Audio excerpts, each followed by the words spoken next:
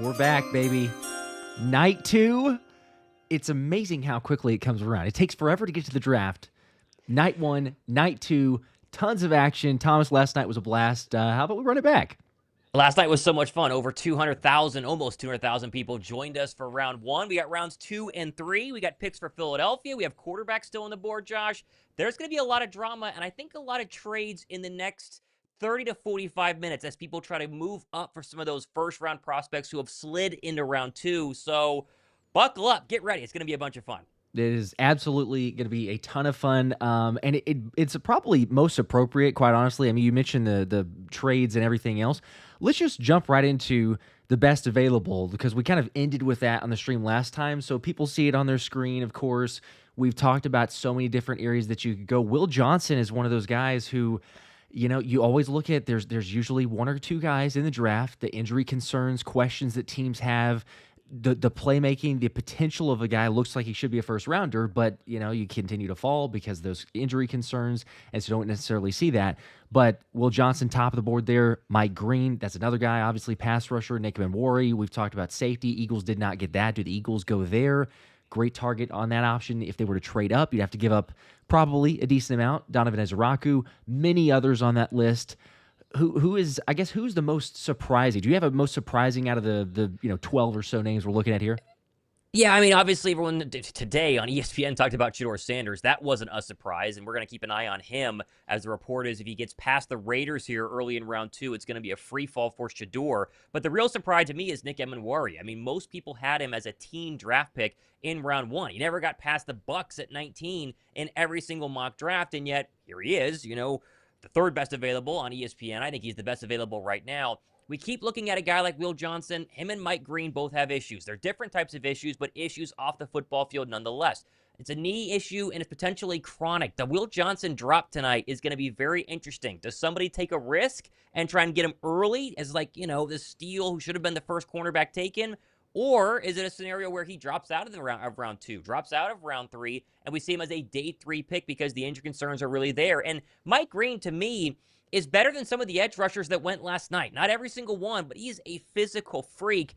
Has the off-the-field stuff, obviously from high school and early on in his collegiate career. That's going to be a big name to watch because the talent is there. If he had no issues in his background, he would have gone last night. So which team feels most comfortable to go ahead and still take him here in round 2? But there are also a lot of really good players. I mean, you have Arroyo, the tight end out of Miami. Trey Amos, I thought, was a first-round cornerback who visited Philadelphia. He's, 11th or 10th on their big board. You still have a couple of D tackles and a bunch of running backs and wide receivers. We're going to see a lot tonight, Josh. I'm ready to rock. It is absolutely going to be a blast, as we've said. And let's start it out with a big one there. CJ Deacon with the 100 bomb. Whoa. I think this was actually before we went live, by the way. Jeez. And remember, if you do throw out a super chat, we appreciate all you guys. It is unbelievable. Just incredible, you guys, all the support. But we will get to those. So sometimes, it happened last night. We will read them. They will be on the screen. If it looks like it's taking forever, it's just, the bullets are flying and we're trying to adjust and everything else. But CJ with the 100 bomb to kick it off right says, let's start night 2 off right. Absolutely. Says, with a safety, corner, and tight end, and let Howie's Hall of Fame resume speak for itself. Love the vids and streams. Please keep it up. Love y'all. Go Birds. Also, thoughts and prayers out to the Harmon family. All positive vibes and thoughts. Much love. I love that. Everything about that. I think DB and tight end are kind of the position groups to keep an eye on. They got their edge rusher, essentially. We'll talk about him a lot more throughout the night. I appreciate you loving the streams and the vids. We put a lot of work into this one. A lot of players had to do some studying, and a lot of highlights had to do some hunting for. And then, of course, you're mentioning Harmon's family. The Steelers' first-round draft pick, who picked at 21 overall, lost his mom shortly after he was picked. I mean, literally, she went to the hospital and then later passed away. So thoughts and prayers to the Harmon family and the Steelers and their new defensive tackle, Josh. We've about 7 minutes until round 2 kicks off. You want to go back to round 1 and look at what Philadelphia did? What do you want to do? Yeah, we might as well. I'll hit on just 2 super chats real quickly as we don't get bogged down here. Eric, I did not see a comment, but I got the 5. Appreciate that. All the support there. Viper Reap with a 5 also says, and here we go. All in on day 2. All in on day 2. The chaos, the madness. It's going to happen. I was going to say 2 draft picks for Philadelphia. Remember, they have a lot of ammo next year if they want to go up. possibility to do it. One more name, Josh. Mason Taylor. Where does the Michigan tight end go? There are reports how he loves him. I don't know if he makes it out of the 30s tonight, so keep an eye on Mason Taylor. Yeah, yes, and I know people are going to say we're going on lower sleep here. LSU, you said Michigan, but I know you. What did I say? You said Michigan, but I got no sleep. We went to bed at 1 a.m. last night. I was up at 5:30 early, working on my show. Crank out the holy cow. Yeah. So going on very little sleep. So if we misspeak, also you guys bear with us, but y'all know the drill.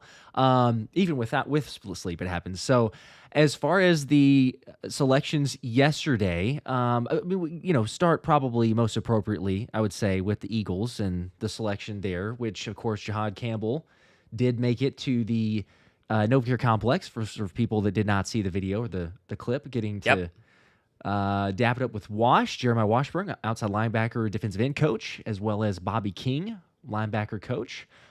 So for tinfoil hat members out there, they got hugs with both linebackers coaches. Whether it's the edge or the linebacker role for Jahad Campbell, he's seeing both of the guys. There you go. Yeah, I think both linebacker coaches are pretty pumped to have him in there right now. All the debate in Philadelphia the past 24 hours has been, where do you play this guy? They're going to play him everywhere. They think outside linebacker. They think edge rusher first. But there are plenty of areas that this guy can play. He can rush the A-gap. He can go ahead and drop back in coverage. He can hit the flat. And he, of course, can bend around the offensive tackles and go after the quarterback. So it is going to be a bunch of fun to see what he can do. One of many picks we're expecting Philadelphia to make. They should make multiple of them. Just a couple of, maybe minutes from now, hours from now. It's going to be very fun, very interesting. Yeah, absolutely. A couple other super chats here as well. Make sure to hit the like button if you're not already. We got to 5,000 likes last night. Now that's a crazy number. It might be unrealistic for tonight, but there's a chance. This is multiple rounds. So if you can help us out, drop a like. Almost up to 200 already, and about 1,000 people between the streams. So there you go. Getting up there. James with the 5. Notre Dame cornerback Benjamin Morrison has hip issues, but he is dropping 2. That is another name, a guy that we have prepped and ready in case he is drafted. We could play some highlights there, but there's a number of cornerbacks that are potentials. Shavon Revel, we've got Trey Amos out there. Maxwell Hairston, surprisingly, I think both of us were in agreement of went ahead of Trey Amos. But hey, you take your pick there. Some options. Remember, the Eagles did say that they hope to come out with a cornerback, or according to James Palmer. But James Palmer reporting that the Eagles wanting to come out with a cornerback and a safety by the end of round 2.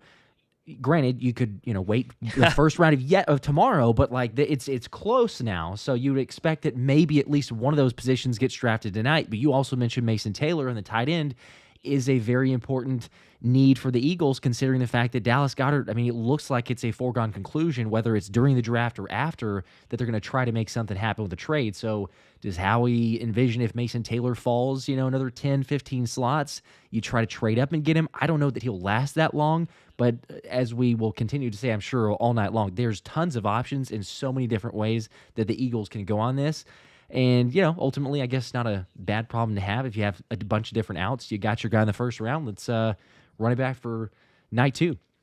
And let's remind people, we'll have the ticker down below. The pick is in stuff that's coming in about 2 minutes whenever they go ahead and put the Browns on the clock. Just a reminder where we're at for the next 5, 6, 7 picks. Cleveland made that trade back from 2 to 5, took the defensive tackle out of Michigan, and now they sit here with the first pick in round 2. They have 33 overall. The Texans have 34. Tennessee, now obviously swapping because there were multiple trades back and forth. They're 35, so the third pick in round 2. Remember, the Jacksonville Jaguars give up a second-round draft pick for Travis Hunter, so the Browns will pick yet again 4th overall in round 2. Then you have the Raiders at 5. You have the Patriots at 6. That's 38 overall. And then it's Bears, Saints, and Bears again, followed by the New York Jets to round out the first 10 that we're going to go ahead and have here on night 2. So a couple of teams are going to pick twice. A couple of teams that need quarterbacks. Again, Cleveland needs a quarterback, and you make the argument the Raiders and Saints do as well. Tyler Shough is going to be on the board. Jalen Milroe obviously still on the board. And the one that everyone's going to talk about, at least on the major networks tonight, Shedeur Sanders. They keep saying if he does not get picked 37th overall by the Las Vegas Raiders, there was a rumor Dallas potentially could be in play, which would be really crazy. But Adam Schefter said that one earlier tonight. That wasn't just a rumor. That was Adam Schefter saying that. It's going to be a surprise team in the mix for Shedeur Sanders. Just depends on when and where we're going to get him to go. So, all right, we are 1 minute away, Josh, from officially getting the NFL Draft Night 2 officially underway here. It's gonna be a blast. I'm pumped. I'm ready to go. I am too. About to put the Browns on the clock. By the way, was trying to get the graphic as you were mentioning the different picks. So a little bit late, but it is up there now. So again, people taking a look at the selections.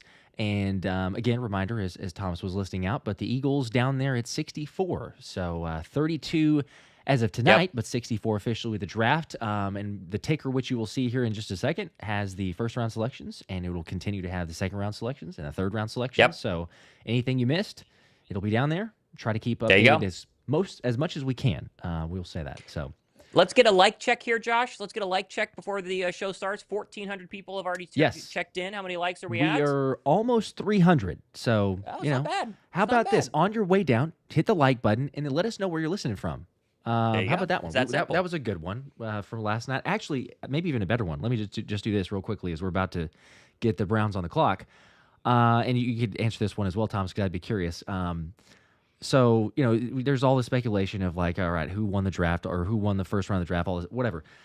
Who was it that made the worst move? I think it's obvious, but I just want to hear you say it, and I was curious if anybody else in the chat would disagree or who else they would throw out there. So who do you think really hurt themselves from I'm going to answer it, and then I got to run and grab something before this all starts. Yeah. I would say the Jaguars, I think they gave up too much. I like the pick. I think they gave up too much. I know people are going to say the Cowboys.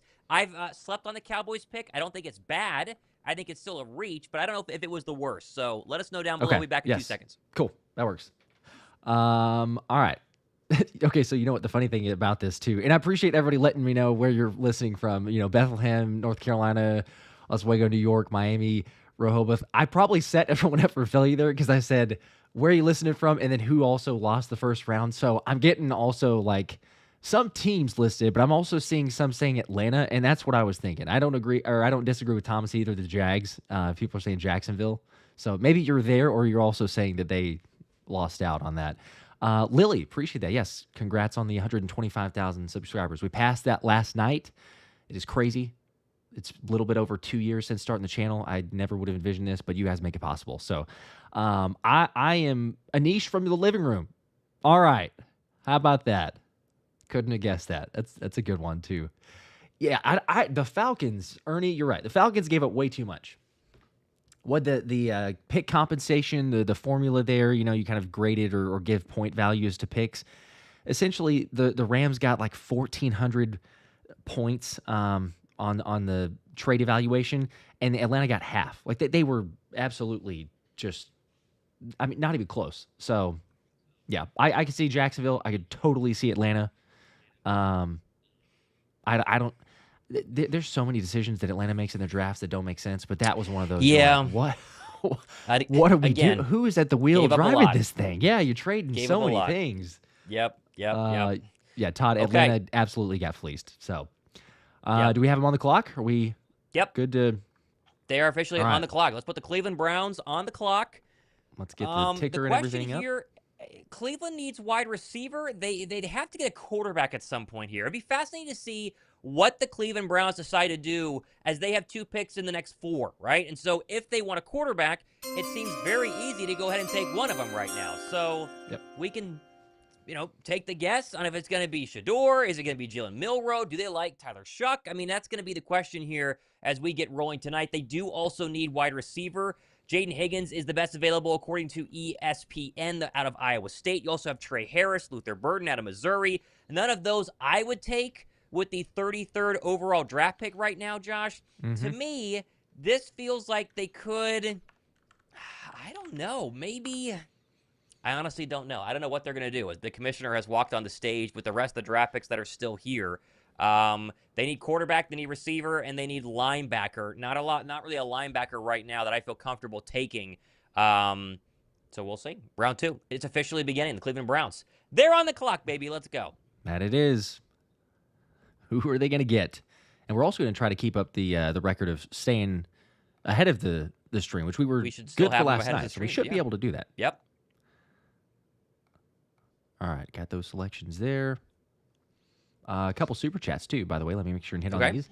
Edgar with 5 says, any player you felt got away from the Eagles last night? What safety reminds you or resembles C.J. Gardner-Johnson on this draft? High football IQ. Yeah, I mean, got away from is I don't know if that's the right word. They clearly didn't want Malachi Starks, Josh, because it's been confirmed today. Philadelphia tried to go to the Chargers at 23, I believe was the number, for a trade. 22, yeah. Jahad Campbell, 22, and that one fell through because they ran out of time, essentially. Like, they had a trade ready to go, and it just didn't actually get filed, and then Philadelphia kind of panicked and tried to go back up one more time. They were unable to, and they stayed put, and we're still able to get Jahad Campbell. So everyone says Malachi Starks to the Ravens at 27, but it really feels like if Campbell was on the board, then it was never really going to happen over Jahad Campbell. That was kind of surprising, but yeah, seeing the report there, and knowing that they were going to, let's just say that sometimes you're good, sometimes you're lucky, right? And that was a trade that was very close to happening with the Chargers. And if you had given that up, I mean, and it just tells you how he was already prepared to do it, that it was in his mind. It's the best interest. It's good. It's worth it. All the other stuff. So for him to be willing to pull the trigger and then it falling through because of some mix up with getting in the selection or getting in the trade, and not only and just having to move up one pick, give up a 5th rounder, which is practically meaningless. I saw a few comments going like, "Oh, I hate that they gave it." Look, Howie is the mastermind of getting future picks and trading back and getting later draft capital and other compensation. So the one pick that he gave away, he will 100% figure out a way to get that back in some form or fashion. Plus, you have the 12 picks for next year's draft. It's not a big concern, but yeah, I think it tells you all you need to know about how much they valued of a Jahad Campbell for a top 10 player on their board. So I'm with you. I don't know that there's necessarily a guy who got away from them. It was too early to trade it for Walter Nolan. You and I both really would have loved that, but like at 16 for the Cardinals, Jonathan Gannon's a snake. We're not going to get him. So I think overall, it's best case scenario. I got a text from a very good source, by the way, that said kind of the top guys on the Eagles board that were in the realistic range was Walter Nolan, understandable, Jalen Walker, and Jahad Campbell, who they obviously got. Okay. So that puts out there. That was their top 3. Yep. Okay. Yep. Those were not a safety, which is very interesting. Not the safety look. Yeah. Which is interesting. We wouldn't necessarily think that. They do want a safety, but for the first round, they were kind of going that other direction, which is just noteworthy. We'll say that. Let's see. Make sure and hit on a couple others here, as I lost the place for the super chats. Christian with a 10 bomb. Let's go. Appreciate that.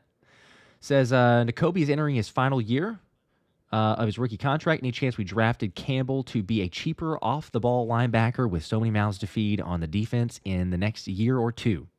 There is a world where the answer is yes. I don't know if that's exactly their plan right now. I think they like Nakobe Dean. I think they feel confident he's going to come back. Nakobe Dean was at a draft party. He had a microphone stuck in his face and said he's going to be back sooner rather than later. Does that mean week 1? Not really sure. But I do think that it is a fair argument to say the future at inside linebacker could be Jahad Campbell. The present could go ahead and be edge rusher. The problem in the National Football League is if Jahad Campbell is successful as a pass rusher, he's not going to go back to inside linebacker. It's just that simple. Ask Micah Parsons. And when asked today, Jahad Campbell said the players that he emulates his game after, Micah Parsons and Fred Warner are the 2 names popped up there. So if the Eagles get either or, one's an edge rusher, one's an inside backer, I think Philly's going to be pretty good. Yeah, I think we'll, if you get anything close to that, I think we take it. We'll be a little bit happy. By the way, 600 likes. Keep crawling that one up there. Make sure to drop a like on the streams here. We're getting close to 1,000. We had 2,200 between the streams as well, viewers-wise. So if you haven't, it would mean a lot. Echo Delta with a 2, getting the Go Birds. There we go. Birds. Also, Eagle 1, Matt with a 2, saying, so you're saying Trey is in play? There's a chance. Trey Amos. Yes, there is a chance. There is a chance. Browns pick is in, by the way. I don't have it yet, but the Browns pick is officially in. All right, let's update this thing here. Got the ticker on as well. Yep. Let's see if we have it yet. It's always a little more difficult on day 2. They're a little bit slower for us to figure these out, but we're going to get them before everybody else. I'm going to go ahead and make that almost a guarantee. So we'll see. I don't have this yet. It usually happens. It's in, but it just went in. A lot of talk about quarterback here. 40 different starting quarterbacks over, past couple of decades. That's a very high number, but Will they go quarterback here at 33? Something would tell me that they won't, that they'll go ahead and take a receiver or a tackle or, maybe a running back if they love to TreVeyon Henderson out of Ohio State. That would make some sense. But the idea that this is going to be Shedeur, I think, would be a little bit surprising. But we don't know who this is yet. So stay put. We're trying to figure it out. Andrew with a 75 NT. I don't know what that is, but we appreciate the 75 bomb. I don't know what currency. Greetings from Taiwan. I have the selection. Okay, you got it. There you go. Hello from Taiwan, but I have it What's here. up? All right, we ready? We are ready. We are ready. Okay, with the 33rd pick in the 2025 NFL Draft, the Cleveland Browns select Carson Schwesinger, linebacker, UCLA, Josh. And so it's not offensive line. It's not wide receiver. It is going to go ahead and be a linebacker, Josh, and the best one available. I have him as kind of the 42nd best player in the NFL Draft. The NFL comparison, I always say this, we said this last night, it's the best case scenario. It's Roquan Smith. Very great side to sideline. He's very quick laterally and also getting to and from the different sidelines here. Awareness, shedding blockers, those are always a problem. But he had 105 tackles and 5 sacks for the UCLA Bruins in 2024. He's a really good player. A little high for me, but they needed linebacker. It makes sense for Cleveland. Yeah, that's a move. You were talking about the team needs and what they're going to go for on that. Makes sense, as you said. Dude went from a walk-on to an All-American at UCLA. So I think there's also little things, intangibles of work ethic. Is he going to put in the time and effort, energy, what it takes to go from that point to an All-American? I think it speaks for itself. Great in the pre-draft visits also, according to scouts and analysts. So Cleveland, try to bolster your defense. They already went there with Mason Graham, traded back, get some other draft capital. Now you're adding Carson Schwesinger.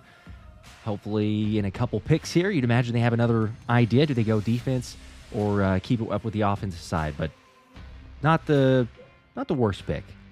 There you go. Linebacker is the first to go here on night one. Just so we're showing you maybe why they went with linebacker with the first pick in the second round. The next highest rated linebacker, according to ESPN, is Demetrius Knight. He's the 94th overall rated player on the ESPN's big board. Schwesinger is 53. So there's about a 40 position drop from the linebacker that was just taken to where we think the next one could go. And so you're Cleveland, after you go ahead and pick at number 4, you're going to wait a little bit to get to your third pick, or I guess 4th pick overall on the NFL draft. So they get their linebacker now, and it makes a lot of sense. Houston's pick is in. These are going to fly pretty quickly here, Josh. But the Houston pick is in. We'll try to get that for you guys here real quick. All right. So I'm going to update the ticker as well. I have it as well. Do we? So okay. let me know whenever I'll you update are the ready. ticker I have the Houston whenever pick. we can. If we get it, we're going to announce it, and then we'll get to the super chats also. Okay, with let me make sure I go here. Yes, correct. 34th pick in the 2025 NFL Draft, the Houston Texans select Jayden Higgins, wide receiver, Iowa State. And that, again, makes some sense. Houston trades out of round 1. They go wide receiver, and this one's pretty big, Josh. 6'4", 210-pound senior. Think Marvin Jones Jr. Not a ton of crazy stats. You got to go back to 2023. One of his better years was only 6 touchdowns, but he's physical at the point of attack, very strong hands. Contested catches is the name of the game. All these big receivers lack top-end speed. That's a given, but Houston needed a receiver, and they get one here with the receiver out of Iowa State. Yep, I like it. Like you said, 6'4", 215, a senior, 22 years old. And, you got him. He's well built as obviously 6'4", but for an X receiver, got some more agility, I think, than some people anticipate. If you look at a lot of the scouts there, they're saying that it's somewhat surprising as you're watching him play. So for a team like Houston, suffered some injuries, obviously the losses of the trades with acquisitions, and you're trying to add a weapon there for C.J. Stroud. Makes a whole lot of sense. Go get another playmaker. Offense should be good. There you go. All right, so we go linebacker and then wide receiver for Jayden Higgins. Transferred to Iowa State in 2023, coming over from Eastern Kentucky. Like I said, 6'4", 214 pounds. He is very, very large. And I think this is probably the right spot for him to go ahead and be. I mean, he is the best wide receiver left on the board heading into round 2, or was left on the board heading into round 2. ESPN has him as the 38th ranked overall player. Next best wide receiver is Ole Miss's Tre Harris. He'll go at some point in round 2, but they go with the big target here, and I think it's a good overall move. Makes a lot of sense. Andrew, by the way, getting back to that one, said, do you think there's a chance Eagles draft Andrew Makuba today? Potentially. Safety. Potentially. You know, Yep. Looking at that direction, I wouldn't write it off. Damon's also with the 2 says St. Louis is where he's watched from, and I'm at work UPS. So again, There you go. watching from Hey, the stream. UPS, right? Gotta like the Appreciate UPS, you huh? tuning in. Oh yeah, lots of delivery, getting to work and hanging out. What's up, man? Yep. Dealing with the 5. I don't know about you guys, but Kevin Winston is my dream pick this round. I'm fine with a tight end 2 though. Would like that. Do we have a pick? Yeah, trade. Trade. Looks like Seattle has just come up here. So we have a Titans have traded out of the 35th overall draft pick. The Seattle Seahawks are here, and they must really like somebody. Let's see if we have it here. Not yet. I do have the trade details, though, Josh. Seattle moves up to 35 overall. They give up pick 52, so their second rounder, and 82 as well. So a second and a third is your asking price to go ahead and move up this high in the draft. So for Philadelphia Eagle fans, keep that in mind. Okay, interesting. There's clearly a guy that's on the top of the board to make that move.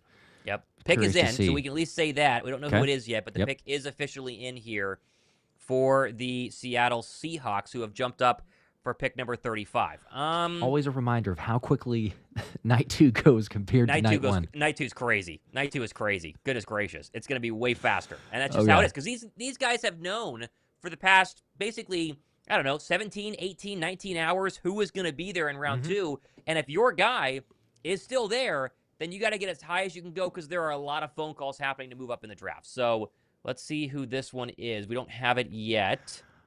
Michael, by the way, with a 5, real quickly, says, please hit the like button. Thank you for that, Michael. The suggestion there. These guys work their tails off to supply good and accurate Eagles information. Thank you. We're almost at 1,000 likes, by the way. So if you haven't, we appreciate that. Drop that like. We appreciate that. Appreciate it, Michael. I still don't know who this is yet. Uh-oh, I do know who it is. Okay, I got it. Oh, okay. All right. We ready? Yep, let me know. I'm good. Okay, with the 35th pick in the 2025 NFL Draft, the Seattle Seahawks draft Nic Emmanwori, safety out of South Carolina.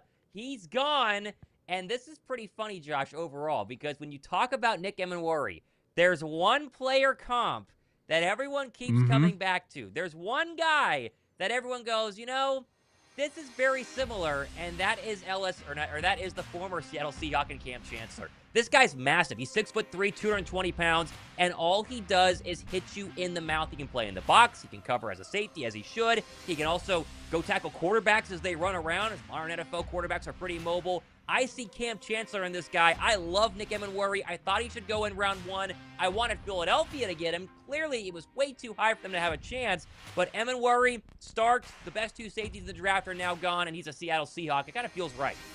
It does. That is one of those, safety prospects. You and I have talked about him a lot, been high on him. I know I'm seeing everybody in the chat as well upset because, you're wanting him to go to Philly. But you said it there, Thomas, the dude is just so versatile. And when you look at the teams, they're going to play him in a bunch of different spots. He is built like a linebacker, can run like a corner, flows like a safety, all over the field. There's some questions with, is there some awareness issues or concerns? Also the fluidity, if you're going to ask him to be in coverage. But he was more than reliable. He actually had one of the better coverage grades. I think some people look at it and say, well, there's some stiffness in the hips or what that may be. He was really good. If anything, it was a little bit of missed tackles in the run defense. But this guy, I'm totally with you on it. The tools, as Howie Roseman says all the time, he has the tools in his body. And to score a perfect 10 in your relative athletic score at the NFL Combine, I think speaks for itself. It is the most athletic safety to ever come out of the draft since the relative athletic score was recorded. Nic Emmanwori. Sounds pretty good. Seattle got a guy. All right, so that puts the Cleveland Browns back on the clock for their second-round draft pick at 36. They went linebacker with their previous pick, and then their first-rounder was the defensive tackle Mason Graham. And so the Seattle pick is about to be announced on the ESPN stage, and we obviously have it early here. And you start to kind of wonder with the Browns, actually, I know who the Browns pick is, Josh. I'm ready to go whenever already. You are. Okay. Here we go, baby. This is rolling right along. Again, we will get to the super chats. I know I'm seeing several. I'm going to get to those, but we're going to hit these while we got them. Okay, with the 36th pick in the 2025 NFL Draft, The Cleveland Browns select Quinshon Judkins, running back, Ohio State. And there's your first running back off the board, Josh, here in round 2. And it's interesting because you look at the Ohio State running backs. TreVeyon Henderson thought to be maybe the next guy to go. Instead, it's his teammate and Judkins. I see a lot of Dameon Pierce here. Despite the fact that he split carries in this Ohio State backfield, he still had 1,158 yards and 15 touchdowns 2 years ago. He's a good running back. I think you kind of wonder about the top-end speed. Overall, though, Cleveland, Nick Chubb not getting any healthier. He's obviously not getting any younger either. And they go ahead and get the Ohio State running back here with a 36 overall draft pick. Yeah, I really like this pick, actually. I agree with you. You could go either way with TreVeyon Henderson, but Joe Mixon is another name that I think I would throw out there for his game. The more that you watch Quinshon Judkins, I think he's got the ability, possessing good size, great contact, physicality. We saw it in the college football playoffs especially. I think he kind of vaulted his status on that national stage. Not that he hadn't necessarily during the season, but as you mentioned, you look at the injuries, Cleveland trying to bolster. They got a lot with the defense to start out. Now you add to the offense a weapon in Quinshon Judkins. I like the move. Okay, I'm going to take a quick break. My dog is going crazy in the living room, so I'll be right back. Crazy in the living room right now. Maybe the pups didn't like the move for that one. Sean, by the way, I saw your super chat a second ago. I had to remove it and then come back to it. But Grok predicts Xavier Watts and Gunnar Helm to the Eagles. Okay, so for asking AI and which direction the Eagles should go, that's apparently Xavier Watts and Gunnar Helm are going to be the selections. Oh, really? Okay. That's if you believe in that sort of thing. I feel like that probably jinxes it as it's not going to happen either way. It might. It might. I guess you never know. There's a safety and a tight end, so it feels like people will be upset if those are the selections. Or Gunnar Helm. I'll just say that. Maybe not as much with Xavier Watts. Richard Wells. Go ahead. Richard Wells with a 10 from Las Vegas. As always, go Birds. Let's make this another killer draft. Yes, sir. We already did from night 1. Go Birds. Go Roll Birds. With night 2. Heck yeah, appreciate it, Richard. Other one here, Garrett with a 5. I think, or I like Dean, but I think you could justify not giving him a big contract if he stays because he's injury prone. It's fair, and get back and get right. Yeah, I don't think that they were going to give him a big contract regardless, but they could sign him to a 2 or 3 year deal. I think that would be totally fine. Yeah, but a smaller one, right? If he has a good season this year, obviously that's what we're saying. So, okay, we're on pick 37. The Vegas Raiders are on the clock, Josh, and here is Shedeur Sanders' watch.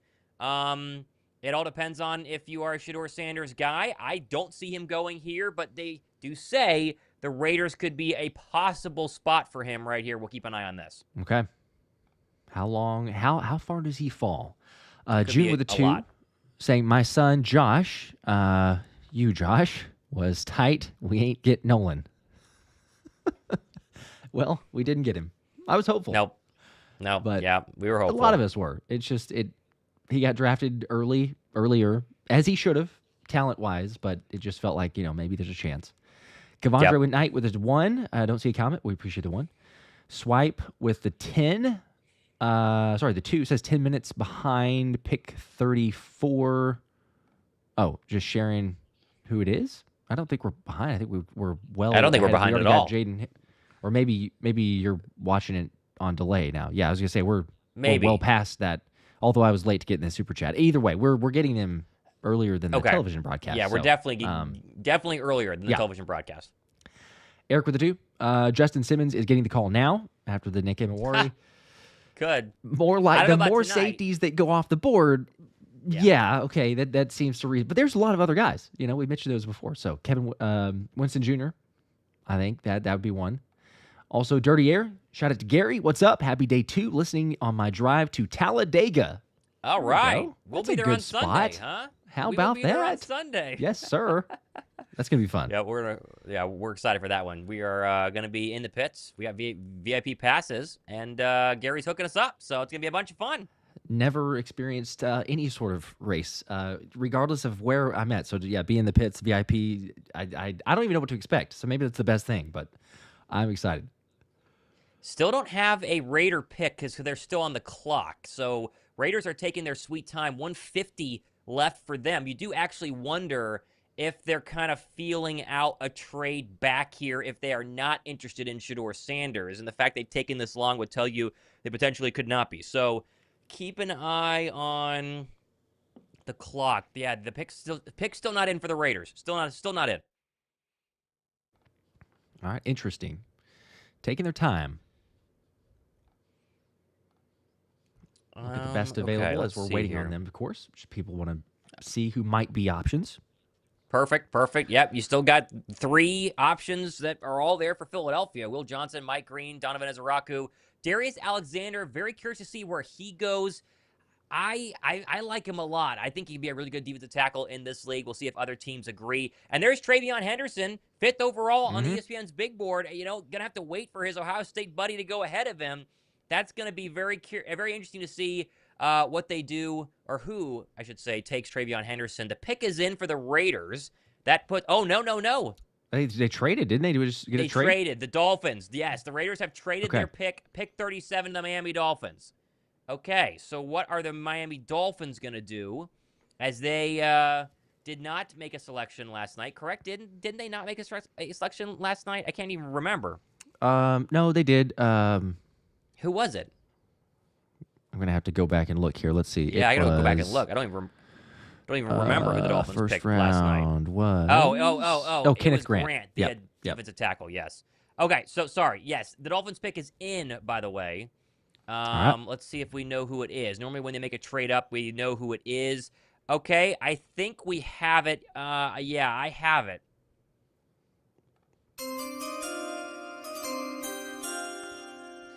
Okay, with the 37th pick in the 2025 NFL Draft, the Miami Dolphins are selecting Jonah Savaiinaea. I guess this is a hard one to pronounce. I think it's Savaiinaea, offensive lineman out of Arizona. Did I pronounce that correctly, Josh? Let me know. Yeah, I don't think so. It's as good as I would have probably done. So I think that you're accurate on that one. I don't believe that we have a highlight for this guy either. We do not. A little bit high for me and my taste, but he's versatile. That's kind of the big kicker here. Plays guard, plays tackle, kind of depends on where they want to go ahead and put him. Very athletic for his size. He's 6'4", 324 pounds. Miami goes protection for Tua Tagovailoa here. Here's the big number, though, Josh, for the Dolphins selection.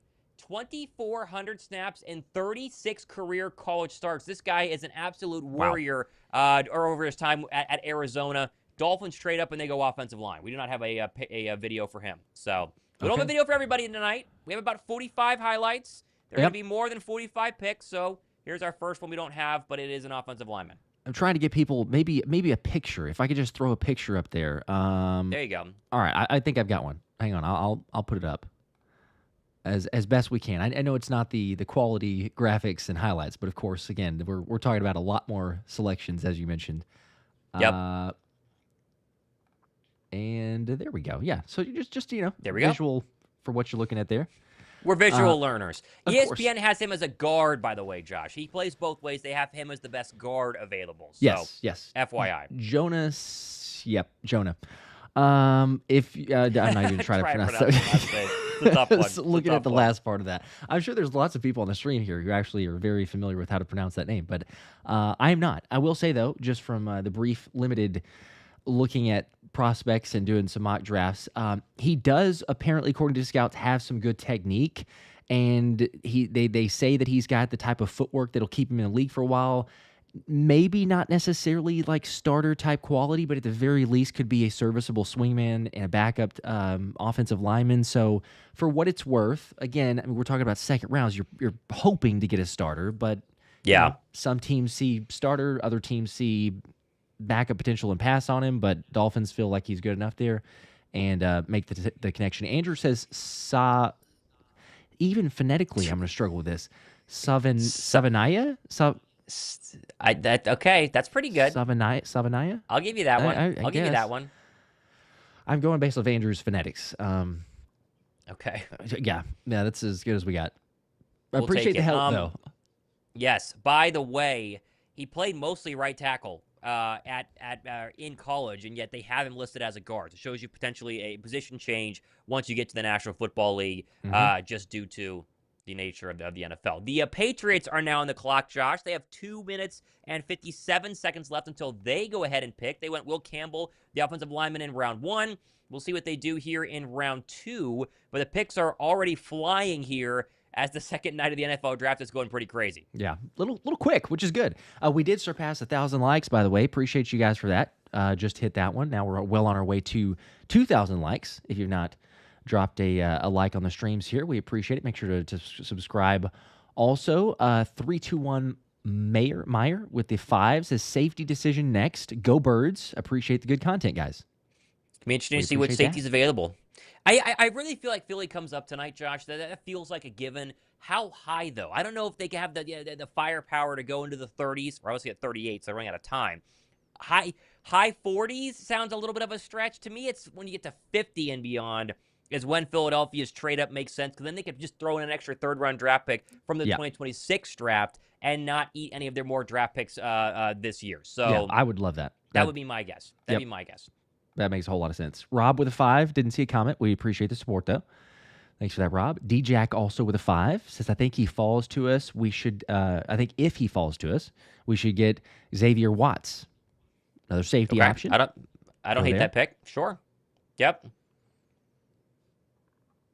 Trey Amos has not been selected. Got a couple of questions asking if he had not. No, he's not.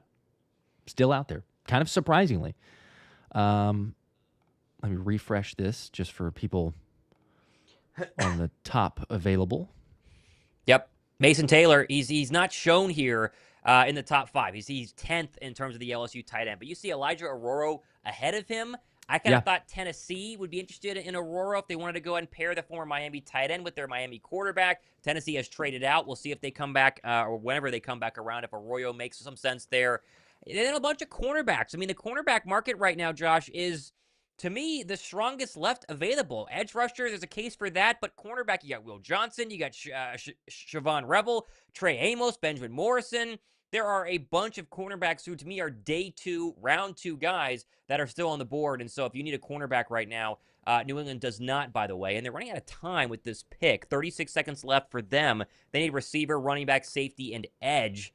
I would assume this could be an edge rusher, though. Let's see. No pick, though. Oh, there it is. The pick is in. I don't have it, but the pick is in. Yes. Okay.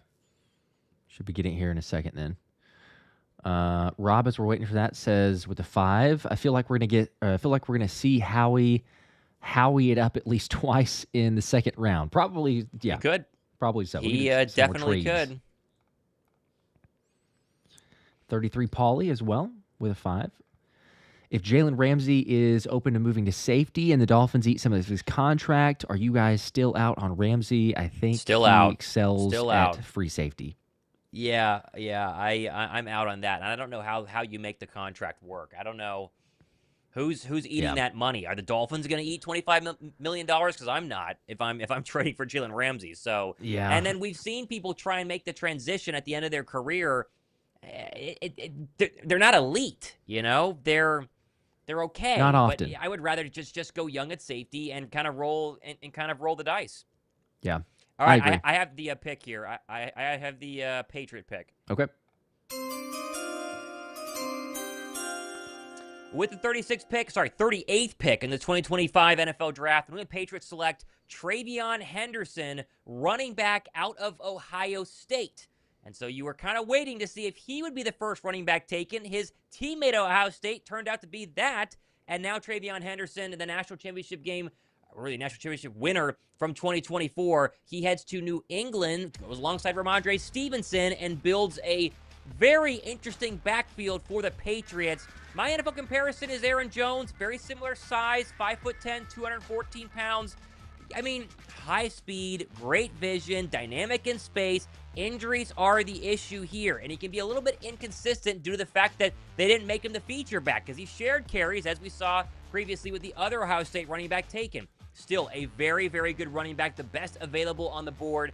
Dallas Cowboy fans are going to be bummed to see Henderson go off here because I think they were looking at him a couple of picks later, Josh. Yeah, that's going to be, it probably hurt a little bit. You're right. Definitely running back. I think that was up there. You could argue above Quinshon Judkins, as we mentioned a second ago, for Cleveland. Both of them really good. In terms of rushing grade, though, I mean, this was one of the best running backs in college football. 145 carries, over 1,000 yards. Yards per carry was over 7 yards. Still, it's with Ohio State, and I get it. Some people be like, oh, it's easier to run with those. There's still some translation in terms of elusiveness rating, broken tackles, and maybe most importantly, whenever you talk about a runner, especially transitioning to the next level, I guess aside from pass blocking, because that's very important, but he only had 1 drop, and that is pretty big if you're going to talk about getting in both the running game and the passing game for Drake May. I think it's a good pick.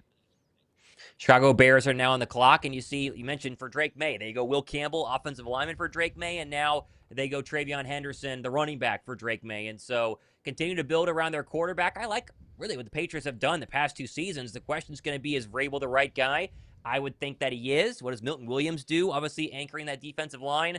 Overall, though, I like the Patriots draft so far, and I like their football team. Yeah, they made some pretty good moves. Pretty solid ones. As I'm trying to find, there we go. Difficult to find these logos. Yeah, so Chicago is now on the clock. Gotcha. All right. Pick 39 of round 2. 39. Yep. I'm trying to update the don't ticker have if it I yet. can. Still on the clock. Okay. It moved so quickly I wasn't able to update the ticker for round 2 for a bit, but let's see if we can quickly put this up. Go ahead. I think you have time because they're still announcing the Patriot pick. We do not have the Chicago pick yet. All right. No, we do not.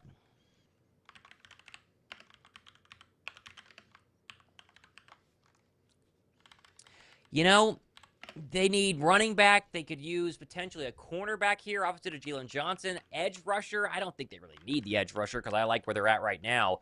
But Mike Green, Will Johnson, Donovan Ezaraku, there are some names here to be had if you are the Chicago Bears. So they have not made a selection yet. 2:25 on the clock for them.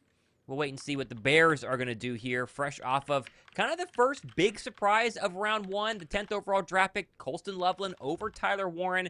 I've talked to Bears fans who feel very confident in that. Everyone thought that Tyler Warren would be the first tight end taken. Not the case. Colston Loveland's the pick. You wonder if Cole Kmet, Josh, is potentially available for trade now, unless they want to do a lot of 12 personnel. That remains to be seen, but we'll see. I think Bears go defense with this one. We just don't know who it is. Yeah, we kind of threw that one out there. I can't remember who that was, but there was somebody who threw that out during the stream yesterday and was asking, if you were the Eagles, would you be interested in Cole Kmet with, the Dallas Goedert situation and trying to work something out? Maybe. I don't know. I guess to me, I'm like, if we're going to go, and I know that Michael Mayer's another name is thrown out there. Okay, if you're going to, but I think we've mentioned it a couple times. If you make that move, like, is someone going like, oh, great, fantastic? Like, maybe you resurrect something. Not to say that, like, Michael Mayer's terrible or awful or whatever, and the same thing for Cole Kmet, but, like, I almost would be more intrigued to say, hey, just get somebody in the draft, whether, because Mason Taylor's still out there. Harold Fane is another name you could throw out as well. I'd probably just lean towards that route and say, well, we'll figure out, some other way, even if you're going to, blocking could be a concern or question mark. I don't know if I necessarily love the idea of a trade. The Bear pick is in. I don't have it yet, though. So Okay. the Bear pick is in. By the way, New Orleans is now officially on the clock once we get the Bear selection, and so we don't think Shedeur Sanders would go here. Tyler Shough could actually be a choice for New Orleans at some point tonight. We'll keep an eye on that. But right now, we do not have the Bear selection.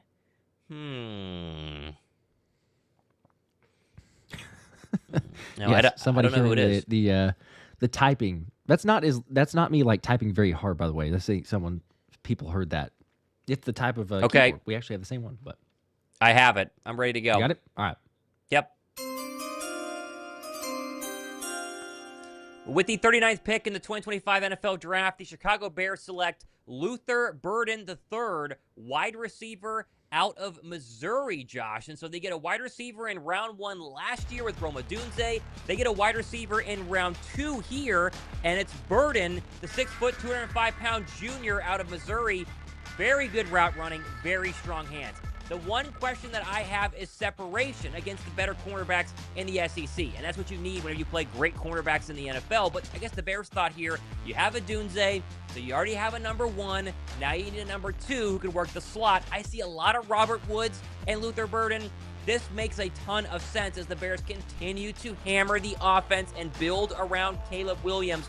Ben Johnson, he's trying to recreate that Lion offense, Josh. They got another guy to help them do that. Yeah, I think that's probably the biggest difference for me of having the offensive coordinator or the head coach put an offensive playmaker or play caller in Ben Johnson. I would say Garrett Wilson, another name that you could throw out there for Luther Burden. Can he live up to that type of hype or potential? We'll see. But if you can get him the ball with space, and we've known Ben Johnson, you look at Detroit Lions, what they did, he's very good at scheming up something like that. So I think this could be a very good pick for that reason. I'm totally with you. If there's struggles on it, he was taken out of games at times, and his production was not near what you would want it to be from last season against SEC cornerbacks. But as we still would continue to reiterate here, it's a totally different game. Ben Johnson makes a lot of guys on offense look good. It makes a bunch of sense. You got a rookie quarterback, as you just saw with the Patriots, help out Drake May, get a running back. Chicago, add another weapon for Caleb. Why am I drawing a blank? Williams. Caleb Williams. Yes, thank you. Also can be an effective punt returner, jet sweep guy. This feels like they're trying to recreate, and I just blanked on his name. Who's the speedster that the Lions have from Alabama? What is his name? Jameson Williams? Yes, this feels like the slot guy that they want to be able to run vertical routes with, do some jet sweeps with. It's very similar. He's not as fast, I would say, on the football field as Jameson Williams, but it's a similar mold, and it makes some sense as to why Ben Johnson would go ahead and pull the trigger. He has the Rome Odunze, right? He has his big body guy. Now he gets a little bit smaller and a lot faster with Luther Burden. Yep. Love it.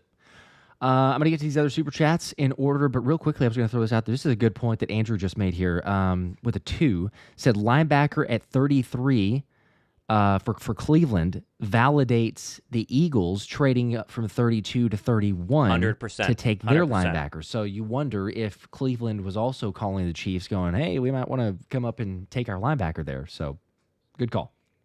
There you go. All right, so that puts the New Orleans Saints officially on the clock here. And we're going to see. Still, just going back to the Bears here, they go tight end and then wide receiver. It's an all-offensive buffet right now for the Chicago Bears. And Take your Ben pick. Johnson is trying to have a lot of fun. So, okay. Ray, Saints. Go ahead. Really quick, Ray with a 2. Who do you guys want if we trade up? If the Eagles were to trade up, who do we want? I think it's going to be a corner at this point. I don't know if there's a safety that's worth trading up for. Maybe an edge rusher. I'd be surprised if they double dip there, though, Josh. Yeah. But I think it'd be for a corner. But there's a lot of corners, and they can kind of wait if they want now. I'm kind of coming around on the idea. It's either Trey Amos. I would like that if you trade up. If you wait long enough, maybe a trade up for Mason Taylor, but that's if you're that'll get our answer for Dallas Goedert, but that's you're just totally sold on it. That is the answer. We're going to go there, future, all this other stuff. Otherwise, I'm okay. Don't necessarily love the idea of just wait for forever, but I'm okay if you just say, let's see at 64, Kevin Winston Jr. possibly there. They brought him in for a top 30 visit. You get your safety that way. Yeah, a couple different options. But those are kind of the 3 guys I would at least mainly have the radar on. Ooh, I had the Saint pick. Do we have it? I'm pretty sure I had the Saint pick. Okay. Do we? I'm not 100%, but hang on. I think I know the Saint pick. Hang on. Hang on. I think I have the Saint pick. Yeah, I'm going to say I have it. Got it? Let's do it. All right. Yeah. Let's see. Okay, with the 38th pick in the 2025 NFL Draft, the New Orleans Saints, the 40th pick in the 2025 NFL Draft, New Orleans Saints select Tyler Shough, quarterback, Louisville, Josh. There had been some rumors that Shough was the Saints guy over Shedeur Sanders. And what do you know? That seems to be 100% true.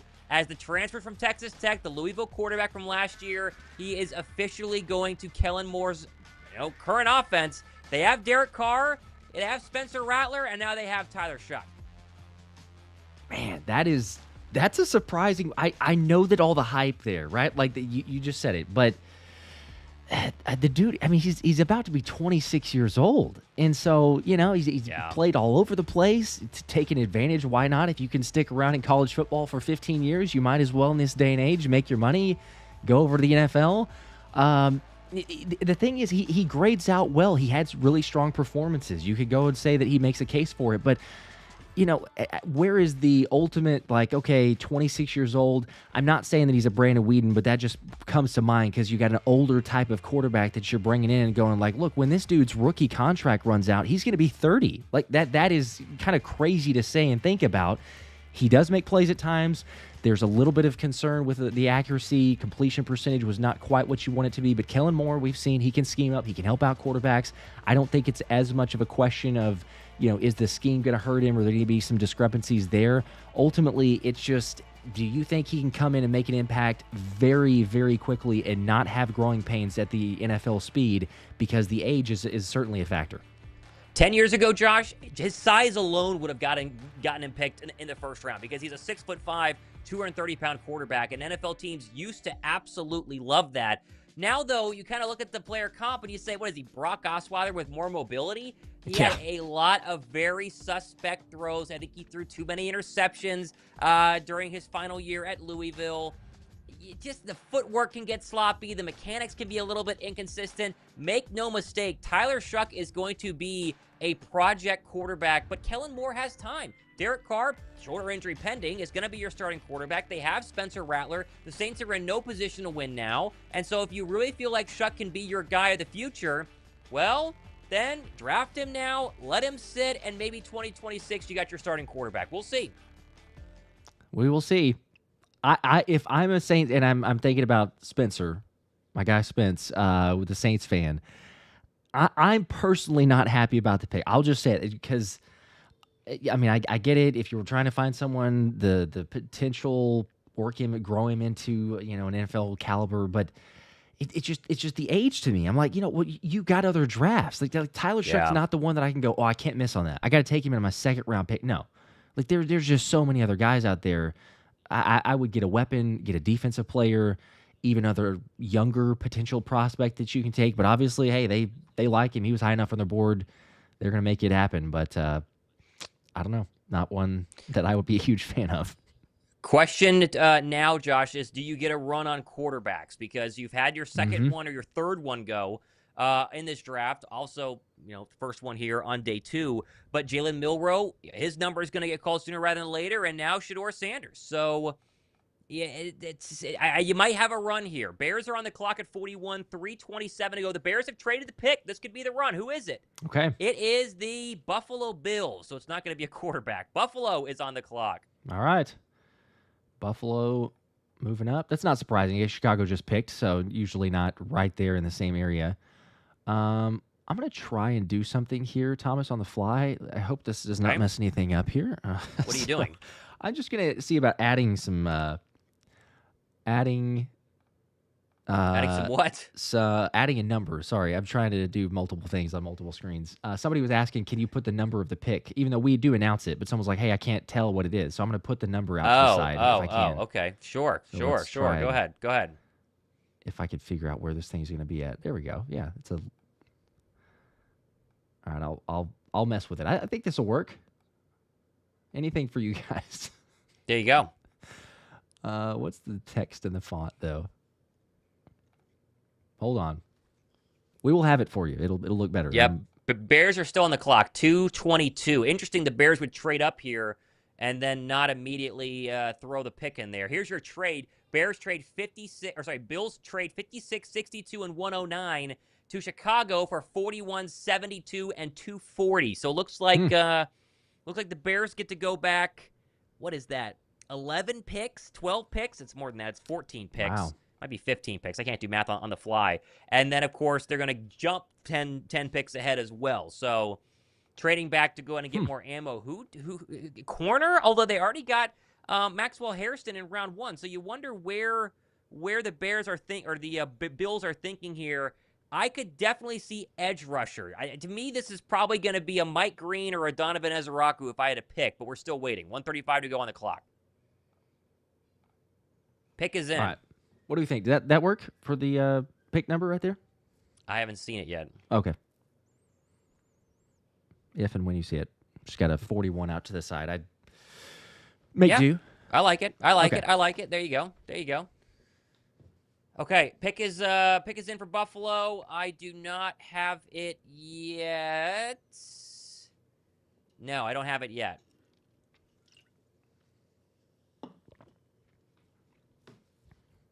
Boy, everyone keeps talking about Tyler Shough being 26 in September. He'll be 30 by the time that he gets a starting job at the rate that he needs to figure out how to play in the NFL. It's crazy. Okay. I do not have the Bill pick yet. It's in, but I just we don't have it yet. Boy, I mean, you got to mention Shedeur Sanders. I think Mel Kiper, who got a lot of hate for talking about Shedeur too much last night, bad look to have Shedeur Sanders. He was his #1 overall quarterback, and now he is just in total free fall. He's at best quarterback 4, and he could really be quarterback 5 if someone wants Milroe ahead of him. So, Des Bryant tweeted 24 seconds ago he thinks Shedeur is going to be a Cowboy. So, okay, we'll see. I've heard that as well, by the way. I've seen very some rumors because it'd be hilarious, hilarious in Dallas. All right, I have the Bill pick, and it's a very Buffalo Bill pick here. I'm ready to go. Okay.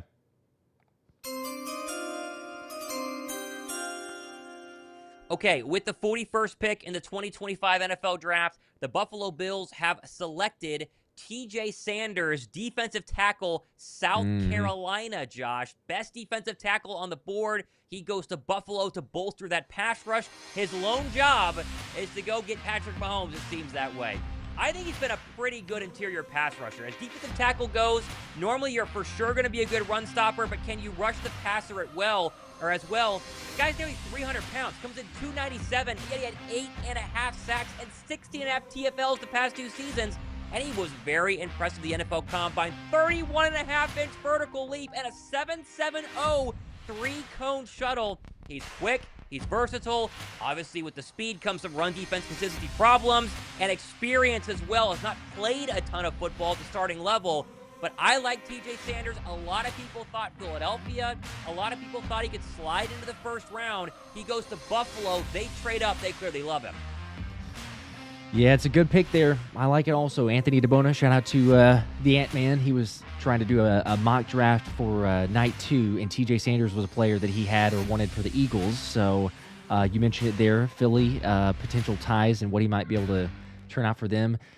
He's got all the gradings that you'd want. He's got the athleticism, as you mentioned, the potential there. It does feel very much like a Buffalo Bills selection. I am a fan. I was hoping that he might just fall a little bit further if Philly was going to make a play for him, but it's a good selection.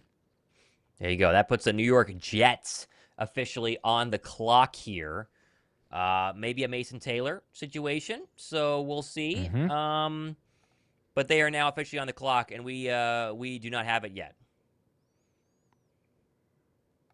All right. Jets on. Pick 42 now. By the way, Ross with a 5 says high-level defensive front or high-level defensive front help is available. Who would you go with at defensive tackle or defensive end? This was a second ago. TJ Sanders would have been actually a pretty good answer there before he was selected. So we had thrown up a couple others. Omar Norman-Lott, Darius Alexander. Who were some other ones out there? Alfred Collins is another name, and we're missing Shemar Turner. Shemar Turner technically still out there from Texas A&M. He's going to go here pretty soon. The question is, will he go ahead of Darius Alexander? I think I'd take Alexander first, but we'll see. Jets pick is in here. Let's see if we can get it. We're on pick 42. I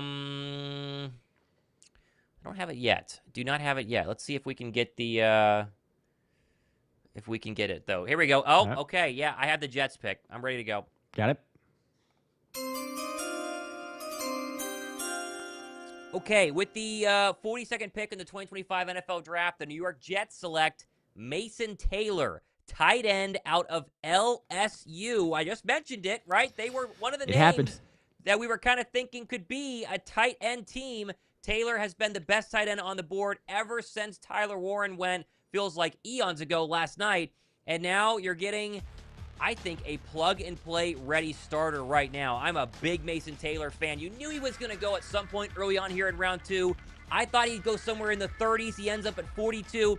The player comp was Mark Andrews. Very similar build, 6'5", 251 pounds, a exceptional route runner with great hands. This is a guy you can line up at wide receiver, in the slot, obviously at tight end, and his football IQ. Remember, this is the son of former All-Pro Jason Taylor. He is one of the smartest overall tight ends that we've seen come out of the draft. Blocking is the issue. Yards after catch, not that dynamic. But I saw him as a potential day 1 pick. You get him in day 2. The Jets need tight end help. Bummed to see Tyler Warren off the board, but it makes a lot of sense. 5th most athletic tight end from the Combine. Interestingly enough, Lance Zierlein had his player comp as a Dallas Goedert. So that was another reason why, it's like, oh, hey, do you take Mason Taylor? Do you make him the Dallas Goedert? You mentioned the blocking questions or concerns there. He could certainly grow into it, but that is a fair reason just to say, okay, is he able to play there, the run game? But when he's out in space as a receiver, he can be a weapon. We've seen that. In line, he made some plays. He actually had some good moments as a blocker, but it was not the consistency. So I'm with you on it. If he can shore that up, he's going to be a phenomenal player, I think. 42, you could look back at this draft and go, wow, that was an absolute steal to get Mason Taylor, and I would not be surprised at all. I totally agree. And for those wondering if this means Goedert is safe, I would say no, because you still have quite a few tight ends, including Elijah Arroyo, still on the board. Harold Fannin, remember the Bowling Green head coach, is now the Eagle quarterback coach. So keep an eye on Fannin, more of a day or a round 3 or later sort of guy. Gunnar Helm also still on the board, and Terrance Ferguson, the NFL Combine extraordinaire. I mean, he just whipped the rest of the tight ends of the NFL Combine. He is still on the board as well. So Goedert not safe yet, but Mason Taylor going off the board at least is somewhat good news for him. That puts us at pick 43, and the San Francisco 49ers are on the clock. We'll keep an eye on them and their decision. And then Dallas, which is very interesting. The Dallas Cowboys could be waltzing up to the podium here as Shedeur continues to fall. It's going to be a lot of fun. Interesting to see where they'll go, what they'll do here. 33 Pauly with a 2. Appreciate all these super chats. Luther Burden the third with a question mark. Move on from Dotson. That was the question. Again, I'm getting to these late, so I know that was a potential back whenever the super chat. So apologies on that. No longer. He's going on to the Chicago Bears. Blake Wallen with a 2. Says best Eagles stream on YouTube. Go Birds. Blake, appreciate that. Thank you, sir. Appreciate Means that. a lot. Yes, sir. We have almost 1,500 likes. If you've not hit the like button, make sure to drop a like on the video. We're getting there. 5,000 was last night. I think we could break it. We're kind of on pace. We just keep slowly approaching, increasing there. Not impossible. Trenton Wright with a 2. Says, hey, boys, what do you think about making Grant tight end 1? Grant Calcaterra, as in your tight end 1. I mean, he could be for day 1. I don't know if I want to get to that point, but yeah. Blocking-wise, you ask Saquon Barkley what he might feel about that idea. I think hopefully you can get another tight end who's either your pass catcher, but the thing is, Grant's not really the blocker. If you could say, yeah, he's serviceable as a pass-catching option, then fine. You need to have somebody who can go out there and block. Andrew with the 2, linebacker at 33, valid. Oh, this is already one that I jumped to. So, yes, that is true. The linebacker with Jahad Campbell I mentioned. Jaylee 26 with a 5. I wanted Nic Emmanwori, coming from someone who lives near Seattle, a Seahawk reimagined seagull. Is not a bird like an eagle, LOL. Go Birds. There you go. I like that. I like that other statement, too. Not only wanted Nic Emmanwori, but the reimagined seagull. Okay, so the Niners are on the clock. We don't know the pick yet because they have not given us a time yet because they're just now giving us the Mason Taylor pick here. So, Mel Kiper, big fan, by the way, in case people were wondering. Big fan of Mason Taylor. Yeah. Oh, yeah. How many times did he say, what's the catchphrase? What does he say? I'm forgetting now. I'm drawing a blank. There's literally like a prop. Whenever he's saying like someone's got potential, someone's got, I can't remember now. There was like literally a betting prop of how many times over-unders does Mel Kiper say, and I can't even think of what it is now. But it made me laugh because I was like, yeah, he says that basically every single time when he's describing a prospect that has some potential or might be able to take his game to the next level. I just can't think of what he said. But CJ with a 5. How funny would it be if Quinn Ewers and Jalen Milroe both drafted before Shedeur Sanders? It would be funny. It would be very funny. I am not going to lie. And this is the thing with Shedeur, right? I was watching all these ESPN as they just put the Niners on the clock, so the Niners do not have a pick yet. I was watching ESPN this morning, and they were talking about Shedeur, and they were talking about, why it's such a polarizing topic. Because you made him a polarizing topic. We didn't make Shedeur Sanders, the number one quarterback in this draft. We all watched Colorado football games. There was nothing top 5 on the film of Shedeur Sanders, but the media made him, this crazy guy who's like the greatest quarterback ever, and all of us fans said, no, I don't see that at all, and now he's fallen out of the first round. So it's funny now because the media tried to push him down our throats, and all of us are saying we are not fans. I don't have the pick, but the Niners are about to pick now. Let's see who it is. I actually don't have it at all. Interesting. Okay. They have gone defensive tackle. Okay, I have it. All right. Okay, with the 43rd pick in the 2025 NFL Draft, the San Francisco 49ers select Alfred Collins, defensive tackle out of Texas. And so the redshirt senior, who had quite a few tackles, 55 combined in 2024, he goes to the 49ers. They're trying to rebolster both sides of the offense and defensive line. He's an elite run stopper, Josh, but he can also technically move outside, a little slower, but if you give him time, he can go get the quarterback. Yep, that's a pretty solid move there at 23, almost 24. He'll be 24 years old, I think, in 3-4 months. So an older prospect, but some would say there's a couple of, we mentioned the other interior defensive linemen, so you had other areas you could have gone, but multi-sport athlete, former 5-star recruit, he played his freshman year at Texas, so, just for kind of speaking his potential getting on board day one, I think he even got one start, if I'm not mistaken, his freshman year, so has made some plays, does have experience adding to the defensive line. We know 49ers like to go that route fairly often, so it's a pick that's not too surprising for San Francisco. I like a couple other prospects ahead of him there, but again, we're certainly at the point now of the draft where players are all over the place and there's not a consensus on the general board. Mikael Williams, and then now a defensive tackle. Like we said, they're going for the defensive line. Dallas is on the clock, and they immediately set this pick in. So knew what they wanted. Let's see. This could be. I think it's a 10% chance. I don't think it's going to happen, but if you wanted to have the funniest result of the evening, it would be Shedeur Sanders to the Cowboys after Dallas gave Dak Prescott $60 million a year. That would be very funny. I have the selection, though, and it is not Shedeur Sanders. So whenever you're ready, I have this one.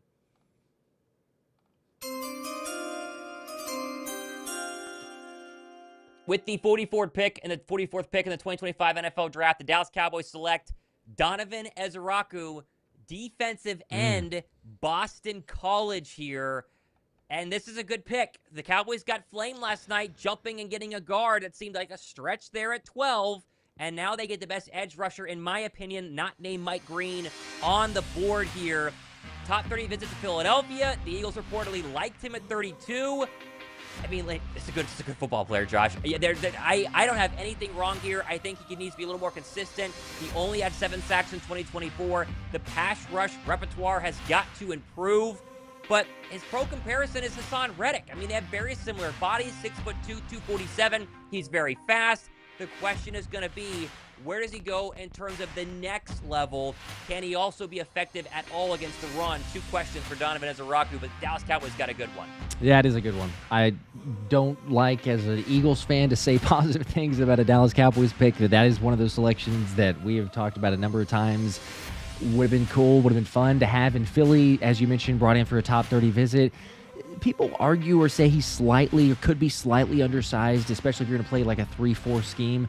But Ezraku, to me, I think he makes up for it. There's some questions of saying, is he able to stop the run? I think personally, watching his tape, that he certainly lives up to those expectations of what you might want for run stopping ability.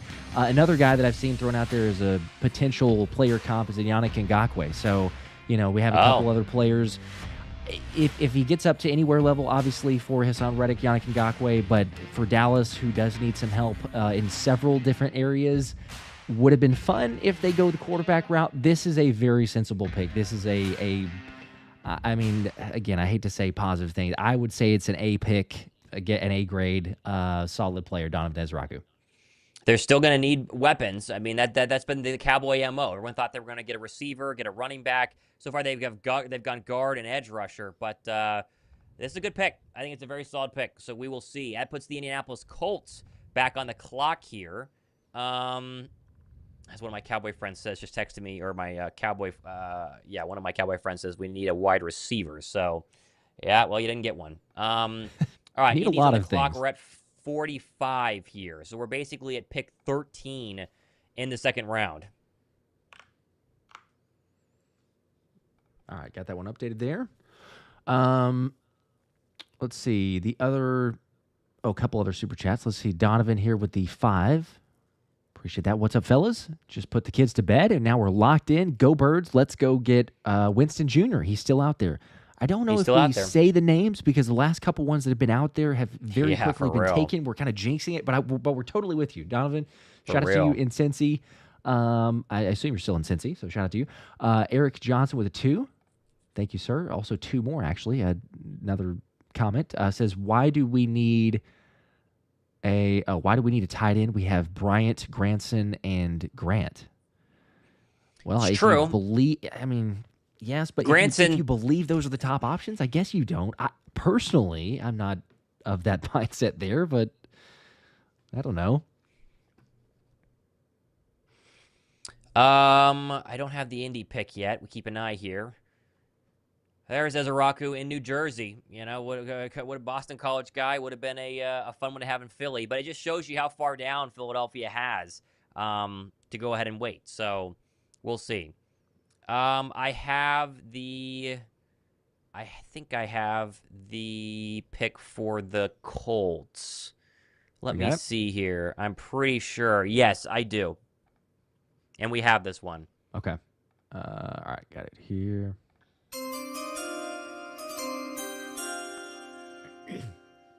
Okay, with the 45th pick in the 2025 NFL Draft, the Indianapolis Colts select JT Tuimoloau. I always mess this one up. Tuimoloau Lowau. Tuimoloau. I think that's how you say his last name. That's how you say it. Yes. Defensive end, Ohio State. Josh. There we go.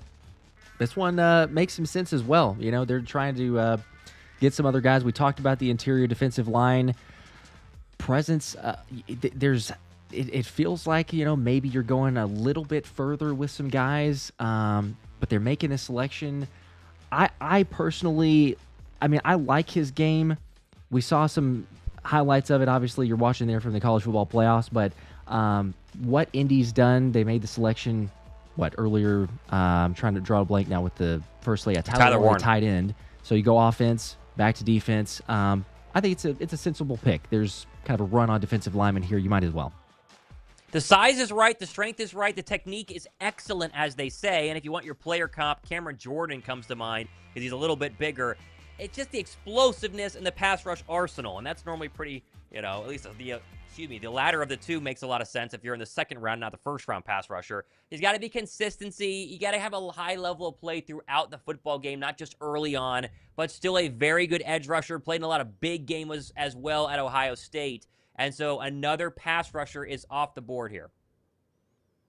All right. Makes sense. Like I say, you go with, you see Donovan Ezraku, Indy probably envisioning, okay, could be a run. Now it's time. If Philly was wanting one of those, they're going off the board fairly quickly now?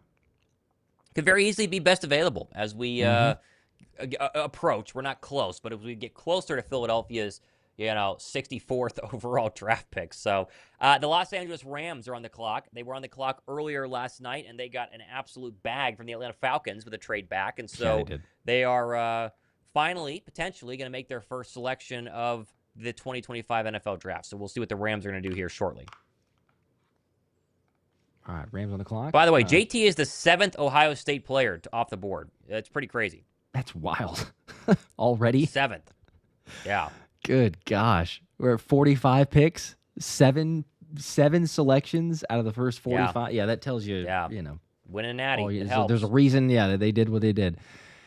Eagle One with a 5. Appreciate that. Said, did you see Anthony on X? Dotson's number swapped to 2 and Yes. Ringo to 7. Yes. 7. Yep. We Couple saw it. different numbers there. I like 7 a lot more than what 22. I think 7's pretty fun. 7 tells me he wants to start, right? That's a starting cornerback number. Yeah, you're you going don't for wear it. 7 if you're not confident you're going to start. So we'll see. I Almost like 5,000 people, by the way, watching us tonight, which is great. I think we peaked over 9,000 last night in round 1, but 4858 is our current number between both channels, which is awesome. We appreciate you guys. Yes. And over 1,500 likes. We're on our way to 2,000. Drop a like. All right, if everyone did it, we'd almost be to 5,000 right now. Yep, I got the Rams one here. We got it? I'm ready to go. All right, let's get that here. And we have this one too. Okay, with the 46th pick in the 2025 NFL Draft, the Los Angeles Rams select Terrance Ferguson, tight end, Oregon. Fascinating player, Josh. I made the highlights for this one. There aren't a lot of them, but one of the highlights I have is from the NFL Combine. This guy had one of the most elite, really the elite NFL Combine of all tight ends. A 4.63 40, number 1 of all tight ends. A 39-inch vertical leap, number 1 as well. He's extremely fast, a great pass catcher. Put him in the slot as an H-back. A lot of flexibility in NFL offenses. And he has a very strong 6'5", 255-pound build. Problem is blocking. Very bad blocking. Not great blocking at all. This is a pure pass catcher for a Sean McVay offense, which makes a lot of sense. And then, of course, creating yards after the catch. Not something a lot of tight ends do. You think back to Colston Loveland early on. He was great with his yak abilities. Not much here for Ferguson. But if you want to go ahead and have a Nolan Smith-X NFL Combine, Josh, just vault yourself way up draft boards. Tyler Ferguson is the guy. Yeah, that's athleticism speaks for itself. There's some things that you don't know, some that make teams questions. You go out there and do that, you're going to get noticed, and he certainly is. We've seen multiple tight ends off the board. Interesting to see Arroyo still out there, but it makes a lot of sense, as you mentioned. We'll say the run block grade was certainly noteworthy. The contested catch rate also was very little to be desired there. Did not win a whole lot of contested catches. In fact, it was 25%, one of the lowest among qualifying tight ends in college football. However, if you're in a Sean McVay offense, that's probably not the most concerning factor because a lot of times the scheming and the passing game is going to get you open, so maybe not necessarily having to deal with that too much. But overall, yeah, you get a weapon. We've seen that. They had some injury issues last year with Tyler Higbee, so, you add to the depth there. Rams finally selecting this draft, albeit in the second round, and pretty good. I can make sense of the pick. Okay, so more tight ends have gone. Just for an update on where we are on the draft, 47. The Arizona Cardinals are on the clock right now. We've had a lot of tight end, 3, 4 so far go in round 2. Best available, Elijah Arroyo out of Miami, Gunnar Helm from Texas, and Harold Fannin Jr. He could be a real option in the 3rd round, I think, for Philadelphia. The Bowling Green connection there makes a lot of sense. So Tyler Ferguson is off the board. A lot of comparisons with Tyler Higbee, who is obviously a Ram as well. So we'll see what the Rams are going to do. To me, the Rams are very much a threat in the NFC. I mean, they were a Jalen Carter sack away from maybe upsetting Philadelphia and ruining their chance to go ahead and win that Super Bowl. It was the only real threat Philadelphia faced in the entire playoffs. So Rams get an additional first-round draft pick next year, which is a very heavy quarterback year. You wonder if Stafford's time is running out there. It makes a lot of sense there. And then they get a tight end here with Tyler Ferguson at 46. So on to the Cardinals, who stole Walter Nolan from us last night. Upset about that, but a very good pick and a very good player. And they are simply on the clock. We do not have a pick being in yet as well. Okay. We can go to best available here in a second if we want to as well. Andrew with a 5 said you guys were surprised, or are you guys surprised about Mike Green dropping? I know there were off-field issues, but I didn't think it affected him this much. A little bit, yeah. I mean, I figured, I thought there's a potential that he would be around this range. So I guess to see Donovan Ezraku go off the board, you had TJ go off the board. Yeah, I mean, if we go like another 5 selections, I think then I'm going to start going like, oh, okay, now we're getting outside of the range that I thought, like somewhere within about the top 50. So I guess we'll see. But I mean, he was one of those that could have been top 15 even, and all the way to this point. 100%. Yeah, we talk about trade-up spots for Philadelphia. I still think anywhere in the 40s is hard to do. Mid-50s is kind of where from 64 you can make a realistic jump. So we will see, as they're just now announcing the Ram pick with Tyler Ferguson. So we wait for, I have the Cardinal selection. Okay, I have the Cardinal selection. All right, go away from the best available as we pull it up there quickly. The picks are flying. And the Cardinals. With the 47th pick in the 2025 NFL Draft, the Arizona Cardinals select Will Johnson, cornerback, Michigan, Josh. And so Will Johnson's fall from a first-round draft pick, now you start to wonder, is he going to go in round 2? Is he going to fall to round 3? Nope. This is the floor where he officially falls, 47 to the Cardinals. And if he's healthy, which is the big if, he makes a ton of sense. First off, tall, lengthy, 6'2", but still very solid of a frame, 202 pounds. By NFL comp was Jaire Alexander. 12 solo tackles, only 2 interceptions, kind of a down year in 2024, but that length, the hips, the fluidity, he is a very good cornerback if the knee is okay. Missed half of the 2024 season with a toe injury, and now this knee issue could be chronic, is the word that we heard yesterday, hence the fall. If he's healthy, it's a really good pick, but that's a big if here for the Arizona Cardinals. That's what everybody's taking the gamble on. I mean, you could name every single player that usually falls. It's typically to do with the injury concerns. Obviously, at this point, the Cardinals have done their research on it. They feel like it's worth a pick, and it totally could be. You're right, Thomas. I mean, this is a guy, if he's healthy, my player comp's J.C. Horn, top 15 selection. He could certainly live up to that, but then if he's not, and you're going to be really questioning this, and it's not going to turn out to a great pick. Zone coverage was phenomenal. Now, if you go to man coverage grading, it was actually a little bit below, or actually significantly below average compared to corners.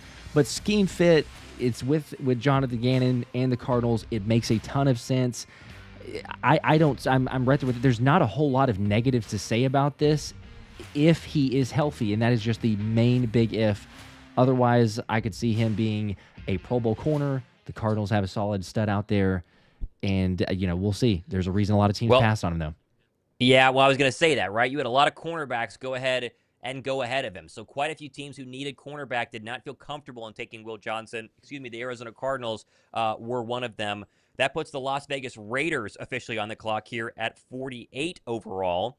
And so we will see how long they sit and wait. And we go back into Shedeur Sanders' watch.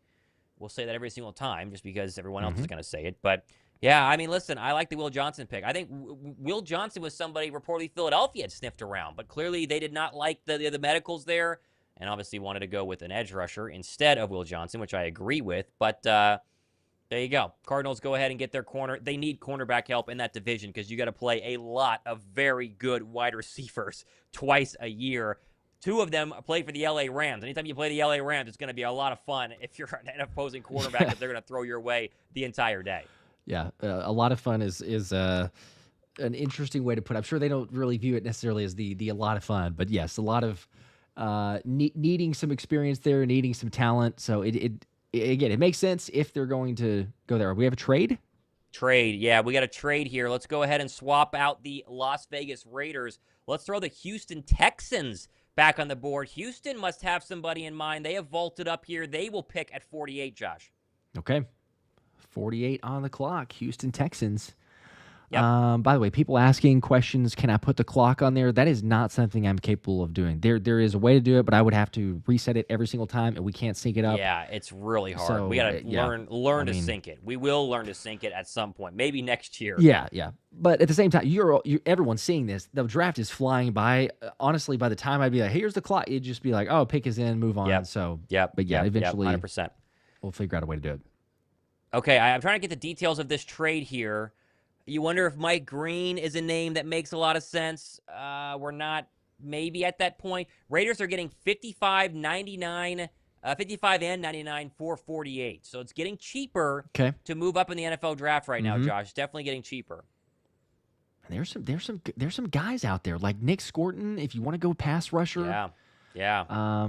In fact, let me just put the best available back up here. Let's do best available. Mike Green continues to have the questions of the actual off-the-field stuff. He could go here, Obviously, the Texans went ahead and gave a lot of money to edge rushers. They drafted a pretty good one out of Alabama just the other year. So you kind of think offensive tackle here. They could use a guard, defensive tackle. Maybe this is Darius Alexander. There's an argument for running back, but we're far too early. It feels like a trenches pick if we're going to get it from the Houston Texans. The question is, who do they want?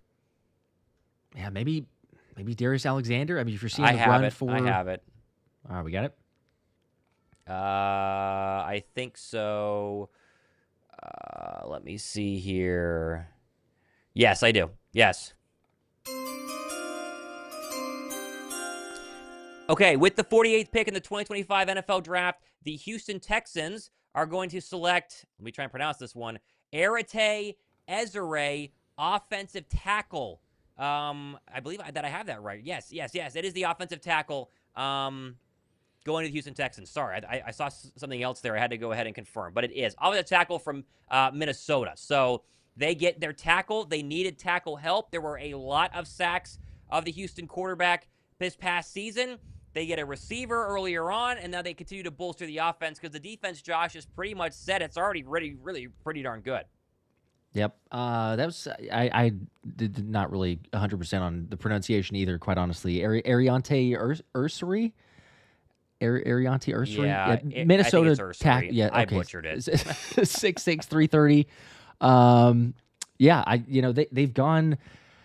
They need a ton of help. Anybody who watched the Texans, we don't have highlights for them, as people can see, but anybody who's watched the Texans knows that C.J. Stroud was sacked an ungodly amount of times. So, yeah, you probably want to protect your franchise quarterback with some pass protection, some help there. They've made moves in the offseason. You draft a guy here.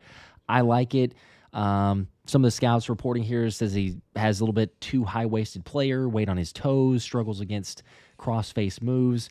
But at the same time, he's got adequate size, physicality, explosiveness, impressive with pass blocking. So overall, I'd say so. Shades of Phil Loadholt is a player comparison. It's not too bad. I think you'd take that. I had Tristan Wirfs, which is a pretty good player comparison. Yeah, there we go. But all 13 games were at left tackle. You need a left tackle in the National Football League. And the stat that I love is 1 sack and 1 quarterback hit in 398 pass blocking opportunities in 2024. So they get a good one there. Not too bad. That's probably what you want, I would imagine. All right, the Bengals now are on the clock after we get tackle at 48. So 49 is the Cincinnati Bengals. And this is going to be interesting. They went edge rusher in round 1. What will they do here in round 2? All right, Bengals on the clock. Yep.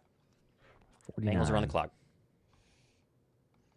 I'll try to get back to the best available because we've put it up there briefly, and then and the pick comes in. So maybe to look at it a little bit longer. And there we go. All right. Best available. Remaining players as of right now, got a Mike Green, who is still in free fall, somewhat, at 49. Darius Alexander. Yep.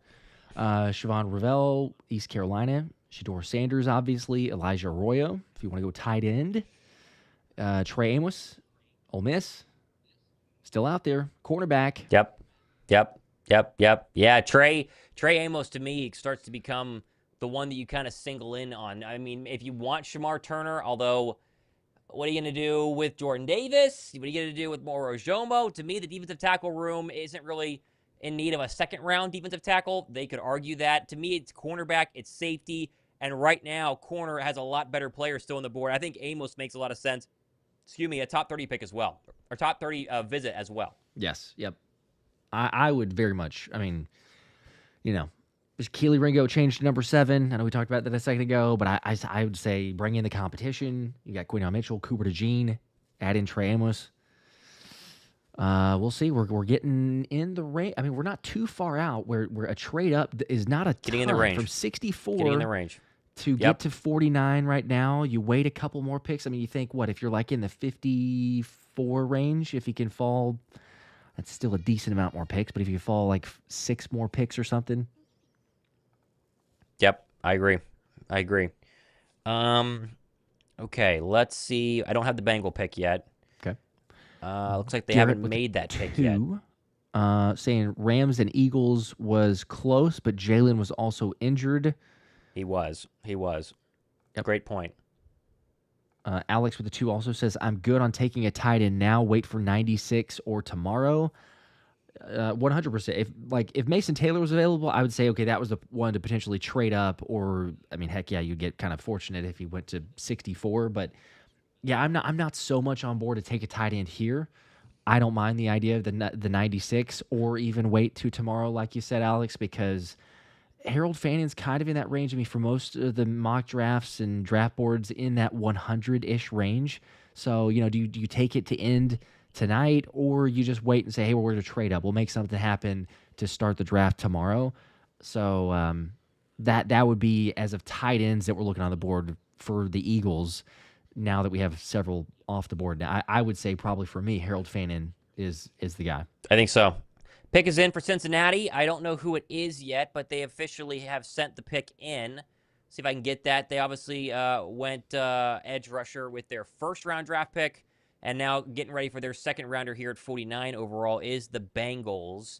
No, I don't have it yet. I do not have it yet. Okay. Still waiting? Yeah, I'm still waiting. I actually don't have this, which is a surprise, because they're about to announce it on ESPN, which means that someone is not doing their job and telling me who this pick is. I still don't know who it is. Let's see. We're going to find out with everybody else right now. I still don't have it. All right, with the 49th pick, they're announcing it. I'll tell you who it is in a second here, Josh. You can go ahead and give us the ringing chime, though, because we're about to get it. Come on, baby. Who is it? With the 49th pick in the 2025 NFL Draft, Cincinnati Bengals select Demetrius Knight Jr., linebacker out of South Carolina. So another linebacker here goes. And this time, the South Carolina one. Is this a stretch? I got to pull him up here on my big board. 1 second. Yeah. I mean, personally, it is. He's one of the older prospects in the draft, for one. We've looked at some linebackers. I mean, they need help on defense. So, like, the team itself, I'm not necessarily going to knock it, but productivity-wise, not too bad. I mean, 64 tackles last season. I don't know. I don't know what their other selection was. I'd have to look up what the Bengals, where they were Edge at. rusher. 49. Edge rusher. Well, I'm saying like their other pick. I'm sorry. Where they would pick next. Because yes. they're 49, and then hold on. I could tell you. It's third round, the 17. I mean, maybe he's not falling to the third round where they're going to be selecting at 81, but man, that's just like, yeah, for me personally, 49 is too high. I'll just say that. Okay.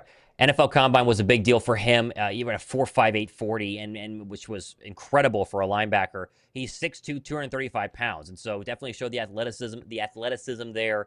And to me, it's a little bit of a stretch, but you got Shemar Stewart there in round 1, Demetrius Knight here in round 2. Defense for the Bengals, as they've spent all of that money on the offensive side of the football. So Seahawks are on the clock. The Seahawks pick is officially in right now, with Denver and Tennessee to follow on 51 and 52. So we're going to know the Seahawks pick here very shortly. We'll see who this is. Okay. Already got I don't know who it is. Nic Emmanwori from us, so that was yes, they did. Yes, a they bummer, did. But yep. See where they go now. I still don't have this yet, and they are telling me that the pick is in. I don't know. Nope. I don't know yet. Do not know yet. We're slowing down. I'm hearing Denver is trading back out of 51, so keep an eye on that. That's not official yet, but that's the rumors that Denver is going to be trading back here.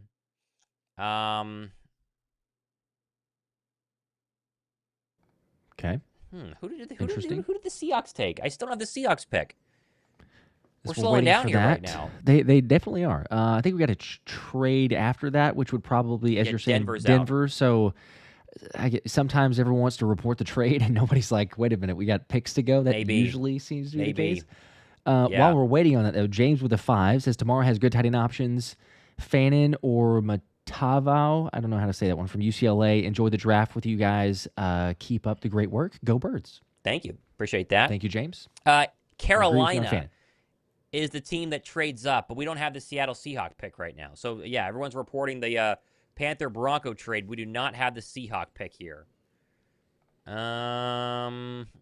Still don't have it. Goodness gracious. Rob here with a 2. Why don't you two merge your channels? #Powerhouse.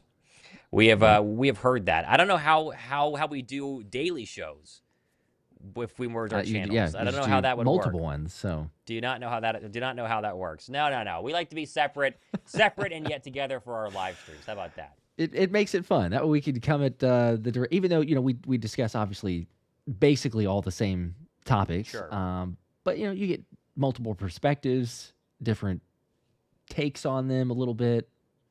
So it makes it fun. We got the Wednesday link, the streams itself, everything there. But Yep. We have heard we that. still don't know who this pick is for the Seahawks, by the way, which I think is crazy that we do not have this one yet. I'm checking everywhere. I do not have it. Yet the pick is in. That's the crazy part. Somebody could announce it. Someone's got it. Nope, I do not have it yet. Okay. They went Gray Zabel in the first round and Nic Emmanwori to start out the second round. Yep. Where are they going to go? Yep.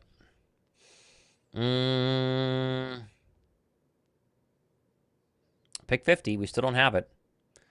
Still do not have it. Might be finding out with the rest of America here. It's just kind of surprising. Green Bay hosting the draft, showing some celebration and hype there. It's a pretty expensive plot of land. It's got to be right there next to Lambeau Field. It's pretty crazy. I still don't have the Seahawk pick.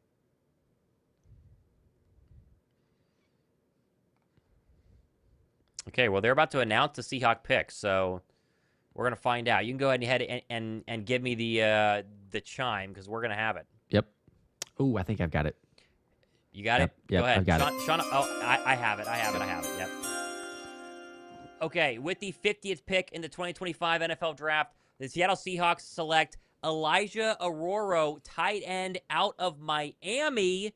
And there goes Arroyo. That was ESPN's best available tight end and Cam Ward's favorite target during his time at Miami to become the #1 overall draft pick. Arroyo is officially off the board here, Josh. I have him as Zach Ertz. To me, it's Zach Ertz. He led FBS and all tight ends with yards per catch at 16.9. Vertical threat here is incredible. And I think he can be at next level, NFL tight end. The one con is injury history. He missed a significant time in 2022 and 2023 due to knee injuries. That's why he falls out of round 1. He has the size, he has the build, he has the speed, he has the hands. If he stays healthy, this is a very good pick for the Seattle Seahawks. Sam Darnold's going to like this one. I think he will. I certainly think that he will. My player comp is maybe not as optimistic. It's still not bad. Greg Dulcich would be probably where I'm coming from for him. I still think that he can. The blocking aspect, you do wonder if he's able to contribute just enough, be serviceable. That was not great at times. He plays with a chip on his shoulder, the fire, the athletics, or the competitiveness. You certainly saw that in multiple games. He's been in big-time games, obviously, with Cam Ward, like you mentioned, but I think there's not a whole lot of questions when it comes to the receiving side of it. Heck, he had one drop in 50 targets last year, so those are positives. I kind of go with the consistency of the blocking, and there's some other dynamics there with NFL game. Can he kind of take that to the next level with the route running? We'll see. I like him. I honestly very much like this pick overall. Football IQ is very high as well, and so the Seahawks go ahead and get somebody who can play plug and play day one in the NFL. Also had a really good Senior Bowl. He was cooking some of those Senior Bowl DBs, which is a pretty good reason why you get picked in the second round. So the Panthers are on the clock right now. The pick is in for the Carolina Panthers. Chuba Hubbard's announcing that on the ESPN stage. I have this right now, Josh. If you want to go ahead and give me this one. All right. Let's see here. Got the Panthers. And here we go.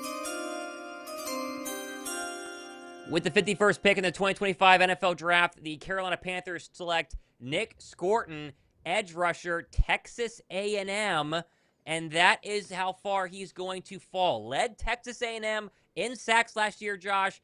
I personally like him. You talk about player comparisons here. In a perfect world, he becomes Von Miller. This is not going to be Von Miller right away, but the speed, the quickness off the edge is why you mentioned Von Miller's name in the same sentence here.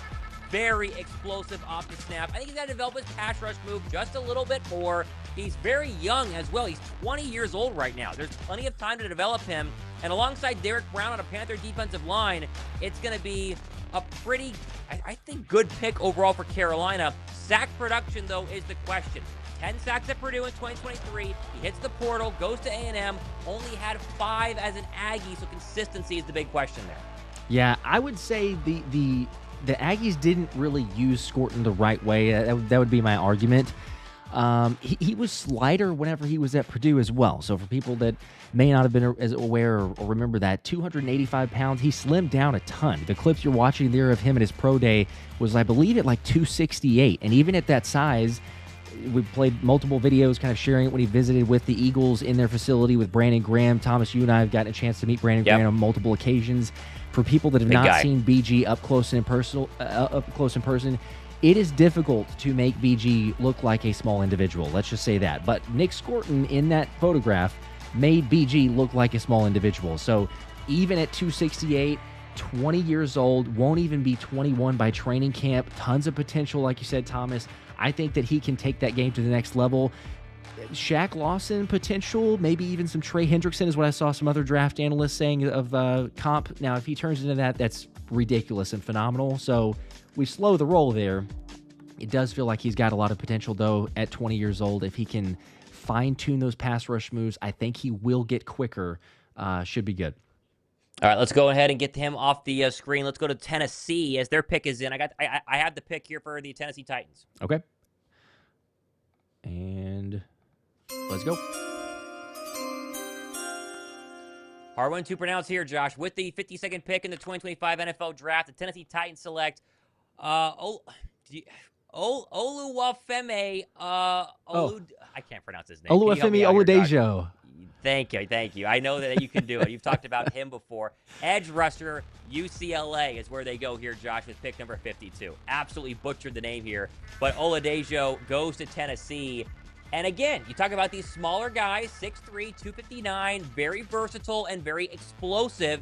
He had a 36.5 vertical leap at the NFL Combine, 120-inch broad jump, very explosive with a high motor. Big deal here, strong Senior Bowl performance, Josh. A good edge rusher for the Tennessee Titans. Yeah, dude started out as an off-ball linebacker, so kind of the reverse in terms of Jahad Campbell, right? We talk about the Eagles and what that looked like, but another player that would have been expected or at least rumored of, hey, Vic Fangio, would he like to bring into Philly, brought in for a top 30 visit, lots of interest there. It'll be interesting to see, can he develop those pass rush moves? We did see it, like you mentioned, in the Senior Bowl, so if he's able to do that consistently, he's going to be great. He wins with athleticism. You talked about it there at the Combine. You see him in the one-on-one drills. He actually had the sack as well at the Senior Bowl. Very raw, though. Pass rush win rate of 10%. That is not going to get it done at all in terms of transitioning to the next level, but he hasn't done it a lot. And so I think, once again, this is another guy, similar to a bunch of these other prospects that we've said, has the tools in his body, the ability. You like to see it. Can the teams, in this case, obviously being drafted here, can Tennessee get the most out of him, take it to the next level? That was one of the picks that Anthony DeBona was very high on as well, rumored to even be in that 30 to 45 range. So at 52, I think that's not a bad move. Not a bad move overall. All right, Tampa Bay on the clock, and now they have, so if I put their pick in, 53 overall is where we stand right now in the NFL draft. So Tampa is on the board at 53, and they have made a selection. I don't know who it is yet. Excuse me, I'm starting to lose my voice here. Let's see. Who is the Buck pick going to be? See if we get it here a second. As you're looking Don't have for it that, yet. Harry with a 5. Thanks for that, Harry. Says thoughts on Winston Jr. We've talked about it a couple times. I think Looking we're likely. fans. I think, yeah. keep having him fall here. You get a safety, Penn State guy, local. Why not? I don't see the only thing is the medical, the ACL injury. But if they draft him, then they took a look at him, they gave him a clean bill of health, or that he's recovering, rehabbing correctly, and there's not any issues. So yeah, if there's no issues with that, absolutely. PJ with the 10 bomb. Let's go. So at the height of my optimism last night, I was having visions of a 6-man blitz with Zach Bond and Jahad Campbell being the additional 2. Ooh, a third down blitz as unstoppable as the tush push. Am I just dreaming? You're not. Jahad Campbell's an Eagle. I don't think you are. I don't think you are. Do I have the pick here? Yeah, I think. I don't know if I have the Buck pick officially. I'm pretty sure I do. Let's see. Yes, I think I have it. I'm gonna take a guess and think that not a guess. I have an educated guess here. Have you seen it, Josh? I have not yet. I was refreshing I think I do. to see. You got it? Let me double check this. I think I do. Let's see. Okay, I've got it. You have a safety.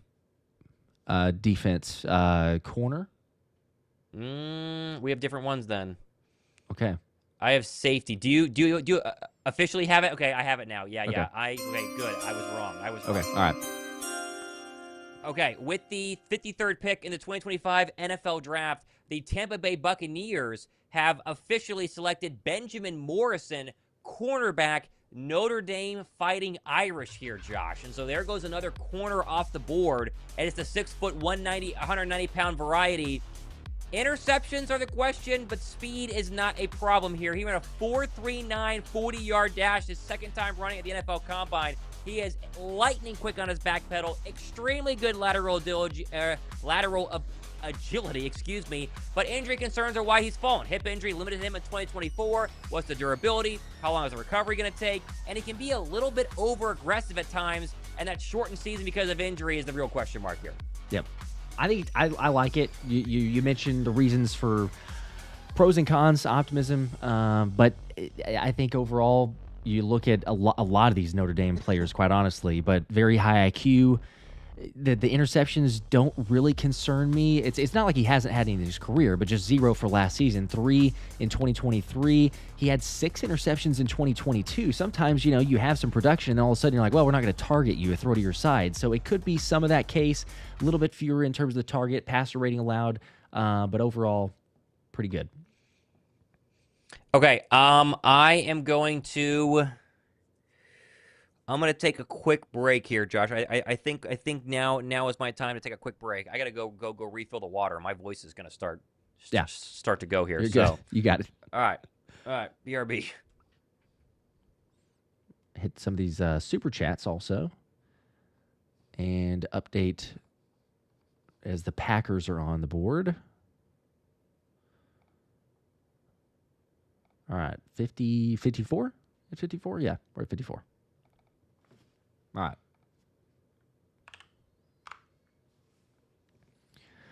54 for the pack. Drop a like, by the way. If you haven't already, we're almost at 2,000. We're 1,800 likes. We could do it. 1,800 likes, 200 more. There's 5,600 people between the streams. So, I mean, that's what, 3,500 people? If my math is correct, and awful at math, 3,500 people that have not dropped a like. You're hanging out watching. If you could hit the like button there, we would very quickly surpass that number. Helps more people see the stream and blast it out to the audience. Of course, make sure to subscribe. It is free, of course. Win some awesome giveaways. This one is already gone, the Cooper DeJean helmet, but we will be spinning for the Jahad Campbell jersey later on in the stream. So I know people saw that in the most recent video. Spinning a little bit later. Stay tuned for that. Probably once the Eagles make their selection. If it's at 64, it maybe trade up, but we'll get there. James with a 2. Defensive end Bo Allen is announcing our second-round pick. That's right. I forgot about that. He is announcing the pick. Cosmo, can I show the second-round picks? Yes, I will go there and do that as soon as I can. I'm going to see if we've got the selection for the Packers. I'm trying to run multiple things, so we're a little bit further behind. I'm not seeing it.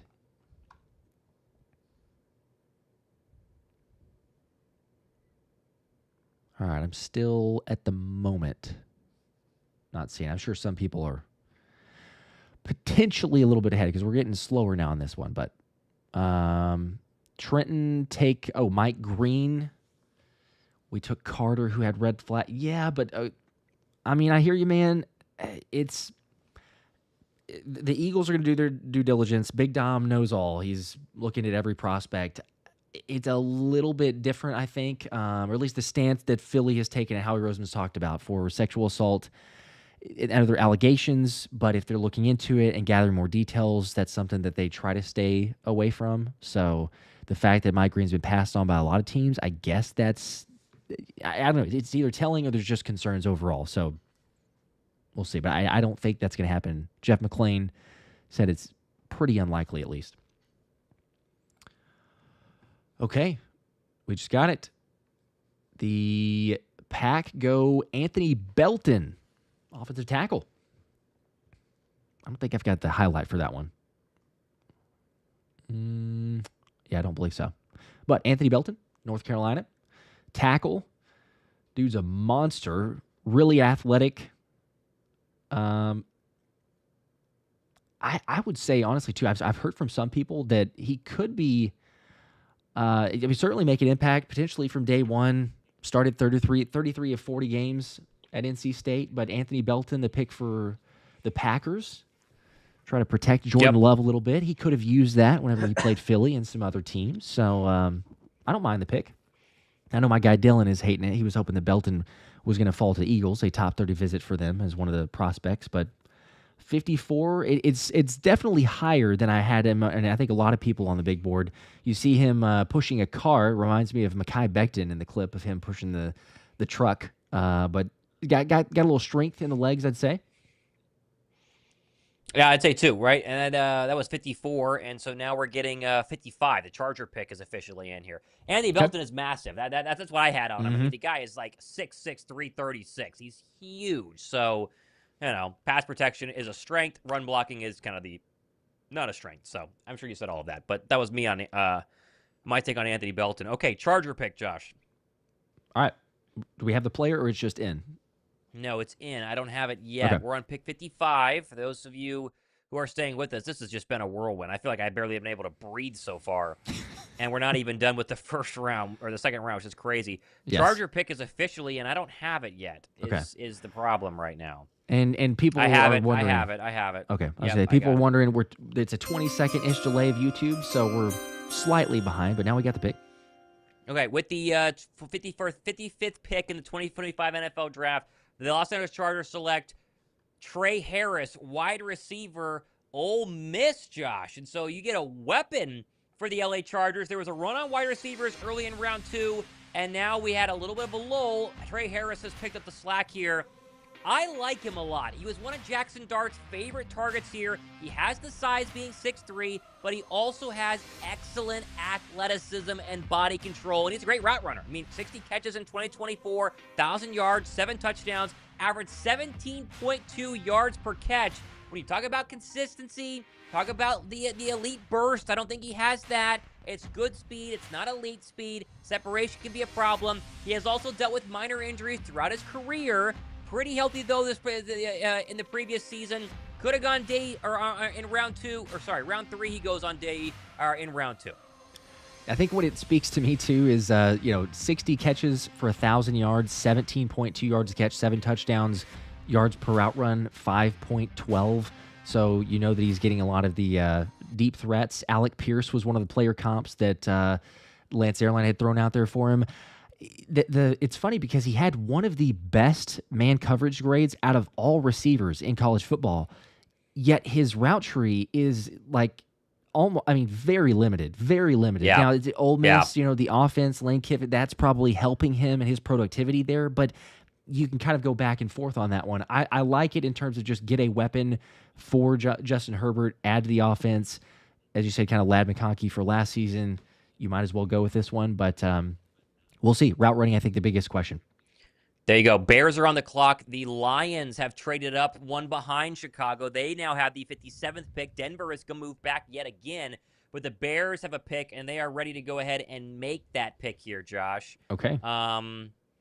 Don't know who it is yet. Broncos trade 57 and 230 to Detroit for 60 and 130. That was the trade there to get the Lions on the board here very soon. Right now, it's going to be the Chicago Bears. Okay.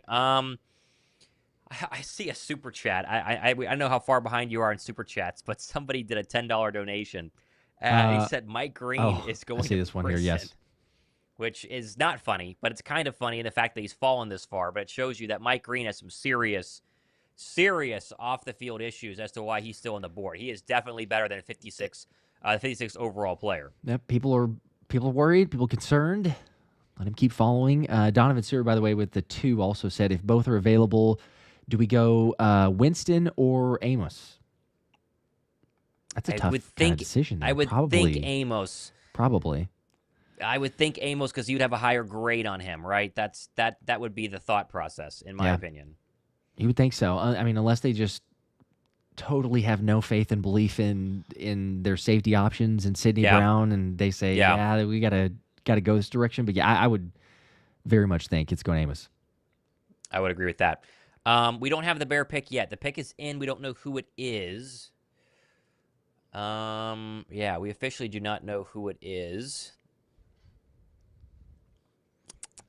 No, I still don't know. Get it relatively soon. Okay, that's not it. No, we don't have it. We'll see. We'll see. I think I've got it now. Do you have it? I believe so. Go ahead. So. If you have it, go for it. Okay. All right. Here we go. With the ding first. With the 56th pick in the 2025 NFL Draft, the Chicago Bears select Ozzie Trapillo, Boston College tackle. We do not have the highlights for him, but he is selected by Chicago there at 56, 6'8", 309 pounds. A little bit slight in terms of the weight, but 6'8".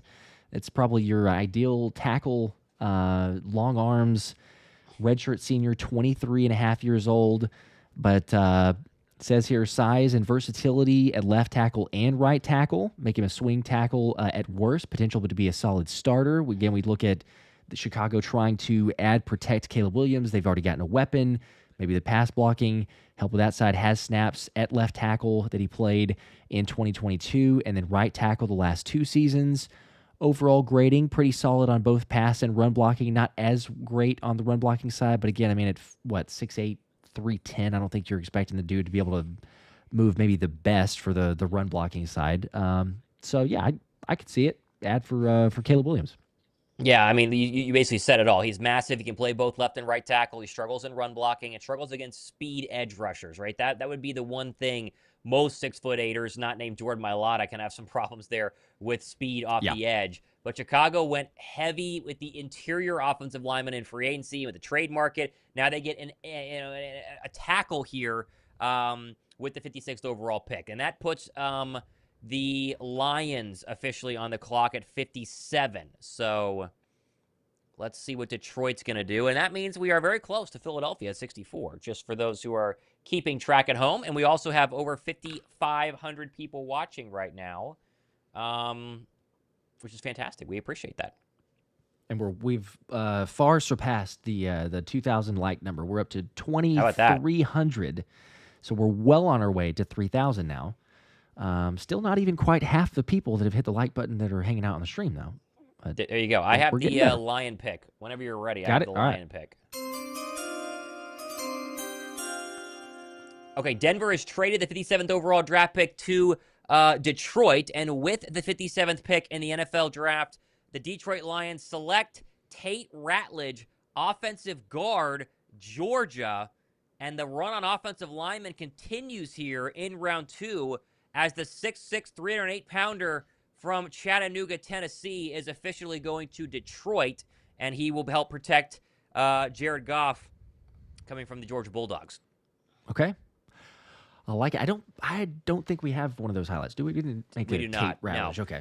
Mainly a right guard on the Georgia offensive line, Josh. A ton of starts. I mean, I think he has 36 of the 38 games he was starter on the right side. He was a first-team All-SC honors both in 2023 and in 2024. His problem, of course, is injury history. He had a Liz Frank fracture in 2021, ankle injury in 2024. The durability concerns are why he's fallen so far, because his RAS was absolutely off the charts. He had a 9.97 RAS score at the NFL Combine. That's the 5th best out of 1,583 guards since 1987. So he's physical, he's athletic, great for pass protection, he's an excellent run blocker, he does everything you want, but he has not been able to stay healthy, and that was his problem at UGA. Yeah, that's lots of potential there with the athleticism. Also, I was saying the only allowed 7 pressures and 1 sack over 300 pass blocking opportunities in 2024. So, yep, deal with the injury. Even with that, was a very effective pass blocker. I have the Raider pick whenever you're ready. Raider pick is in. I have the Raider pick. All right. Let me get the logo here for the Raiders, up to 58. Wait, hang on.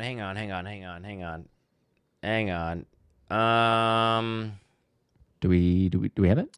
I have it. Yeah. I feel confident in this. I have the Raider pick. Okay. Here we go.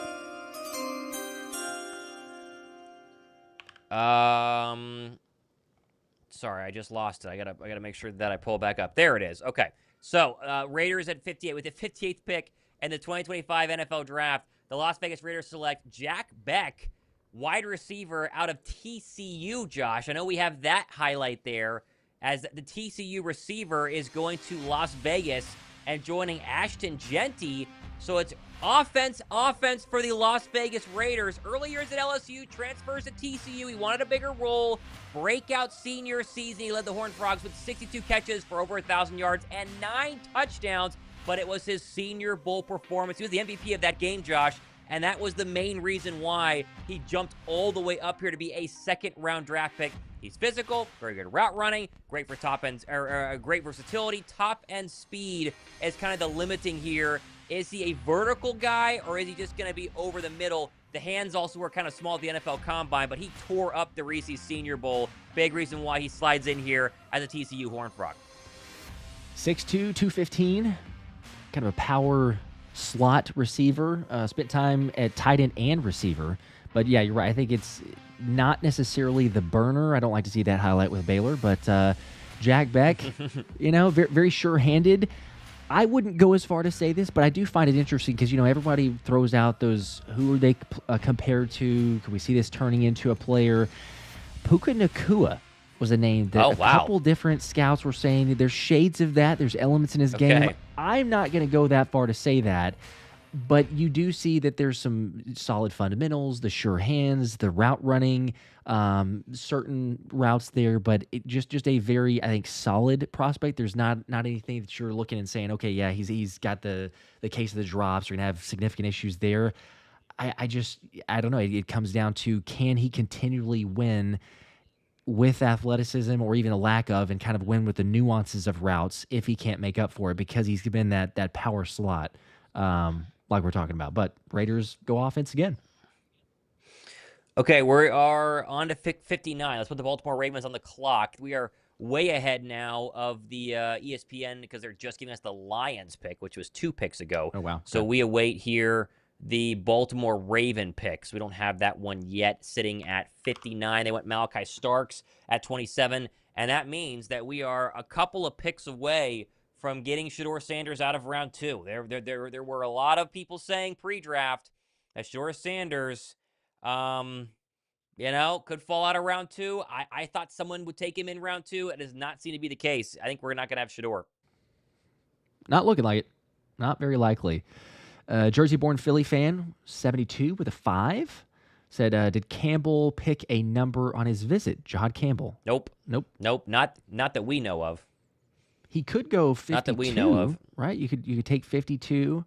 That'd be fun. Sure. And, Vic Fangio, Khalil Mack was 52, having played. I just, not that we're saying necessarily just dub him already, but wouldn't look too bad. Jacob Counts, what's up, man? with a 5. There he is. Appreciate that. Good stuff, fellas. This is much What up, better than Jacob? watching the actual draft.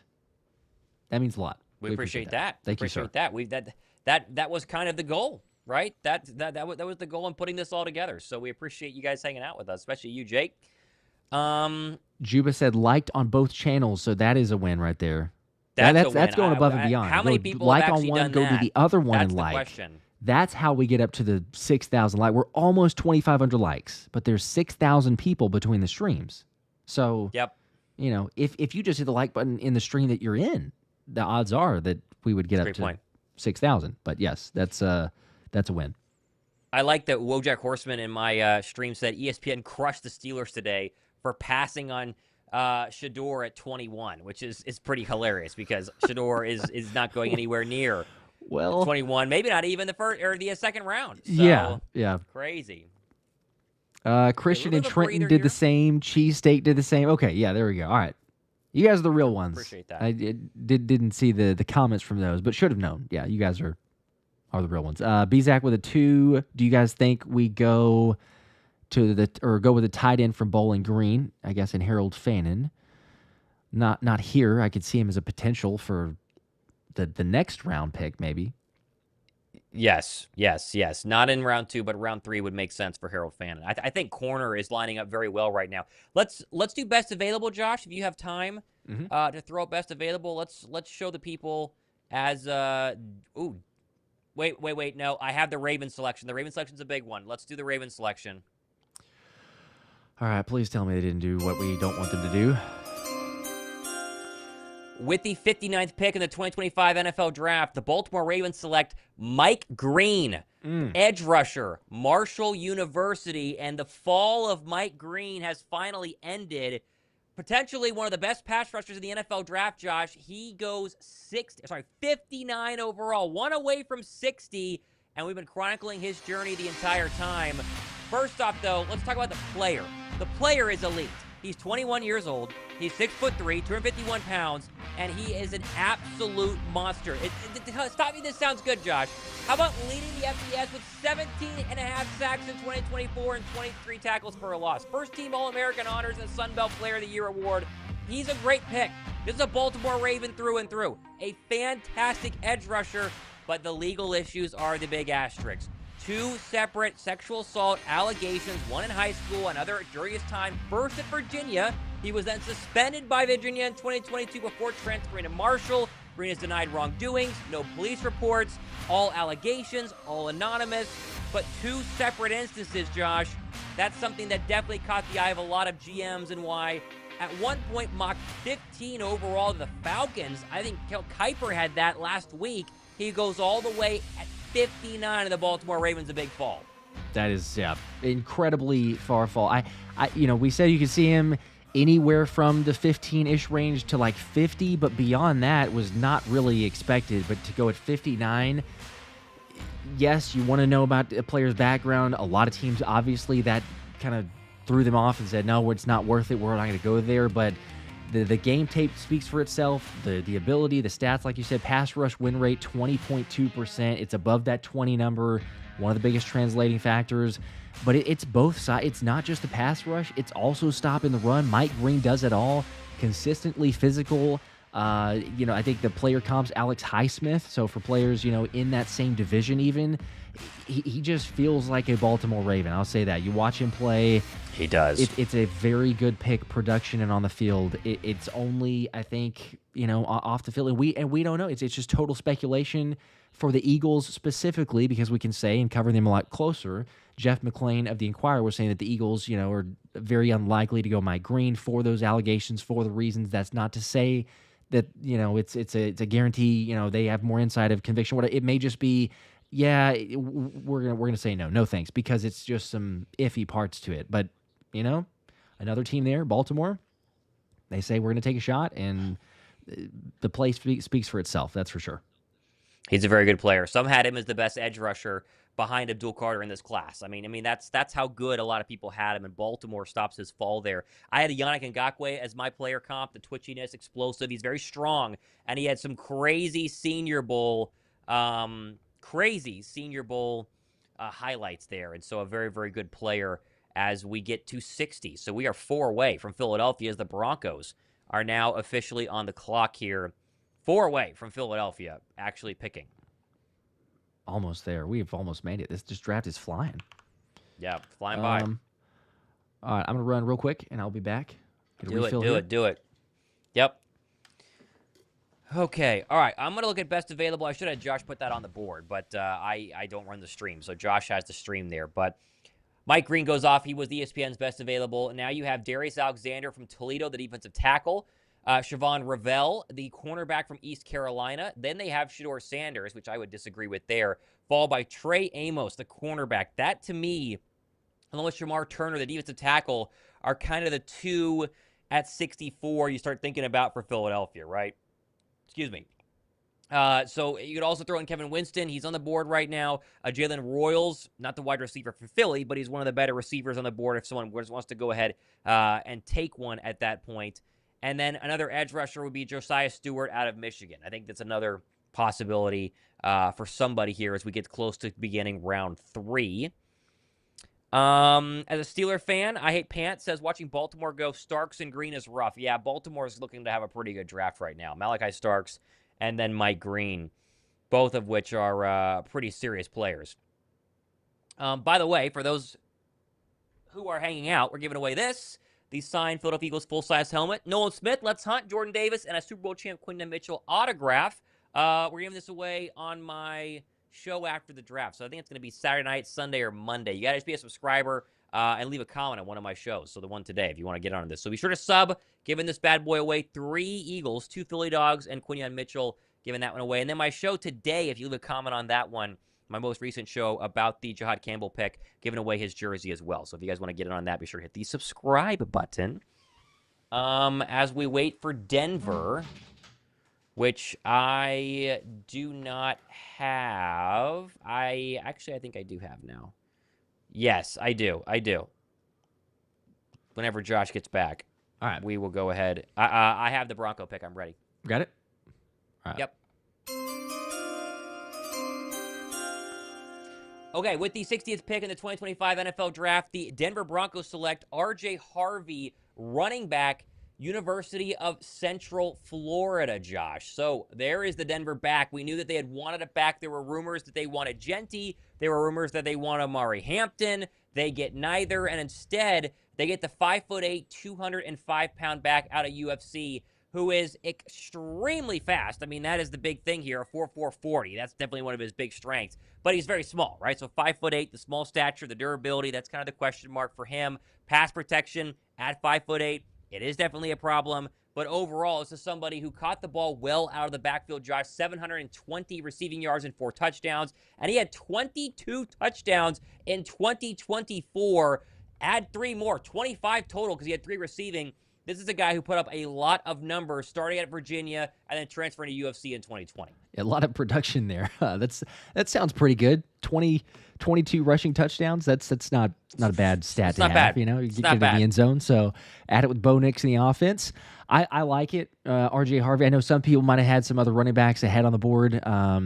Cam Scatbo's like way up there with like 51 for PFF. Dylan Sampson, Kaleb Johnson.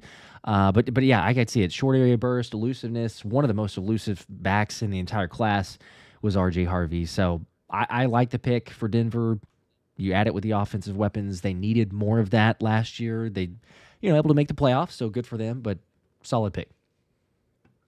All right, so Denver gets their running back. That puts the Washington Commanders on the board here at 61. And so we are 3 picks away from Philadelphia getting on the board here. And so we go for the Washington Commanders right now with 6,300 people checking in on the NFL Draft. We appreciate you guys hanging out here. Let's go. Crazy the amounts that we are doing on night 2, right? Which has just been a bunch of fun here for everyone who is watching. And I don't have that pick yet for Washington. I don't think the pick is in yet for Washington as well. Shout out to Brent Kincaid gifting 10 Philly Special Show memberships. Let's go, Brent. Congratulations to everybody getting those. That's big time. And also, we've got I'm going to get to these other super chats. I just got a notification here on the other one. A 100 bomb from Matt Eagle won the 100 bomb, and he says, can't stay. has to deliver goodness. packages. So understandable. Jeez. It's early morning, got to deliver the packages in the morning. But this is for Trey. This is for Trey Amos, the putting the good karma out there, the 100 bomb. Matt, thank you, man. You're the man. Can't thank you enough to make it happen. Being a delivery driver, talk about absolutely delivering. That's crazy. He has delivered the 100 bomb, huh? Come on. Houston, the 100 bomb is hit. The 100 bomb is hit. You gotta like that. In good faith. In good faith. Come on, baby. CJ started it out with the 100 bomb to begin the draft. Matt is right here putting the good vibes out there. Hopefully, Trey Amos, we're a few picks away. There's definitely a chance. Getting close. As you said, Commanders on the clock at 61. I need to update that to 61, not 60, 61. And a couple other super chats, though, too. As I said, we'll get to all these. Anthony S. said, I just came in during... during the Raiders pick, the end of the Raiders pick. Did the Eagles do anything yet? No, Anthony, they have not yet. No. Still at 64. Nope. Still at 64. Zach with still at 10 64. said, hey, y'all boys are killing it over the actual draft. Y'all are awesome. And I don't want to jinx anything, but there's a guy I thought that would be gone, but is still there, and I hope we get him. And hopefully that guy's still available, Zach, because it took a little bit to get to this super chat. He's not saying. He's not going to cheese. He's not going to throw it out there. But okay, we feel you. Hopefully, maybe Trey Amos, right? Like, if we get all these guys. There's Kevin Winston Jr. out there. Omar Norman-Lott. I think those might be. There's Darius Alexander. It's kind of like those 3 or 4 guys, I feel like, is where you might go. I think so, too. We still don't have the commander pick. Actually, I do have the commander pick, and, well. No, don't tell me. Don't tell me. Let's do it. Come on, let's please. do the commander pick. With the 61st pick in the 2025 NFL Draft, the Washington Commanders have selected Trey Amos, cornerback, Ole Miss. And so all the talk 2 seconds ago about Philadelphia in the corner, it's not happening. The senior cornerback from down in Mississippi is gone. He is going in the division to the Washington Commanders right now, Josh. And what is there to say about Trey Amos? I had him as a first-round cornerback, which is why it's tough to watch Azareye'h go to the Cowboys and Amos now go to the Washington Commanders. Started his career at Louisiana, 34 games, just 1 interception, goes to Alabama for a season, starts in all 14 games, or 1 start, only 12 tackles, and finally, his final collegiate season goes to Ole Miss and became not only a starter, but a first-team All-SEC players. Excellent man coverage. He's great in press, quick feet, effective hand placement, and he gets his hand on receivers. That's the thing here. Physical. Did I mention fast, Josh? 4.43 40-yard dash to get the speed to stay with those receivers down the field. Great in man. Problem is a little bit of zone coverage and tackling. This is a very good player that I had a first-round grade on. Also a top 30 visit with Philadelphia. Tough blow to 7 to see him go in the division. Oh, I have no words. You're right. It is tough. Yep. If you didn't believe in jinxes before this, I think we just did. Yeah. Now I think we now just you did. do. Matt, we appreciate the support, but yeah, that little, I mean, that absolutely the very next pick and the division rival. I can't believe that. I was like, man, we were so close. You're not gonna have to reach up and get a guy. They got Mike Sanders still. Now they had Trey Amos. Could be offensive lineman. Could be trade back, Josh. Could be safety. Gosh, yeah, trade back, I guess. We got, at least we have another round if you did trade back. I'm shook right now because I was just thinking that you gotta, just a couple more selections. We're right there. I had a first round grade. I'm right there with you, Trey Amos. Yeah. Oh man, that's a tough one there. That is a tough one. Okay, that puts the Chicago Bears. I feel like they've picked 9 times so far tonight. They're back on the clock.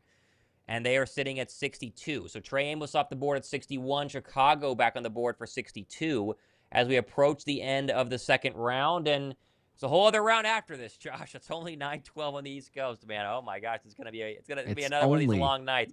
You forget how there's so much excitement in the first round. You forget that you got to do 2 of them to broadcast on night 2. And so maybe a cup of coffee might be in my in my future here. Late night coffee. We'll see. I'm not much of a coffee drinker, but maybe I've been going with the energy. late night mushroom or late night mud water might be actually the move here. So I get a little less caffeine. Yes. But shout out to channel sponsor Mudwater. I actually am greatly considering that because I think we're gonna be up for another 3 hours. So are you a fan of the matcha? I think I'm gonna need it. Just the. I am a fan. Wife's a big fan of the matcha, but I wasn't. I'm definitely the traditional Mudwater guy. I mean, I put it in my smoothie every single morning, actually, right now. But the matcha from time to time can be a nice little change. My wife's a big fan of it. We're almost out, so. That's interesting. Okay, I can't. The regular I use, and that's. But yeah, the matcha is not for me. I don't know. To each their own. Chicago is still on the clock right now. No, I don't have it yet. All right, on the clock, 62. A couple other super chats now. Hopefully we don't jinx these anymore. But 5 from Deep Pro. For real. I remember Ravens fans burning Ray Rice's jersey. This pick is pretty funny now. Too many false accusations these days. Crazy fall. Great pick for Baltimore with the Mike Green selection. So yeah, there's just no way to know, right? I mean, these are allegations with no police report, so there was no investigation. But he did get kicked off of Virginia for it. So. Did Virginia simply just hear about it and go zero tolerance, or did they do their own research and say no? 2 incidences versus 1. 1 is a problem, obviously. 2, though, is kind of really surprising and makes you really turn some heads. And the fact that, 59 picks before didn't take him for how much of a physical freak he is a little concerning. But, I mean, there's no arrest warrant. There's no police investigation happening right now. And so as long as you feel good about him, you're getting a first-round player. That's true. The tape speaks for itself, like production does. So it's just, what do you do? I'm going back on some of the chats here, getting a good kick out of that. Just people, mushrooms, didn't realize this was going to be that kind of a party. No. Mushroom coffee, adaptogens, not those kind of mushrooms. John says late night mushrooms. Thomas knows how to party apparently. So. Yeah, geez, can you imagine? I don't think I could do this draft on You'd be those. tripping. Those kind of mushrooms. Oh my gosh! You'd be like, hey, there's another trade. Selection. I have the we got selection. It. All right. I said we have the player too. Yep. Okay. Yep. Here we go.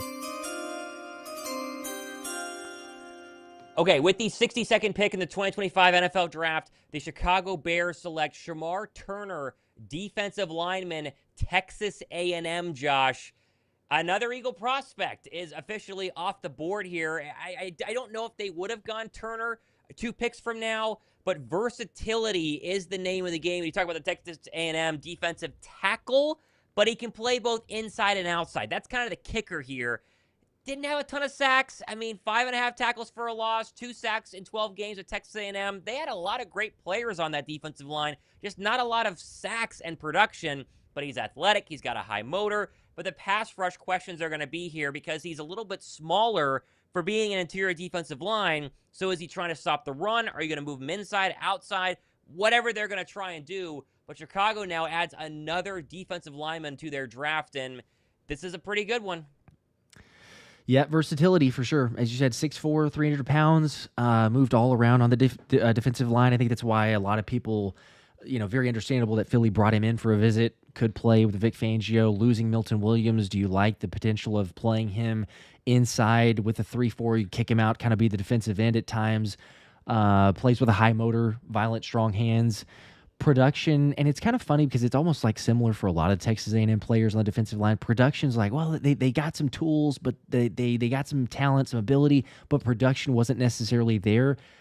For my Texas A&M friends, and for those that have shared and informed me, a lot of their pass rush, a lot of their just defensive line were not used in the most ideal way. So I think that's why you see a Shemar Turner, a Shemar Stewart, a Nic Scourton, all those guys that are being drafted. And if you just looked at their production, you go, well, that's kind of a little bit of a reach. Like they didn't live up to that potential. But I think you see it's the athleticism and around the right coaching and the right scheme. Hopefully you get more from it. But yeah, I like the pick.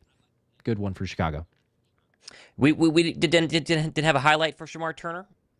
I don't believe so. Did I miss it? Okay.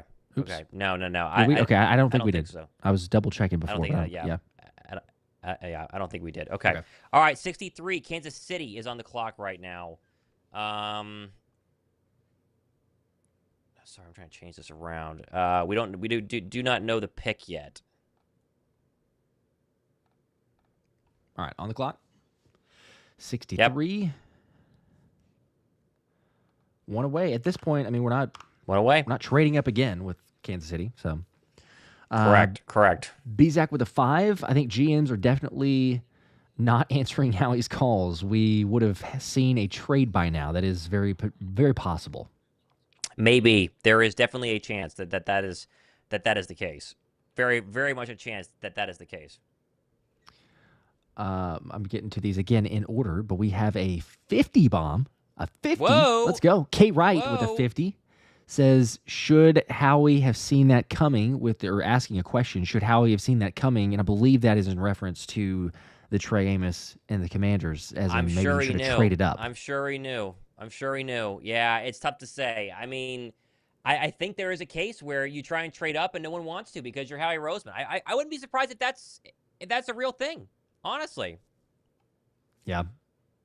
That's I mean, they all have feelers out there pretty much. I think at least the good GMs, and you question like, okay, how many are those in the NFL? But like the good GMs have a very good pulse of, okay, so-and-so is probably going to take this player, so-and-so is going to be here, they're moving up, whatever.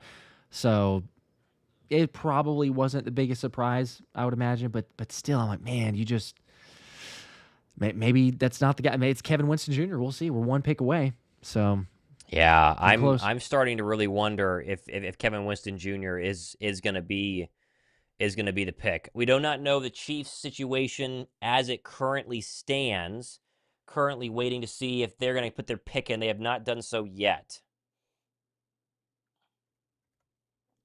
They just gave us the Shemar Turner selection on ESPN, so we've known about that. So KC officially on the clock. And as we get a little bump in our viewership, as people check in with Philadelphia getting close here, welcome everybody who have been waiting for the Eagles to get on the board here. 9:20 on the East Coast, 7,000 people between both channels. Be sure to subscribe, hit the like button. We appreciate that. And now we wait and see what Philadelphia is going to do. Yep, I was going to say we're just over 3,000 likes, so we get up to 5,000 was last night. I mean, we're not technically we're over pace, right? Or we're ahead of pace because less than halfway. We're almost to get to halfway. We got 3,000. So drop a like for us on the stream as you're coming in. Helps out a lot. Dave B with the 5 said you got to wonder if Howie is getting frozen out by the other GMs. Similar sentiment. Yeah, you do. Surprising they didn't move up in the second round. Eagles are on the clock. The Chief pick is in. I just don't know who it is. Okay. Don't know who it is right now. Okay. Tony Cadillac also with the 5 says that's what happens when you win the Super Bowl. You get the privilege of choosing last. That's right. And the privilege of people not wanting us to not wanting us to get another good player. So I don't know who the Chief pick is. I have no idea who the Chiefs I've been pick refreshing is right as well. I have not been able to get it. Let's see if I can check again. Dante Hall is the one who's going to give us here. Interesting. The selection. So go ahead and give us the pick, Josh. Go ahead.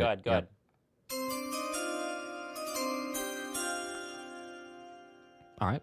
With the 63rd pick in the 2025 NFL Draft, the Kansas City Chiefs select Omar Norman-Lott, defensive tackle, Tennessee. Okay. Interesting. Okay, so they go Orman. Wow, how much further down did you have him on your draft board, Josh? I mean, I'll be honest. To me, that one's actually I do like the pick, and this is where like some people they'll have him much higher, much lower. Omar Norman-Lott to me is a good pick for Kansas City. You look at Chris Jones on the defensive line. You're trying to help bolster the pass rush. You add to the defense there. I think Kenny Clark is one of the player comps that you could throw out there. 6'3", 315. You got the athleticism from it for sure. Undersized 3 technique, but scouts say really good with the hand usage, pass rush plans. He had 5 sacks last year, 5 sacks in 2023. Pretty standard productivity and almost 19% pass rush win rate for an interior defensive lineman. That's upper echelon when we're talking about college football. All right, I have the Eagle pick. I'm ready to go on the Eagle pick right now. Okay. Let me know whenever you are ready. Yep, The Eagles are rolling it staying in. put. They are going to go ahead and make a pick here.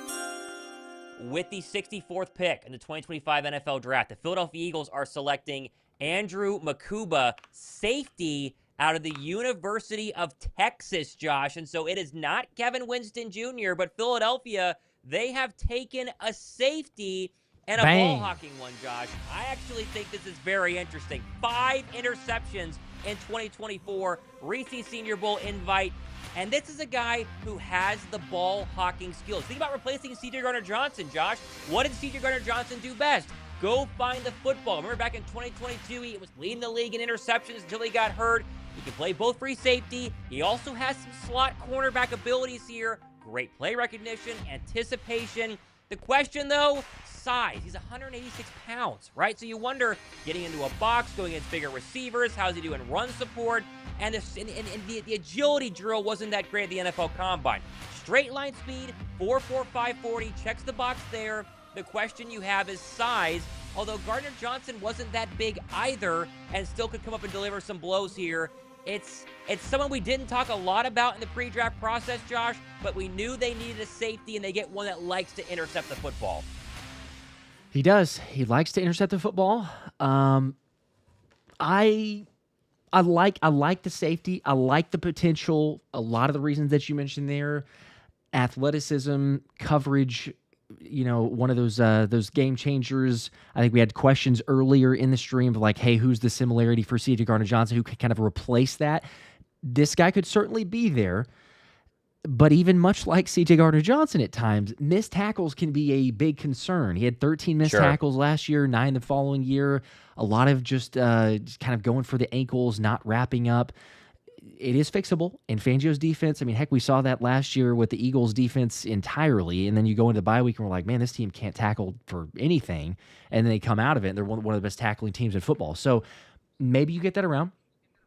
4th round grade was what Lance Zierlein had him for. PFF had him higher than that in the 3rd round. Some of the mock drafts had him in the 2nd. So again, this is just your case in point, your traditional case in point of nobody knows anything. Some guys are really high on others. Some are not. Andrew Makuba, though, Eagles do get a safety. I felt like it was going to be Kevin Winston Jr. I know a lot of people probably would say that, judging by the comments here. What I would take from that, and maybe we'll know eventually, but what I take from that is that the top 30 visit, looking at the physical, maybe there were some concerns with the health or the rehab of that, and they're going, no, you know what, we're going to go Andrew Makuba. We feel like it's right there, and maybe the safer bet with the injury. So, got your safety. Didn't allow any touchdowns last season. He had a 12.1 passer rating allowed and an 89.7 cover grade. Here's the big question, though, Josh. What's his RAS score? 5.12. Philadelphia doesn't like to take people below an 8. He's a 5.12, and again, it's because of the lateral agility here. The 3-cone shuttle was a 4.18. His shuttle overall was a 4.45. That's a 2.50 on the RAS score. So he's undersized, didn't have great lateral movement, but he's vertically very quick, and he likes to attack the football here. The question will be, are we going to have him actually compete for the starting job day one? They'll probably roll with Sidney Brown. It's an interesting pick. I don't hate it. I just am wondering long-term the projection here. Yeah. It's I'm like I say, I'm 50-50. I could see some benefit there. There's some things that I would question, and I get that other people in the comment section, obviously wondering, or is it a reach? Did Howie miss on this? He's not, and it goes both ways. He's not immune to misses. This could end up being a miss, but at the same time, too, and we've reiterated this a number of times on the stream, on our own videos, give Howie Roseman the benefit of the doubt. I mean, my gosh, this dude has nailed every single pick over the last 4 years. The first 3 picks of every draft over the last 4 years have been a hit. So even though, and I'll say it here, I'm not over the moon about this pick. I'm not hating it, but it's one of those where, all right, okay, I could see some potential there. But it's not like, oh my gosh, yes, I would have been much more hyped for a Trey Amos. Obviously, he went earlier. But I'm absolutely going to give Howie Roseman the benefit of the doubt because he's fantastic at his job. So, maybe pump the brakes if we're freaking out saying we reached and this shouldn't have happened and, oh my gosh, this is going to be awful. Should be all right. I have someone who has friends with a lot of Texas Longhorns. I got a text message saying that he's a, quote, beast right now. I think the versatility here is very, very key. And the fact that he goes for the football is something that Vic Fangio really likes. What did the Eagles do great last year, Josh? Take the football away. That was a huge part of not only winning playoff games, regular season games as well. And he still, despite being small, likes to attack pass catchers and try to go ahead and get them on the ground. This feels like another Vic Fangio selection, and they continue to bolster the defense as we thought that they would. And now you have competition, right? Sidney Brown could not enter the 2025 season without real competition. Does this kill Justin Simmons? I would argue yes, but now we have a second-round safety going to Philadelphia. Welcome, and we'll see. We're gonna see exactly what Makuba is made of. Yep. I love it, though. I mean, I appreciate the chat. This is so fantastic because you literally get everything from this is absolute trash to all the others of being like, it's a fantastic pick, the number 3 safety based on PFF grades. You go look at all the different mock drafts. Go look at all the different rankings. Makuba's all over the place. It's number 3. You fall all the way back to a 4th round grade on some of those. So nobody knows for sure. I'll tell you what, you could argue and say, oh, well, he's not this. He's worth the amount of draft capital that the team that selects him is. And that's what the Eagles and Howie Roseman thought. So there you go. Get a safety. There you go. I think the other part here is the fact that obviously we're picking 64th, and a lot of the players I'm sure Philadelphia had a very high grade on have already gone. And so they go for their probably top safety left on the board. The fact they still thought they needed a safety is something that I agree with. So now you get a pass rusher, linebacker hybrid, and a safety, and that leaves, I mean, cornerback here in round 3, tight end here in round 3. We'll see. There you go. We got the next Eagle. Yes, we did. Not necessarily the next Sidney Brown. Someone's like, we just got the next Sidney Brown. Sidney Brown was physical athletic testing like crazy. Andrew Makuba, as you were sharing, there's a 5 on the RAS scale. So not necessarily the same similarities there. Maybe the unknown or the uncertainty is of like production, but not the same type of player. Dirty D, Dan's back with a 5. There he is. Appreciate that, man. There he is, checking in. Howie wasn't lying when he said, be patient. Damn, y'all killing it. 3 picks ahead of me. I love it. Feeling like an insider. This was a little bit ago, but we appreciate that very much, Dan. As always, Dan the man. See a lot of Eagle reporters saying it's going to be his job to lose, that he will be the starter in training camp, and it will be Sidney Brown backing him up here. So that's interesting there. So I think the thing, Josh, and we're obviously positive, right? The problem is that Makuba was not someone who was mentioned a lot, right? We didn't talk a lot about Makuba pre-draft. He was not on most of our big boards because we were really dreaming of a trade up here in round 2. Most of us assumed they go get somebody, right? And so now, they don't. They stay put, and hence why people are a little bit concerned. But I saw a couple of comments that makes a good point. Earl Thomas Jr., also an undersized safety. He also came from Texas. He also flew to the football, I guess, and got a lot of interceptions. So there you go.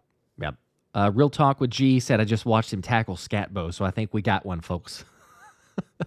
If you see him tackle Scatbo, that's one of those. Big E with a 5. Our Ole Miss beast AJ versus their Ole Miss kiddo should be a good battle. I didn't think about that. Trey Amos get the matchup there. That could be an interesting one. Could be. I like it. I'm taking AJ for sure, but it'd be interesting. Ole Miss guys. Frank from Philly with a 2. Sick of being last in every pick. It's annoying. I'll go out on a limb, Frank. I understand we weren't technically last first round, but close to it. Howie traded up. I'm going to go out on a limb. Howie will trade up this round. At some point, we're going to get a trade up. We're not picking at 96. I'll say that. You say so. By the way, we got to get the Giant pick here just real quick. We don't have to give a highlight here, but let's go ahead and do we have this highlight? I don't know if we do. With the 65th pick of the 2025 NFL Draft, the New York Giants select Darius Alexander, defensive tackle from Toledo. And so they get their we do. Okay. Well, let's go ahead and throw that up there. Very athletic. I mean, these defensive tackles are getting more and more athletic as the years go by, and so naturally run stopping is the con here. But he's got an excellent burst, very high motor, and he can play inside and outside. He just played at a much smaller school, but as we saw last year, guys who played at Toledo, they tend to be pretty good on defense, and Darius Alexander is no exception. Another good pick here. Defensive line for the Giants is going to be very good, Josh. Yeah, he's going to be a contributing defensive lineman, at the very least, rotational pass rusher. Funny how Joe Shane's, talking you can't have too many pass rushers, can't have too much depth on the D-line. They give the fifth-year option to Kayvon Thibodeaux, copying Howie Roseman basically because he sees, oh, yeah, that's a little bit successful. Might as well go ahead and do that. Late bloomer, though, that is one thing here. I believe, if I'm not mistaken, I think that Darius Alexander is going to be 25. Still in his rookie season, 25 years old. That to me would be... and maybe the reason he fell a little bit further than some of the mock drafts or projections there, because he was one of the higher guys on best available remaining. But 25 years old, he'll be 29 years old, almost 30 by the time that he'd be up for his second contract. It always plays a factor, so just something to keep in mind there for the Giants. But overall production, I would say he should be an impactful player in the rotation. Okay, let's move on to the next pick here. We got the Chiefs. Their pick is in. We can give that one an announcement as well. All right, got the Chiefs at 66.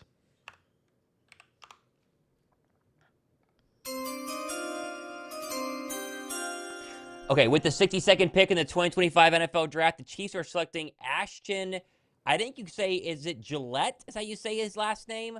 Edge rusher from the University of Louisville. And so, is it Gillette? I don't know how to say his last name, honestly. I don't know either. Yeah, Gillette. I quite honestly did not pay close enough attention watching highlight clips and everything. So the chat, you can let us know. People are announcing the pick itself, but phonetics. Gilotti? Gilotti? Gilotti? Gilotti, I don't know. I gotta listen Gillette. whenever they bring this one across. Yeah, I'm not One sure. of those I'm three, not sure. maybe, hopefully, is correct. He does have a very good pass rush win rate, though. We could give you some legit stats, even if we can't pronounce the name. But 21% pass rush win rate, 6'3", 275, 97 on the PFF big board. But again, if you're going to make the statement of, okay, PFF had Mukuba much higher, this one would be a reach. It's all over the place, though. I think overall, good physicality. You look and see the Chiefs are certainly bolstering the defensive line presence. They went defensive tackle. Now they're going edge, trying to continue with that. So, yeah, makes some sense there. There you go. Okay. Brown's pick is in. We don't know who it is yet. Let's wait and see. Let's wait and see. Man, okay. Gilotti, Mike Malone says, was a sleeper for multiple ESPN analysts also. Okay. Gilotti. Okay, well, now see, look, people are going phonetics. Yeah, they're messing us up. Gelati, like gelato, like gelati, but then someone's Gilotti. Yeah, okay, well, someone got it. All right, Browns pick. I'm going to run through some of these super chats. We had a lot of those once the Eagles picked. Ian with the 2, appreciate that, man, said, with Trey gone, does Philly grab Asante Samuel Jr.? That was maybe before they selected, but also, free agent potentials could be, I guess, to say that Trey Amos, you didn't get him. Yep. I mean, there's options. Howie said they're going to look to add guys, be undrafted free agents, maybe not done with moves of trades and all the other stuff, but it feels a little bit less like there's so much time left in the draft, too. They could get somebody else. Yeah, a lot of time. Jaylee 26 with a 5 says, no, Amos stolen by the team with the worst NFL team name. Go Birds. Yeah, well. It's that's Washington just how it is. Football team. It was a bummer. Took him. Bizak with a 2 with the mushroom emojis, and then says, mushroom, let's go, Thomas. See, this is how rumors start. I know. Somebody takes it and runs with it now. No, okay. Not those kind of mushrooms. Oh, I'm going to go gosh. get my mud water shortly. Obviously, Philly just picked, and so we got a lot to talk about. But for sure, yes. I'm going to definitely get my mud water here in a little bit, just to prove to everybody that it'll help pick up the energy here, because we got a long way to go. Way to go. Otherwise, going to be like, wait a second, what? Scotch Sunday. Hey, there's another option. You get some scotch. Who is left? Probably not. Who's left on the board that had a top 50 visit? Well, it was top 30. Probably a typo there. Top 30 visit. Who's left on the board for that visit? I can tell you that. I'd have to look. I can look at Anthony DeBona's tracker real quick, and I think I've got it here relatively quick if I can get to it. And Oh, I have the Brown pick. I think we need to talk about the Brown pick, Josh. Okay. All right. Well, we'll come back to you on the Eagles and who's still available. So, okay. Yes. All right. Let's Brown go. pick. Okay, with the 67 pick in the 2025 NFL Draft, the Cleveland Browns select Harold Fannin Jr., tight end out of Bowling Green, Josh. And so, excuse me, just a couple of picks away from Philadelphia. You knew Fannin was probably going to be a third rounder. You knew Philadelphia probably wasn't going to be close, but I had him as my best tight end remaining on the board. And his offensive, or the Eagles quarterback coach was his head coach at Bowling Green last year. Very versatile guy, consensus All-American, the Max Most Valuable Player of the Year, the Max Offensive Player of the Year, first team All-Mac. I mean, this guy's done everything. Anything else? He's been, well, I mean, he lines up as a wide receiver. He lines up in the slot. He lines up on the inline. Great hands, great body control. You call him a little bit undersized for the traditional inline tight end role. Top speed isn't crazy, but I still think he's a fantastic, fantastic receiver, a great tight end. And I'm really liking the Browns draft right now with Mason Graham and Harold Fannin and Quinshon Judkins and Carson Schwesinger. Fannin is gone, and the tight ends are starting to really fall right now. Yeah, this is, I mean, not exactly in a great way. Gunnar Helm is still out there for people wondering, okay, who does that mean? The next option beyond that, probably Gunnar Helm, Eagles met with at the Combine. Harold Fannin, you can throw out there, you kind of mentioned the speed aspect, and the Combine didn't run necessarily fast, but the eye test and the game speed, I think, is what matters most to anybody, obviously, because you're out there on the field, and he was doing that. He put up great numbers, even against good competition. Some of the games that they played last year, played against A&M, played against Penn State, over 1,500 yards, 10 touchdowns. Jonnu Smith, I think, is one of the player comps that you could throw out there for. Blocking, sure, that's going to be the constant theme. I think personally, and this is just as I was going through and watching, and we talked about him a number of times, I feel like he's a little bit underrated as a run blocker. I'm not saying he's good. I'm not saying he's a good run blocker, but I think he's a little bit underrated. People just hate on it so much. I think he's got the ability to kind of get up there and at least be serviceable. So I'm with you. That one to me makes sense for the Browns. A little earlier than I might have expected him to go, but that certainly hurts Philly. Okay, we have the Raiders pick as well. Okay. We can get to that one here. Let me know when you're ready to go. We're good to go on that one. 68 overall, by the way. Things are really flying here.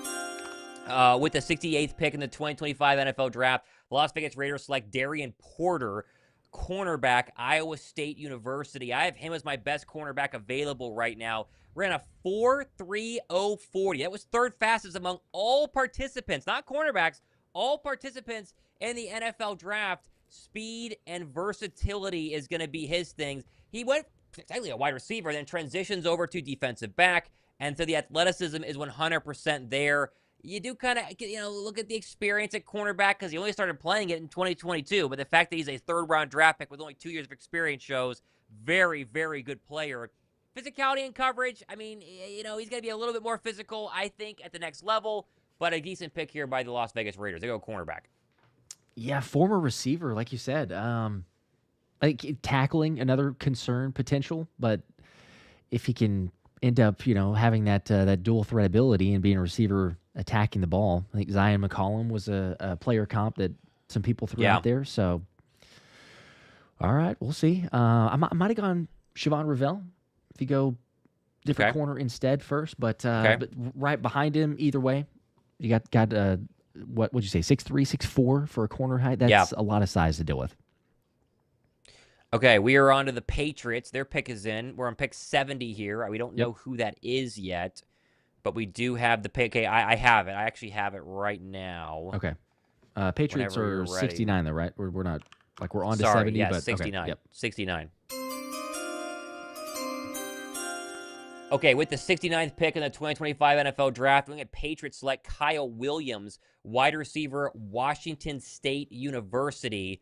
And so they finally get a weapon on the outside for Drake May. I know they signed Stephon Diggs this offseason, but now the Patriots are getting a receiver. And speed seems to be the theme right here. But after transferring to Washington State in 2023, he had 70 catches, 1,100 yards, and 14 touchdowns. That's up from only 61 catches and 6 touchdowns the year prior. 17.1 yard per catch, broke the school single-season record with those 14 touchdowns.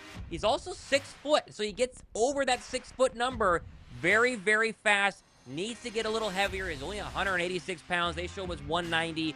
But overall, another weapon on the outside for Drake May. Yeah, I like that one a lot. Really good against man coverage. Let's face it, the Patriots, I mean, they needed a lot of help from a season ago, but certainly on the offensive side of the ball. So continue to add, give the weapons for Drake May, protect him. Should be a lot better. I like it. You can kind of grow together, too, in the system. Solid pick. There you go. All right, so we go to 70 with the Detroit Lions now on the clock. I'm going to use the restroom. I'm going to make me some mud water, if you don't mind, Josh. I'm gonna There you go. Yeah, we talked about it so much. Might as well do those a little mud shrooms, water baby. Here, so, yeah, right. I will be right back as we continue to roll here into round 3.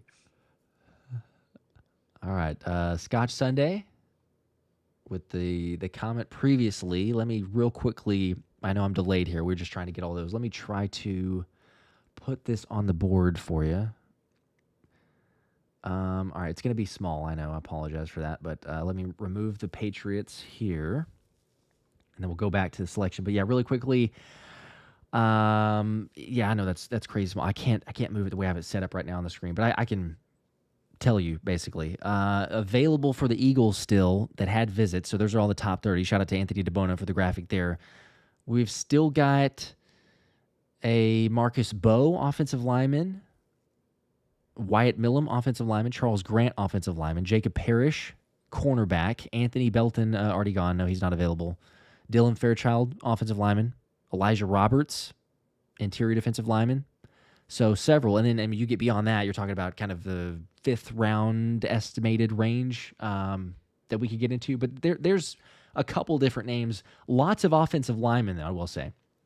It did feel like if you weren't able to get some of those other targets, that it would be that range. So, all right, 70 selection. It is in, by the way, as I was chatting up there. So let me get to...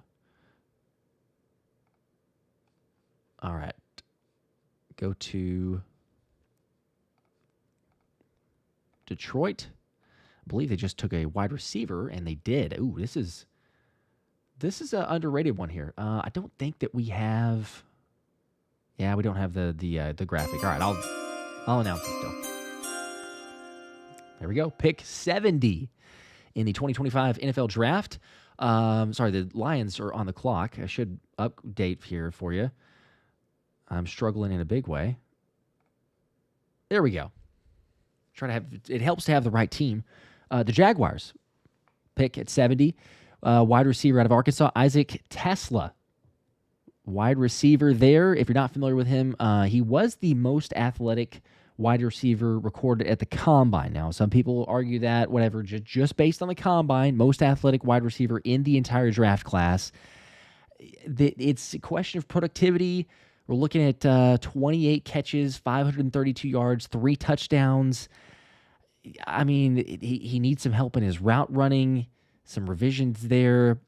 He's a hard worker. He came from Division II, able to get onto Arkansas, play for a couple seasons. I just think that, if he's in the right system, and I don't know, is Jacksonville there? They got Travis Hunter, take Isaac Tesla, pair him up with Trevor Lawrence. It's a weapon.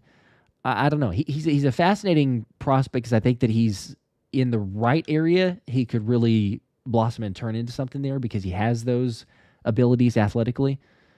But interesting one for me, honestly. I mean, at 70, that feels a little quick, I'll be honest, but maybe not. Matt with a 20 bomb, 20 more Philly Special Show memberships. I apologize. I'm getting to these a little bit later, but I will get to them in order. Appreciate all the super chats. You guys are the best. 71 is going to be bringing up the Saints, I believe. Let me try to update that one real quick. Where are the Saints going to go with? We've got it, actually. So 71. We've got the Saints selection as well. Update. And All right. Saints already selected.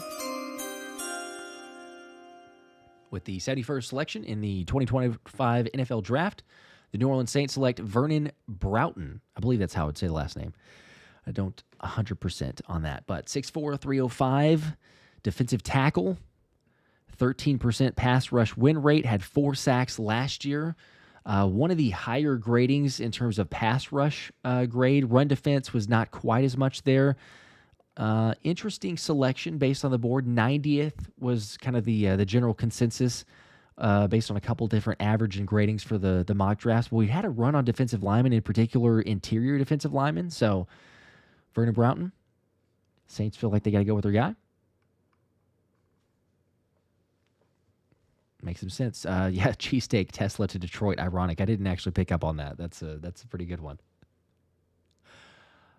All right, let me get on these other super chats as well, as Buffalo is on the clock at 72. Let me update Buffalo, and then I'll get to that one.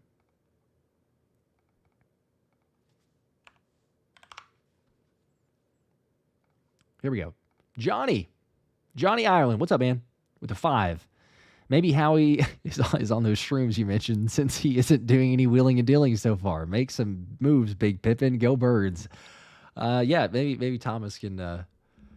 Maybe Thomas is not the only one. See, this is the problem though. We're spreading rumors that somebody's going to go with, and it's just the mud water. But who knows? There's multiple of these. Great, good. The more super chats. Pork chop with the 5. Mushrooms. Now the massive grain of salt oxymoron makes more sense. Love the stream. This makes the event better, just like the Super Bowl. Great job, boys. Thank you for that, sir. That is appreciated. Still, people are taking and running with something that is maybe not quite exactly what was inferred, but, he technically did say it. Real Brave Music with a 2. I'm going to go full throttle round 3, in quotations. That's probably Howie Roseman. Maybe so. I just feel like there's going to be some sort of a trade up. Josh H with a 2. Sanders falling to round 3 is hilarious. It is. I think it's objectively hilarious. Keep on going down further. Cash Hendricks with a 5. This is the safety I wanted. I think that was back before to Andrew Mukuba. Again, I'm getting to these in order, so relate. Chris Turk. What's up, man? With a 2, I'm just happy we didn't go with Yeah, I mean, come on, we didn't need Sanders. Are you kidding me? Who was going to go there? Sanders was never in play. I'm with you though. Jack J with a 5. Trade up from Harold Fannin Jr. in the 3rd. Or trade up for him. Yes, that was earlier. Well, could have no longer. So much for that. Much for that. Took a while to get to the super chat. So, by the way, I was curious. I knew the Saints were coming up, and obviously they have not taken Shedeur Sanders. So, holy cow. Yeah. Still let him fall. Just go further and further down. Bills at 72. Annan with 5. We will have Simmons teach him how to tackle. So still believe Justin Simmons, and then teach Andrew Mukuba and Sidney Brown to tackle, is the belief. Okay. Yeah, I don't think it's happening. I think Justin Simmons is done. I kind of believe that as well, yeah. It's my personal opinion here. Yeah, so probably after that move. CJ with a 10. He is very similar to Justin Simmons, just barely lighter and just 2 inches shorter. Yeah, but you kind of just argued against yourself there. Like, I mean, it's somewhat true, but like just 2 inches shorter, that's a decent difference. I mean, I don't know. Like, you go from like, hey, someone's 6'1" or someone's 5'11". Like, I don't know, that's a decent difference. I don't know. I hear you. He could go into it. Another JH with a 2. Told you Mukuba was good last week. Yes. That is true. I believe. Yes, you did. That one. Yes, you did. That is fair. Higher than what I anticipated. I did not expect it to go that early. I agree. Do we have Buffaloes yet? I got some more super chats I can run through. Okay, I have it. We can go with that one. All right. Yep. Okay, with the 72nd pick and the 72nd pick in the 2025 NFL Draft, Buffalo selects Landon Jackson, edge rusher, Arkansas, and so they get the massive. I mean, they got 6'7" one of the larger edge rushers in the National Football League. I mean, he is huge. And he goes to Buffalo, who continues to bolster their defensive line. I mean, he's versatile. I think you could technically play him at the defensive tackle spot as well because he is so large.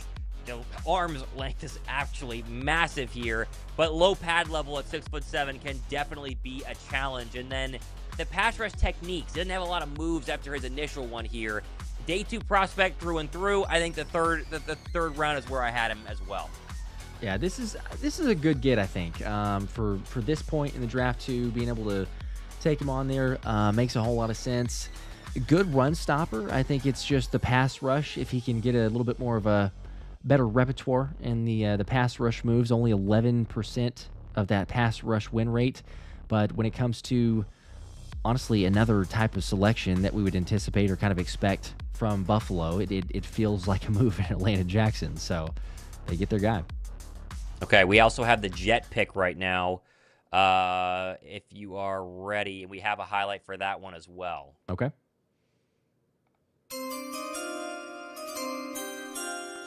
Okay, with the 73rd pick in the 2025 NFL Draft, the New York Jets select Azareye'h Thomas, cornerback from Florida State. So another cornerback goes off the floor here, or off the board, and a lot of people compare him to Jalen Ramsey. The problem is that he's barely played the cornerback position from a starter role. He just became a starter this past season. The question is really going to be, in my opinion, is speed, because the speed is a little bit of a problem here. The game tape indicates he rarely gets beaten deep, but the actual 40 time says he's a little bit slower, a little more modest than you'd want. Also had a lot of flags at Florida State, a lot of penalties overall, but he has a knack for the football. And, you know, the broad jump was impressive, and he had quite a few PBUs at Florida State. I had him as a second rounder, late second rounder, but he goes here in the third because there are a lot more cornerbacks ahead of him. Yep. Only 20 years old. You know, there's time to grow, get involved in that. Maybe potentially learn, not necessarily. We'll see, but I agree with you. There's the athleticism factor. He does seem to play with a significant amount of IQ and just understanding of the position, especially for not having started for that long. That's the impressive part. He doesn't have that experience, but he does look like he knows what he's doing out there. It comes down to the athleticism, as you mentioned. Will that be a hamper? Can he play through it? Is he going to be able to use his leverage against other teams? He's a taller one, obviously, at 6'2", but Jets add another guy. They do have one dominant corner, of course, in Sauce Gardner. So there you go. Get Azareye'h Thomas.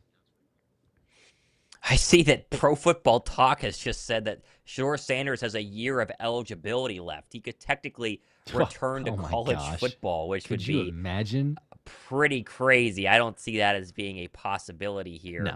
The Broncos pick is in. I don't have it yet at 74. By the way, we keep talking about it. Here is my Mudwater. And so the case that comes in here.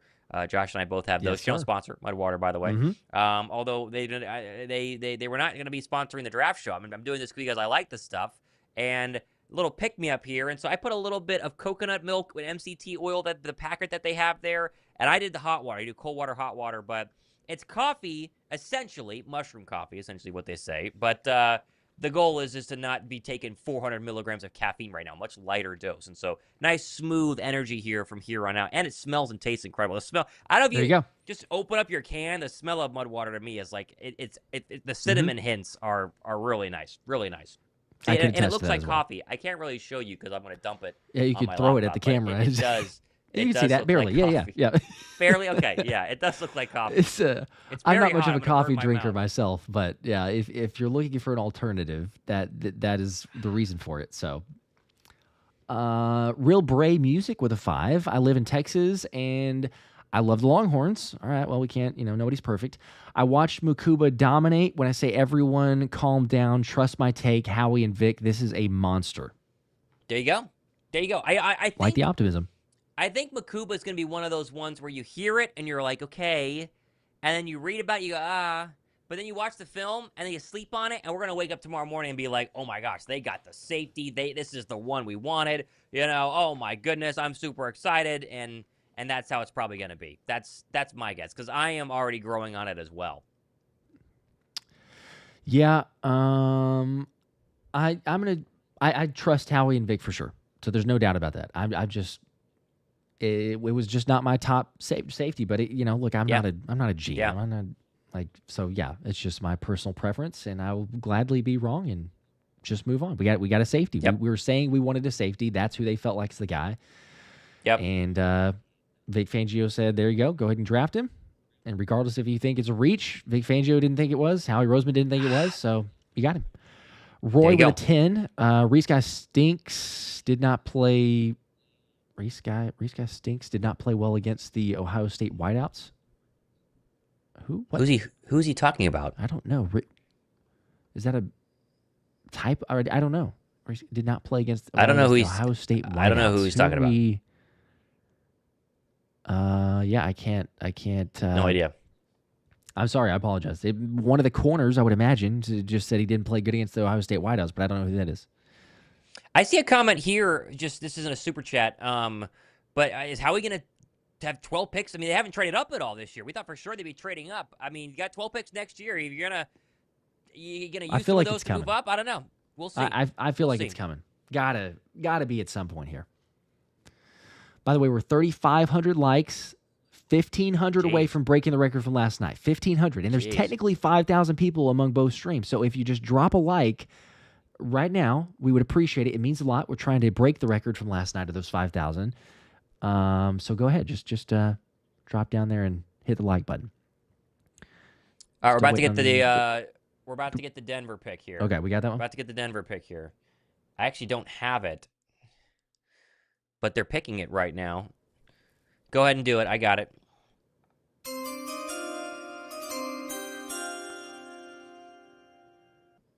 Oh, I don't know if I have it yet. Hang on. Okay, now I do. All right. Okay, with the 74th pick in the 2025 NFL Draft, Denver Broncos select Pat Bryant, the wide receiver out of Illinois. And so Denver has added another pass catcher, this time the 6'3", 200-pound variety in Pat Bryant, who I had him as more of a later round guy, Josh. I mean, I don't know where you had Pat Bryant. I didn't have him as a third rounder.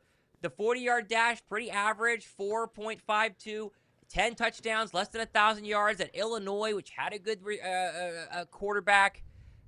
Interesting pick. I didn't really have a high grade on him. I don't know a lot. Yeah, I didn't either, honestly.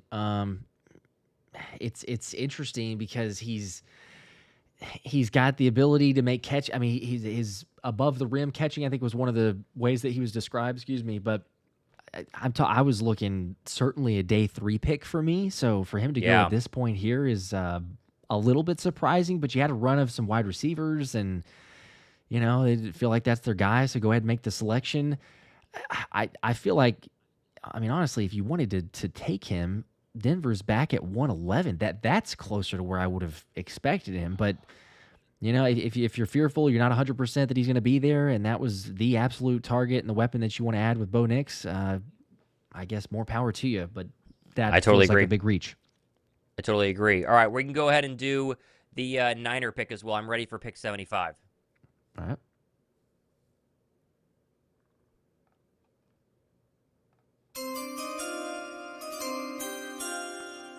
Okay, with the 75th pick in the 2025 NFL Draft, the San Francisco 49ers select Nick Martin, linebacker, Oklahoma State, Josh. And so we get an inside linebacker here for the 49ers. And the question is going to be, how ready is he to contribute right away? He did miss 7 games last season. The knee injury is why he fell a little bit here. But in 2023, as a junior, started all 14 games and led the team with 140 tackles. That was the most by any Oklahoma State player since 1984. So he was all Big 12 honors. Definitely has the ability there. Very athletic, very versatile, had a great combine as well. But the knee injury is kind of the question mark here for Nick Martin and why he goes in 75. All right. Hey, they keep going. I mean, honestly, they're just trying to retool that defensive line, that front 7. You go with the linebacker here. They've made some selections already with Michael Williams, Alfred Collins. San Francisco had a clear game plan going into it, but 75 picks, or out of the top 75, 3 of those all front 7 guys. Yep. Yep. All right, Dallas on the clock now. Now, when does Shedeur Sanders go? Does he go tonight? Falling out at all tonight would be crazy. Yeah, could you imagine? Thinking, hoping he was going to be a first round, and then he ends up going day 3. Yeah. Oof. Yeah. That'd be rough. That would be crazy. Okay, all right. I don't have the Dallas pick, but they're about to give it to us. Yeah, it says the pick is in. June says, with the 2, potential is there, but not going to lie, son, that's a bad pick. That was from previously, but. Oh, from Akuba, okay. Back and forth. All right, I have the Cowboy pick. With the 76th pick in the 2025 NFL Draft, the Dallas Cowboys select Shavon Revel Jr., cornerback, Eastern Carolina. This is an interesting one. I had him a lot higher than going this late in the 3rd round because he tore his ACL in 2024. It makes sense why he's here. He missed the final 10 games and actually sat out the COVID year as well back in 2020. And so he was on track for having a big year in 2024. The ACL tear is definitely the problem there. But he has the speed and explosiveness, and a lot of people liked him during his time at Eastern Carolina. I think Dallas has had a pretty good draft, Josh. I mean, it depends on what their first-round pick guard does. But since then, I think they've done a really good job bolstering this defense. They just don't have any weapons, is what's crazy. I mean, who's playing running back for the Dallas Cowboys? Who's their number 2 wide receiver for the Dallas Cowboys? I mean, these are questions we do not know the answer to. Defense wins championships, but yeah, there's not too many of those. I with you though. I do like that selection. Our rivals in the NFC East making a couple selections at corner that yeah, fairly high on those Wonder guys. Why. So wonder why. I have to deal with it, I suppose. I don't know, but yeah, bully and press coverage. Shavon Revel. I don't know. Likes a little bit of out of control. Gets beat, but we'll see. Carolina has traded up here, Josh. I have that pick ready to go. 77.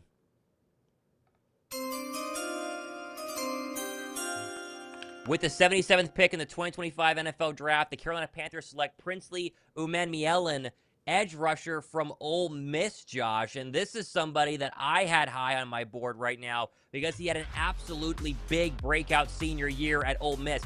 10.5 sacks, 13.5 TFLs. I mean, this is a guy who rushes the quarterback. First team All-SEC, second team All-American as well. Transfers over from Florida. I think he's a very, very good pass rusher with a lot of bend ability around the edge and explosive off the line. Yeah, I'm right there with you. Lots to like about his game with the 6'4", 255 frame like you're talking about. The pass rush win rate, which again I will say almost every single time for a pass rusher, that's one of those big things that we talk about. 22.8% on that pass rush win rate is big time. Run defense, a little bit more question marks, but if you're gonna have a guy who's potential to put up double-digit sack numbers, I think you live with that and you hope that he slowly improves in the run-stopping game. Little bit limited versatility, but getting after the passer, that's what it's about. All right, so 78 now. We're flying. Like everybody's starting to get picks in, and it is moving. Sorry, I had a dog that was freaking out because it's thunderstorming right now. We've had so. We've had that the last couple days. Let's hope I don't lose power because I think it's going to storm a lot right now. So if I just magically disappear, then we know why. So yeah, that'll be interesting. Okay, Cardinal pick is in. I don't have it yet though. All right. Let's get theirs. Do not have the Cardinal pick yet. Ooh, it's really raining right now here in the ATL. Wow. Okay. As we wait, real quickly, I'll get in a few super chats because we're behind on those. Keisha with a 5. This was from earlier, but said this chat is so fickle and it is messing with my buzz. Y'all freak out way too easy. Every year it's the same thing. Breathe in, breathe out, relax. Not a bad idea there. Yeah. I wouldn't disagree with that one. It's hard not to get emotional, but yes. I had the Texan pick. I don't have the Cardinal pick, so I don't know who the Cardinal pick is. Well, but I had the Texan pick at 79. Let's see if we can get that here. Yeah, I'm refreshing also, and I'm not seeing it. So, do not have it. Okay, I have to deal with my dog, Josh. Sorry, you have Okay, to. sure. You You're good. have to run point here for a All second. right. Yep. No, you're good. Let's see if we have the pick here for the Cardinals. Come on. If we got Houston, surely.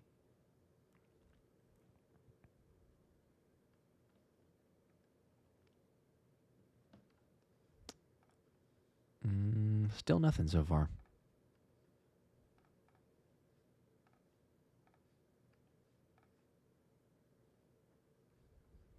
Nope. Well, it looks like the Texans are going to go with a receiver. So we'll eventually be able to announce that, but I can't get the Cardinals yet. Justin, +1 on breathing techniques for this chat. Yeah. Eagle 1.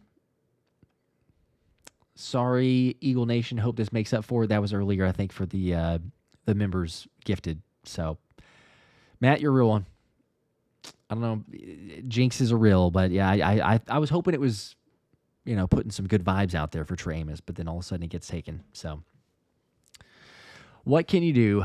Daniel with a 5. As much as as much as CJ is beloved by Philly, but some are overlooking he ranked 21st out of all safeties. Hopefully this stat doesn't upset anybody in the chat. Well, I can only imagine. That was earlier. I can only imagine where that went with the conversation. But, he was not as great early, started to get a little better late, cleaned up some things. But you're right. It's not just over the moon. All right, let's see. I'm just trying to refresh. Cardinals pick. Do we have it? Come on. Still nothing. I'm not seeing.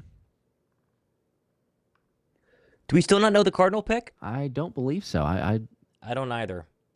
By the way, it's really storming, and so I'm going to disappear at some point here. The power's going to flicker. I just know it's going to. So just FYI. Okay. I do not have. Oh, I have it now.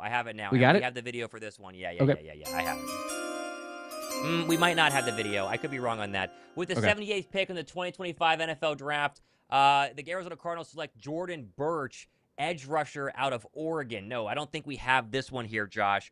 But he is another of these massive edge rushers. We might. If we do, then obviously throw it up. Oh, look at that. We actually do.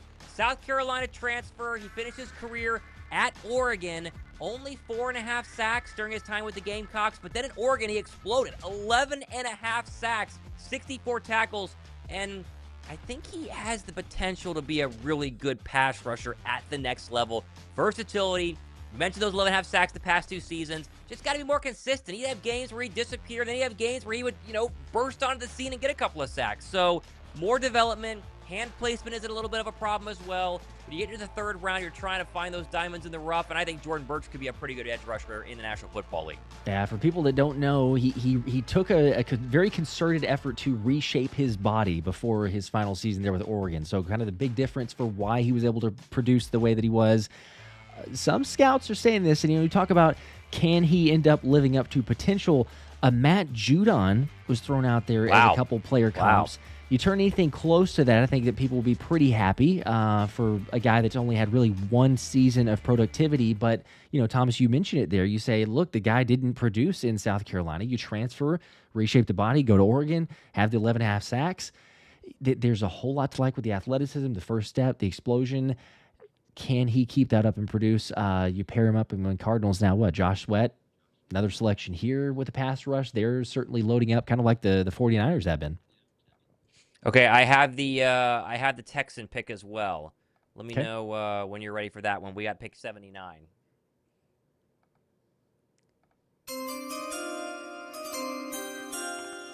Okay, with the 79th pick in the 2025 NFL Draft, the Houston Texans select Jalen Noel, wide receiver, another one out of Iowa State, and they get another slot guy here. They do get a slot guy in Noel. I mean, I like the guy because he has incredible hands and he's incredibly fast right now. 8 touchdowns in 2024, 1,194 yards, about 14.9 yards per catch here. And route running continues to be the thought. I mean, I have him as one of these slot guys who can do a lot. Obviously, blocking is kind of the problem. Physicality, a little bit undersized, but I think it's a good pick here. The Texans have gotten 2 receivers, Jayden Higgins in round 2 and now Jaylen Noel in round 3. Why not? If they played on the same team, pair them up. It's kind of a fun pick. Yeah. See if it works out for both of them. But, we mentioned the injury. Tank Dell, you're trying to get some more weapons for C.J. Stroud. They're trying to protect him, of course, too. So they made some offensive line picks there. But it's probably a little early for me, just personal preference on where I would have gone with him. A couple other receivers maybe ahead. But, if it's between both of those and you got some previous teammates rejoin there, I can see why you'd make the pick. I got the Colts one at 82. I'm ready to go for the Colts at 80. All right.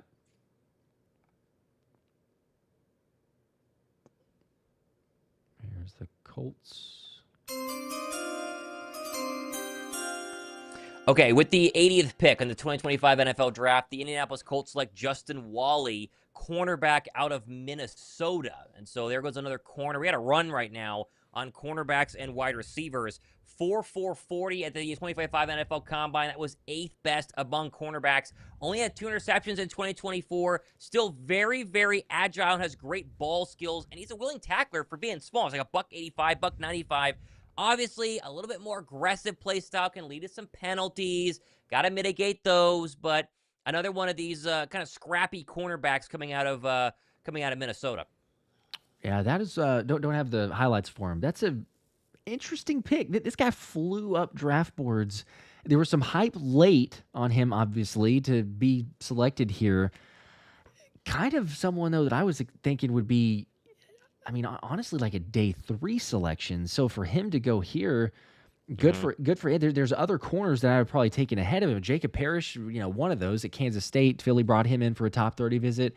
The Colts feel, obviously, with Justin Wally. I think when you look at him, there's certainly a lot from in terms of his anticipation and his skills where he does look like he might be, more ready than some of the other corners that are there from day one. But I just don't know, like, the long-term trajectory of what you're going with. 5'11", 195. I personally, again, would have just gone with him tomorrow and take somebody else. But here we go. Let's do the Bengal one here at 81. I got that one ready to go. I think we're starting to see how the draft is weaker than I think, most people realized even heading into it. We knew it was a weaker draft, but even in the 80s, you're starting to get these picks that you're wondering, when are they going to be able to go ahead and contribute? The 81st pick in the 2025 NFL Draft, the Bengals select Dylan Fairchild. They get the guard out of Georgia, an all-state wrestler, 0 sacks allowed, and 785 pass blocking attempts, Josh. I like him. Very physical, very gritty blocking style. We talk about the wrestling background as well. Pass protection, he hadn't allowed a sack. You can't really complain there, but you need some refinement on the footwork. Again, you get to the 3rd round here, and you want to make sure you still get a versatile guy. Plays a lot of left guard, but he can move around the offensive line as well. He played right guarded and has a little center in the background. But I have him as a late 3rd, early 4th, and now we're kind of middle of the 3rd round, and so it kind of fits. I like it. Georgia player. Physicality. Yep. Makes sense. So it makes, Tennessee back on the board? 82? Yep. And the pick is in right now. Okay. Happy Funk, welcome to the Hungry Dogs tier. Membership there. Access to the monthly Zoom calls. So congratulations. Special merch giveaways for members as well. Good for you. All right, so let's get the Titans now. I am getting those super chats. We've just had a blistering pace for those that are wondering. We will get to those.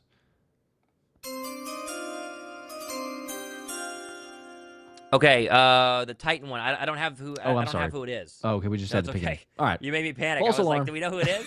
No. I know just who have the to tell Steeler us. one is. Okay. I know what the Steeler pick is. Great. Know who the Let's Titan be pick after is this now. one. Okay. That's happened multiple times. Put you on the People spot. jumping the gun on me. No, I did not know who the Titan pick is. Okay, right no, now. we're good. I heard pick is in, and I went, oh, okay, we're good. No. The pick is in for the Titans. We don't know who the pick is. Sorry. Okay. I will get to a couple super chats then in the meantime. Go ahead. 33 Pauly with a 2. Didn't Andrew knock out that Georgia quarterback last year? Yes. Carson. Yes, he did. No, it was the other one, Gunnar Stockton, right? That was the because of hit, the yes. Yes. Because Carson came in after. I think so. Yeah. So was this the hit on Carson Beck? I don't remember. I don't know, I can actually. tell you here in a second. Because he got I'll tell injured, you. but then it was after whenever he had to come in, and he was going to be useless. But It was Gunnar Stockton. Gunnar, it was okay, Gunnar all right, Stockton. Yeah. It is overtime. Jeez, yeah, he like decapitated Gunnar Stockton. I forgot about that. That was really bad. Oh, man. Lucky left with a 10. How do you guys feel about our second round pick? I need to go watch some film. I'm not sure. And Josh, when Walter Nolan went off the board, we had the same reaction. I think a lot of people did. I think a lot of us did. A lot of us did. We are growing, Josh. We are growing in the Makuba pick. There are a lot of people that had him as a third round guy. And I think that's the thing. Third round guy, you love him. Second round guy, a little bit of a reach, but you're picking 64th. And so 64th is basically the third round. And so I think in the end it makes sense. They didn't bring him in for a top 30 visit, and then they brought in Kevin Winston for a top 30 visit and didn't pick him. So it was interesting. Just because you come in for a top 30 visit doesn't mean you leave as the favorite. So, remains to be seen. Yep. I think it tells you about the injury concern, like we mentioned a second ago as well. So I look, again, I'll just continue to say it. Personally, I would not have gone Andrew Makuba. I will very gladly, hopefully, be proven wrong. I'm not saying that he's bad. I just would have gone other preferences.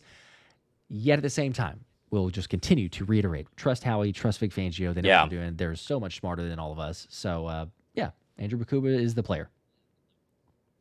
Still don't have the Titan pick, by the way. I'm still no. waiting on that one. I had the Steeler pick, and I'll tell you this, Josh. The Steeler pick is not Shedeur Sanders. Okay, that was the question that we were going to be asking. Yeah, somebody. In case you were wondering. Holy cow. The slide is unbelievable. It's wild. That is absolutely wild. Almost 4,000 likes. We are 150-ish likes away. If you've not hit the like button, please do that. Garrett with a 20 bomb, just spitballing here. Maybe Howie is betting on the Eagles being good this year, knowing there's going to be a lot of quarterbacks next year, meaning players of need are easier to move up and get with more bang for our buck. So that's interesting. Save those selections and do that. It's a very good point. And then you use the 12 and trade up next year because you get 6 or 7 quarterbacks in round 1. Not bad. All right, Titan pick is in. Let's do the Titan pick. Okay, 82nd pick in the 2025 NFL Draft. The Tennessee Titans select Kevin Winston Jr., Josh, the Penn State safety. I think he fell a little bit. I mean, 82, I had him as a potential second-round draft pick. Philadelphia brought him in for a top 30 visit. We know a lot about Kevin Winston Jr. playing up there at Penn State. Very physical. Many strengths that I would say revolve around that. Aggressive. Good in run support. Good in pass coverage. Ran a 4.5 40, so it means he's fast and athletic. He has the speed to cover ground quickly, and he does match up pretty well against fast receivers. But the ACL injury in 2024 is obviously a question. That's why he fell. He probably could have been a first-round draft pick if not for that. And some scouts have noted that Winston can be slightly hesitant at times, which affects the reaction speed. I like him. I think he's an excellent cover 3 safety, especially in single high as well. Many different roles. Big fan of Kevin Winston Jr. I think the Titans are putting together a nice draft as well. Yep. We're in the same agreement. Lots of people would have, considered been a potential option. I'd say as good as one of the best, if not the best, ball hawks that you would find in this class. It's just that injury. But I'm telling you, before the injury, like we very realistically could have been talking about Kevin Winston Jr. being the first safety taken off the board. So if he recovers back to that area that he was at in 2023, the Titans got a steal. And, you look at Denard Wilson, the defense, and what their job could do with it. I hope for his sake that he's good. That would have been my pick. I understand people mention, like ACL injury, they're serious, all that. But we'll see. Eagles must have felt not enough to go with him. Okay, I have 83. Steeler pick ready to go. And not Shedeur Sanders. And here we go. 83, Pittsburgh Steelers. They select Kaleb Johnson, running back out of Iowa. And so another back goes off the board, and this one is the big physical flavor, Josh. 6'1", 224 pounds. He is absolutely massive. You got to be a big running back if you're playing in that Iowa offense, right? 1,500 rushing yards in 2024. Wait for it, 21 rushing touchdowns. Both of those led the Big Ten. Really good vision, though. Very patient as well. He waits for those blocks to develop. He waits for running lanes to go ahead and emerge. The questions are obviously lateral agility and kind of surprisingly pass protection. Not necessarily the best pass blocker so far, but he has the size. Can the coaches in Pittsburgh get it out of him? I like this pick for the Pittsburgh Steelers. If you want a physical back, he might be the best one in the draft. Yeah, very, very physical. Okay, so the funny thing, too, and I'll just throw this out here, R.J. Harvey that we mentioned a good bit ago at pick 60 for the Broncos, that dude's 5'9", right? So if I were to tell you he's got good elusiveness, he's going to make people miss all the other stuff, that seems to reason. As you're talking about Kaleb Johnson, physicality is there, but he's also got a significantly higher elusiveness rating than R.J. Harvey. So that kind of is, a little bit terrifying, I suppose, for a 6 foot, 225-pound running back. It's one thing for agility. Yes, that is certainly understanding. But just to make people miss, broken tackles, getting out of the way, it's not necessarily always just run over the guy. Has good vision, as you were talking about, with other areas to like about his game. But it does feel like a Pittsburgh Steelers running back, prototypical there. And, Najee Harris, I don't know, he's just kind of iffy there last season. Yeah, so I would feel agree. like it's time to move on, or at least bolster that. Bucks pick is in. I'm ready to go for the Bucks pick here. All right. Get the Bucks in.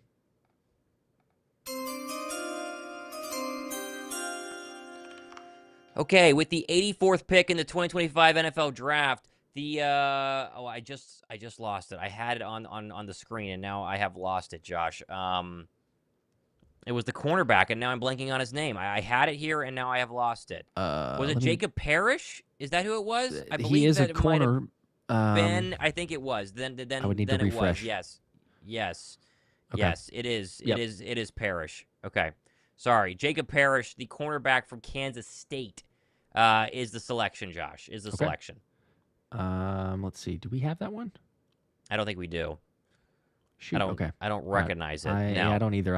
I was hoping that we did. I did a. Yeah. Okay. We don't. That's a good selection though. I mean, again, we mentioned Eagles brought him in for a top 30 visit. Very smart cornerback. 21 years old, 5'10", 198. Tons of agility, fluidity, recovery speed, explosiveness, short area burst, everything you like there. I'm curious to see, and Anthony DeBona would argue that he could play outside and in the slot. I feel like slot corner is a better fit for him, but I'd be interesting to see, is that where Tampa views him, or do they move him to the outside? And could he play that a little bit undersized at 5'10", 198? He actually did better than you might expect, though, against some bigger receivers this past season. So it'll be interesting to see. Okay, we have 85. 85 is good to go. The Chiefs traded up with the New England Patriots. We have 85 ready to rock right now. All righty.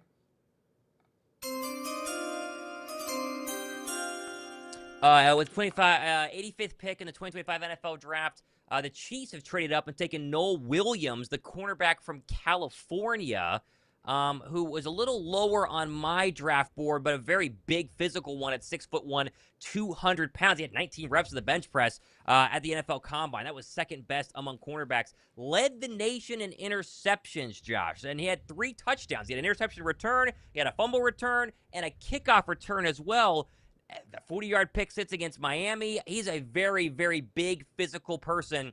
He's athletic, but the lateral movement can be a little bit of a problem here. Tacklers can kind of evade him in the open space. But overall, I mean, the Chiefs clearly wanted him. They traded up for him. Yeah, 15 interceptions in 5 years. The extra year haven't been there, but 5 years of play time. That's not too bad. Pretty good production there. The one thing is, or the other element of it, I would say, is probably the grabbing aspect. He can be fairly grabby, get a lot of penalties, but overall, there's been a run on corners. I think just objectively speaking, a little bit quick to take him here, but because of the run on corners, I imagine the Chiefs are like, okay, hey, look, we wanted to wait. Now it's time to go up and just get him. There you go. All right, 86. I don't have it. The pick is in, though, for the Chargers. We'll see if we get this one here. Don't have it yet. I mean, there's only 93? 90, what's the number? 94 picks in I'm blanking now. What's my 96? math? 96. 96. That would Yep. make sense. Yeah. Mhm. So we're 10 away from Philadelphia Getting there. wrapping up round 3 here. So the Chargers are on the clock right Yeah. now. J. Chad with a 5. Appreciate that. Says, love the live cast. Howie is having a quiet draft. Is Goddard staying now? What's next biggest position need for right now? Well, I think corner would make sense. They got their safety, they got their defensive lineman. Corner was kind of next on our list here. After that, it would be tight end unless Goddard stays. But I don't think we can assure that Goddard is going to be here until you get through tomorrow. And even if you get through tomorrow, you just got to make sure you don't take a tight end, right? Because if they draft a tight end tomorrow, they could wait to trade Goddard, but for a couple days technically. But if you don't draft a tight end tomorrow, then you're feeling pretty good, I would say, if you're Dallas Goedert. Yep. And then you have better negotiating power too. If that doesn't happen, Yes. You're like, all right, hey, great. You didn't get your guy. So, John, I appreciate you calling me out here. Yes, I did mispronounce that. I had the Jags logo up there and trying to multitask, which is not my strong suit, but Tesla to Detroit, not Jacksonville. So thank you for that. Yes. Still a reach in my opinion, regardless of which team he went to. But we'll see. Real Talk with G with a 5 says, Josh, I think our next Zoom call will get a little heated. Oh no. See, this is the issue, though, of being like so late on some of these super chats here. I don't even know what maybe Mukuba, I'm assuming, but I don't really know. I'm looking forward to it, though. Go ahead and roll through them all. Why don't we roll through them all? We can just say what the Charger pick is. We don't have to make a full announcement. I don't have it yet either. Okay, cool. JM with a 2. I think the league is icing Howie on purpose. It very well might be. Seriously.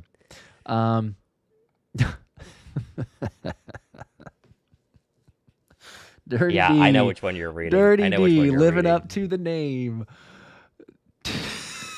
Yeah, that was a long time ago. I saw that one. Here. I was waiting. 2 inches is a huge difference. Just ask anyone. Yeah, it does. It does for a cornerback and for other people. Some so, people yeah. not going to say. Yeah. Come on now. I can't even remember who was making that argument earlier, but it was a long time ago. Spot on with her. That away, Dan. Lucky left with a 2. This has definitely been a quiet draft from Howie.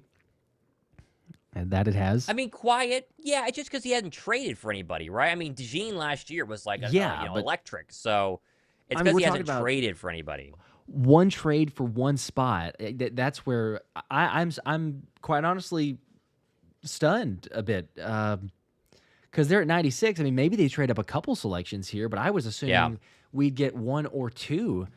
And now it's kind of looking like they may just say, yeah, we'll just pick at 96. Yeah. Tomorrow, surely. Like, Howie averages like 5 trades a draft. And if you only get 1 through the first 2, it's got to be coming. I'll just give you the Charger pick. It's a tackle. They got Jamari Caldwell from Oregon. So no need to we'll just so we have it. So put Green Bay on the clock. Yep. All right. Jamari Caldwell. Yep. Got that selection. So we're at 87. Mm-hmm. All right. John with a 5. Thank you, guys. Sure would be cool if you accidentally spilled the CJ GJ Oh, accidentally, you say. Oops. Well, we have a new CJ GJ. Yeah.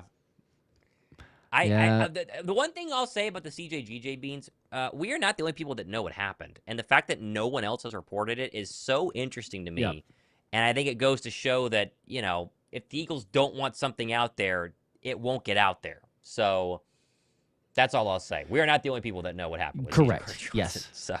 But outside of the beans themselves, I think it tells you even more. Just referring back to so CJ gets traded, and there's Kenyon Green, and someone wants to go, yeah, this is Howie loved the trade, just wanted to make the if you wanted to talk yourself into it. I don't think the majority of people believe that, but if you wanted to talk yourself into it, Yet now he's selecting a safety at the 2nd round of the NFL draft. So, I mean, Justin Reed tried to make the signing there, didn't get that happen. 2nd round. It was a move that had to be made for locker room vibes, team chemistry, everything there, and you're seeing it play out. So, Packers pick is in. I don't have it yet, though. And the Texans have traded up. Texans are going to be 88 and 89, I believe. Wow, okay. Tony with the 2. It's Friday, fellas. Crack a beer. It is Friday, actually. I've been cracking my mud Sure. water because I Staying don't want awake. to drink while we're. By the way, I have completely perked up, but I'm not like I'm gonna be able to sleep after, which was That's the whole goal benefit. there. Yeah. So yeah. You don't want the don't want the crash or the jitters, so you just kind of get the best of both worlds. Andres with a 2 said, "So glad you left your old channel, T-Mott 22." I am as well. Then. I am as well. It's your official statement. More than you know. Squinkstein with a 5, president of the Tanner McKee Irrational Exuberance Club here. Okay, checking in. Oh. Why not let the Mormon missile play safety? Nothing he can't do. Man, we are. I thought you were gonna say trade him because he's so good, but you wanted to play safety, which is fine. I mean, sure, why not? Right? It's 10:30 p.m. on night 2 of the NFL draft. They need to stop him, so sure. Squinks on some shrooms, I think. Also, Green Bay pick. I know we still have more super chats, right? So I'll just tell you the Green Bay pick here. It's Savion Williams, the wide receiver from TCU, the big wide receiver from TCU. Okay. I mean, 6'4" is kind of, some people have 6'5", but 6'4", 225. He's very, very big, but also has straight line speed as well. And so 6 touchdowns in 2024, not a ton of catches. TCU didn't have like a quarterback last year.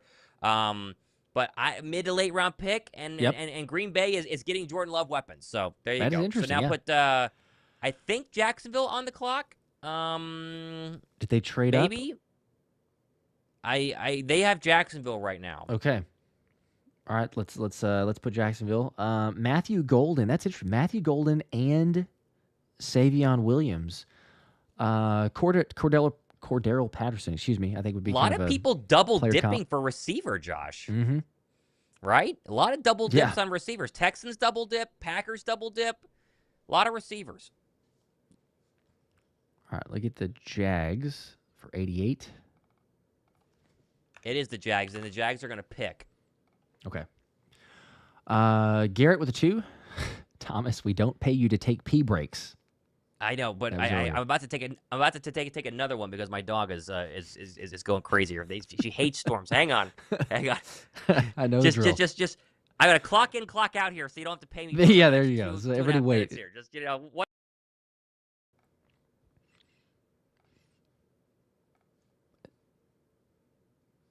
Jaguars.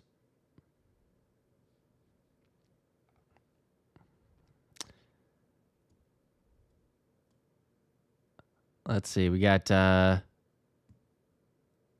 is it Kaleb Ransaw? Kaleb? I think the guy announcing it said Kaleb. I would pronounce that as Caleb, but either one. Cornerback for Jacksonville. So that's who they take at 88. And I believe are they on the clock again at 89? Let's see. I think they are. All right. Johnny with 5 more. As for Howie getting iced, I saw the clip of the call with Campbell, and Lori even said they were trying to get him for the past hour. Maybe true. Yes, that was they were. But the report was that they actually agreed to a trade with the Chargers. The Chargers agreed to it, and then someone botched reporting it to the league office, so it didn't go in. They didn't get the 22nd pick.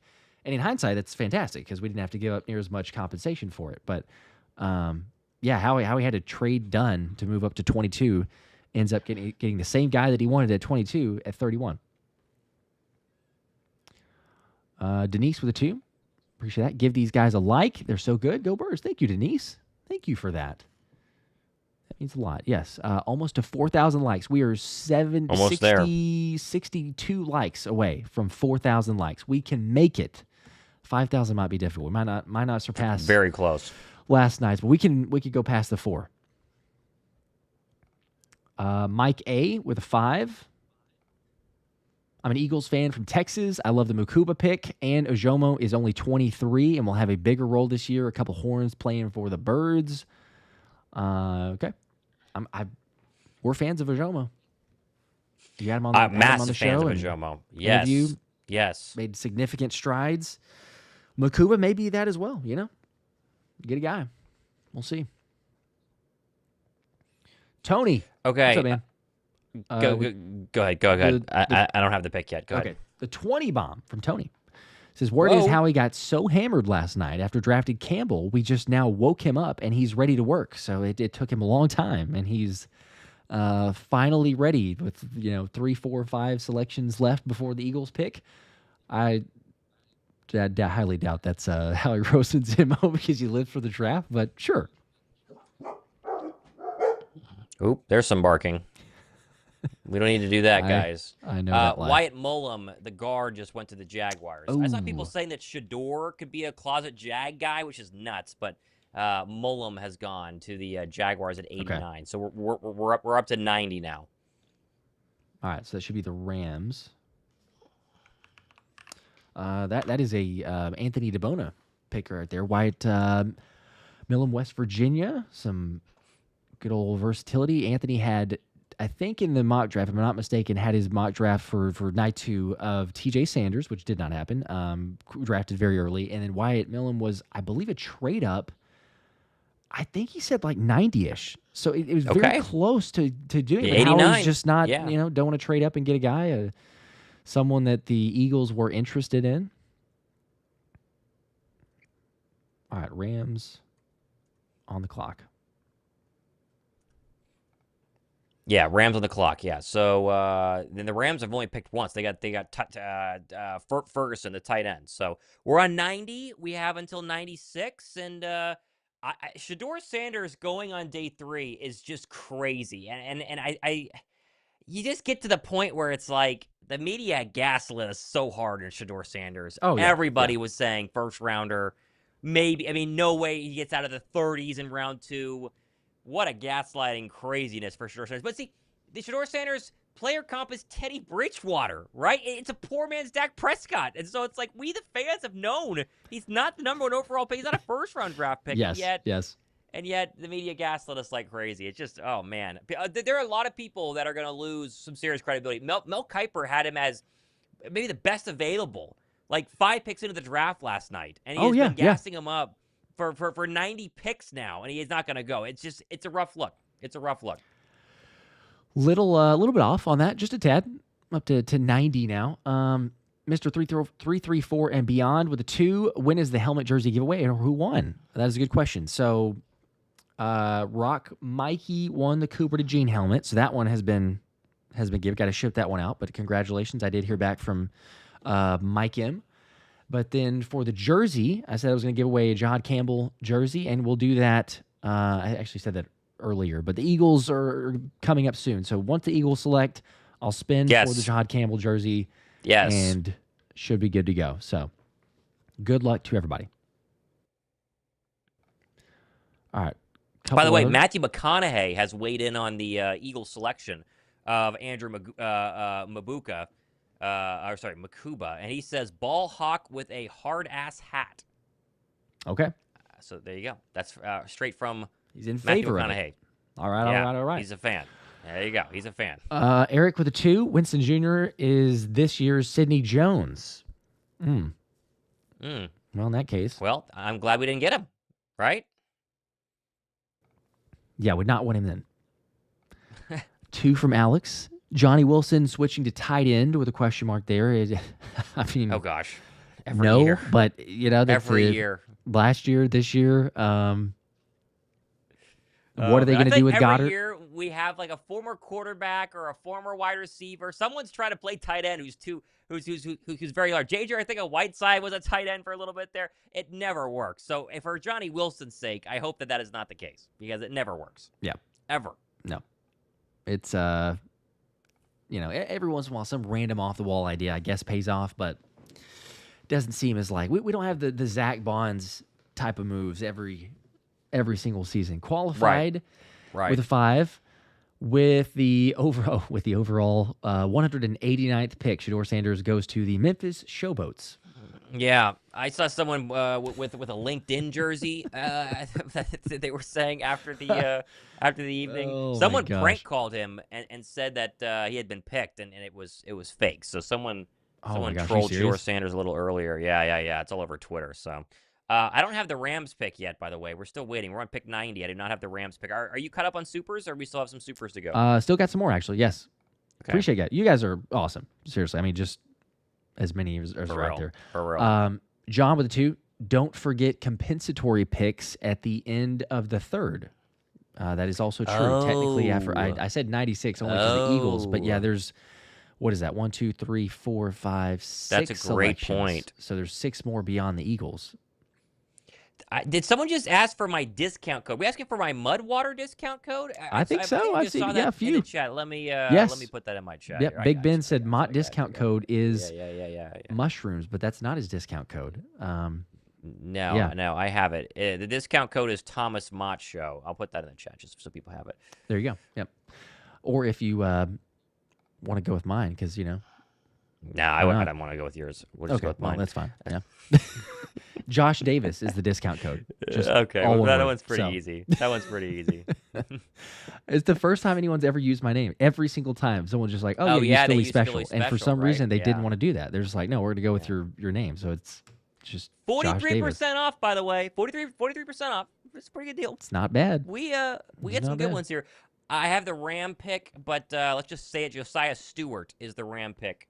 Okay. The edge rusher from Michigan. So they get the Wolverine edge rusher there. So another edge rusher for the Rams. They didn't have enough over there. Good gosh. Keep okay. piling them up. Yep. All right. Off to 90. Off to pick 90 now. Let's see. Ravens. 91. Ravens. What did I say? 90. Oh. Then you're Okay. right. Yes. Edgar with 5. Yes, this was a question earlier, and I briefly mentioned it, but we kind of got sidetracked. How many of the 30 visits for the Eagles are still out there, or second best of those 30? So that is a good question. I've got the graphic here. Up. It is a little bit small, but I can read it for you guys. Again, shout out to Anthony, because he's got the graphic here, the best graphic to follow for the Eagles and the tracker. So what is available and still out there at the moment is Marcus Bowe, offensive lineman for Purdue. Mm-hmm. We've got Charles Grant, another offensive lineman, William and Mary, and Elijah Roberts, interior defensive lineman, SMU. Yes.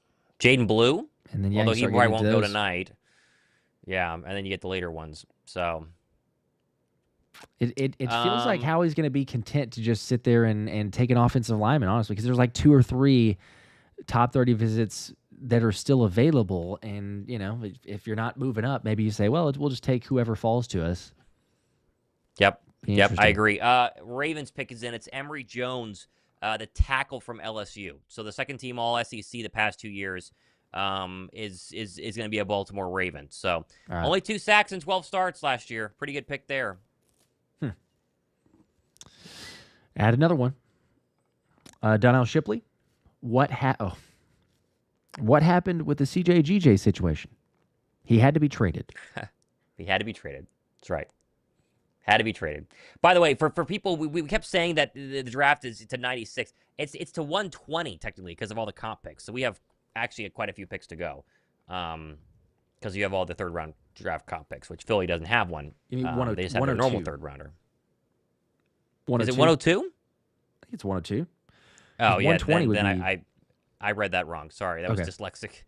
Popped in there. I said 120. It's late. Okay. I was going to say, I was like, that's a lot of comp picks. Okay. 102. So we're 10 picks away. That's not too bad. We're almost there. It's only 9:45 Central Time, 10:45 East Coast. We need to do the Seahawk pick. Let's do the Seahawk pick here. Okay, we've already got the Ravens one, so I need to put the Seahawks in. Yeah, okay. I need the Seahawk pick. Let's do the Seahawk pick. All right, put this up here. And here we go. Okay, with the 92nd pick in the 2025 NFL Draft, the Seattle Seahawks select Jalen Milroe, quarterback, Alabama. And we have a quarterback. It's not Shedeur Sanders. Sean Alexander just said it on the stage. And Jalen Milroe has been selected, Josh, here to be the backup and perhaps the future in Seattle. Wow. Okay. I was kind of very, very curious if Milroe made it here on day 3. Here's the deal on Jalen Milroe and why he goes ahead of Shedeur Sanders. The upside.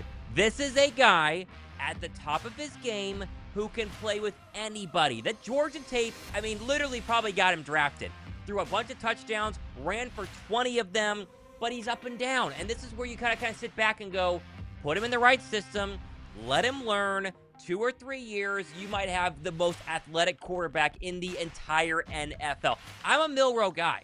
I think he can be fantastic. They say he's Lamar Jackson, but thicker, faster, and better running the football, which is hard to believe, but that's what they say. It's just a matter of can he develop into an actual NFL passer? And when you compare him to Lamar Jackson, the same questions were there for the Ravens star quarterback. That's all gone away as Lamar's a great thrower of the football. If Milroe can follow in his footsteps, he has no rush now being a third-round draft pick. I think I actually like the pick for Seattle here. This makes a ton of sense.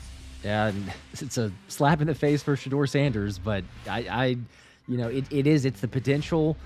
I'll throw out a couple blasts from the past because I've seen some of these in player comps, and it does make some sense. But a Cordell Stewart, there's one for you. Interesting. A modern-day Quincy Carter, that is also another one that has been said before. It's just, I mean, really, it is the sky is the limit for this guy if he's able to fully live up to that, because you have seen, as you said, when he's at the top of his game, it's almost unstoppable. Is he able to see the field? Is he able to take that to the next level? NFL speed, reacting to defenses, what they show versus what they play, how they can confuse him. But if he's able to pick that up, it's not a position here, and I'm totally with you of why I also like it, because he goes to Seattle. You're not going to ask him to start from day one. You get there, you learn, you're behind Darnold, and then eventually you can take over. But there's not a rush to just instantly put him in as the starter. And Seattle, a lot to like. They get a quarterback here. It is not Shedeur Sanders. How far does he go? That's got to be a terrible feeling, because you're like, you got to be a quarterback just got taken is not me. Like, that's an extra emphasis. So, Jalen Milroe.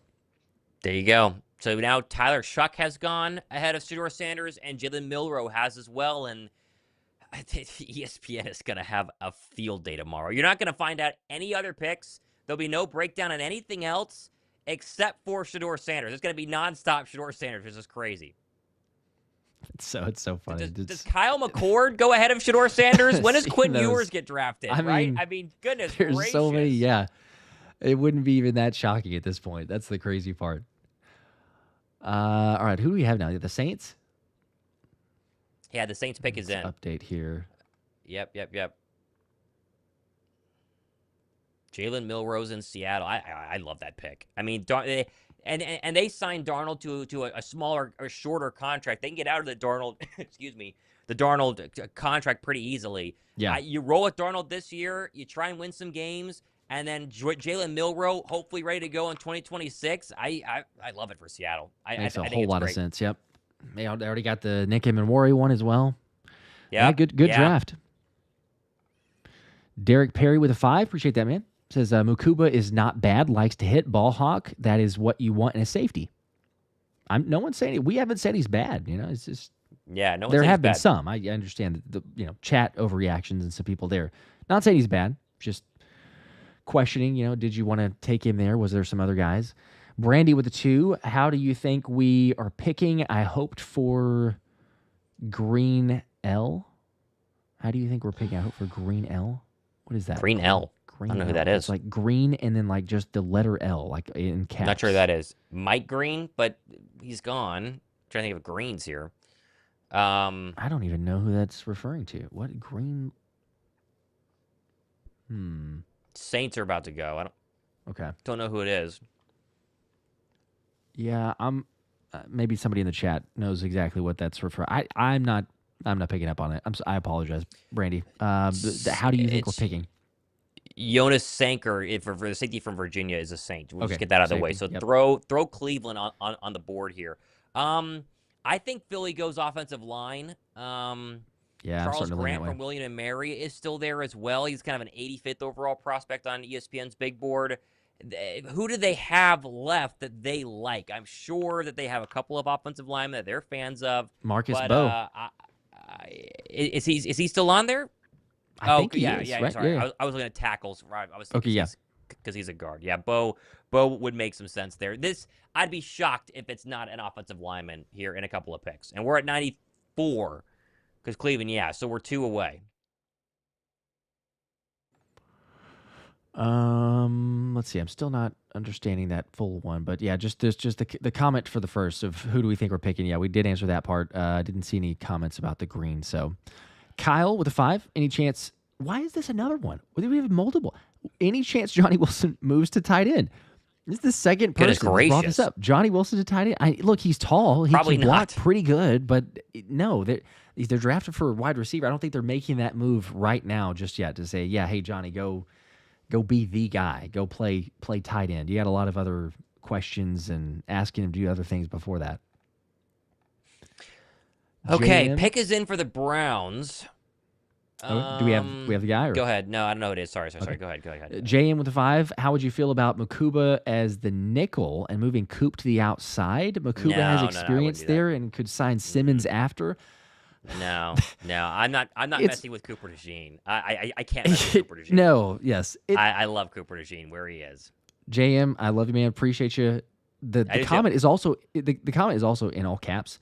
So, I mean, maybe like that's a pretty out there take. I'm just gonna say that because I understand, like, yeah, if you want to think through, never hurts to throw out hypotheticals and brainstorm sessions here. But I mean, you literally are asking Makuba to go and play nickel to move to a position that he's not playing or being drafted as for a safety. So there's a move. You're asking your best slot corner in the NFL to move to the outside. So there's another one. And then you're still going, well, we need a safety. So what we sign, like, it just feels like you have done musical chairs in the worst way possible. And you're not winning on any of those.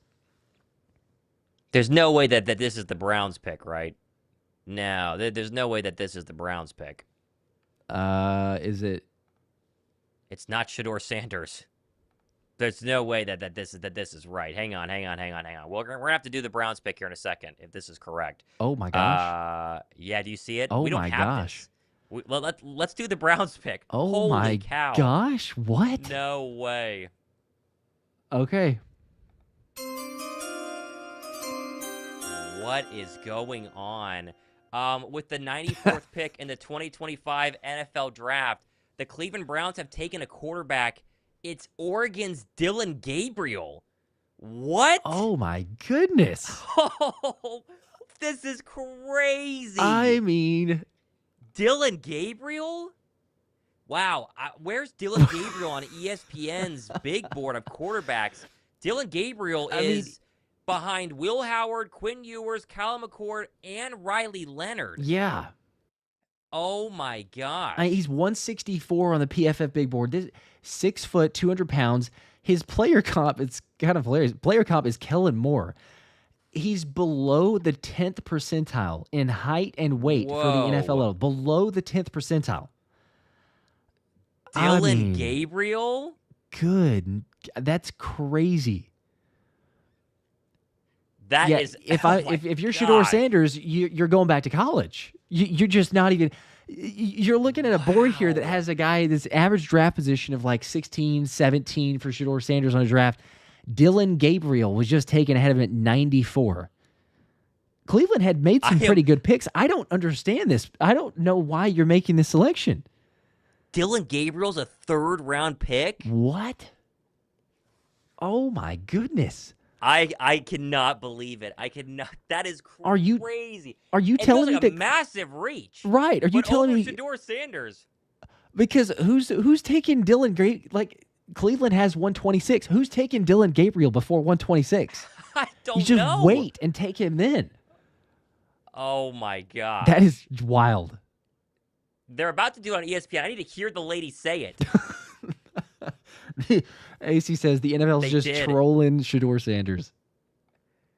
Oh my gosh. I just got a tweet saying, hold on to your hats. Who's that going to be for? Oh Dillon my Gabriel. gosh. What is going on? Oh my gosh. What? I cannot believe.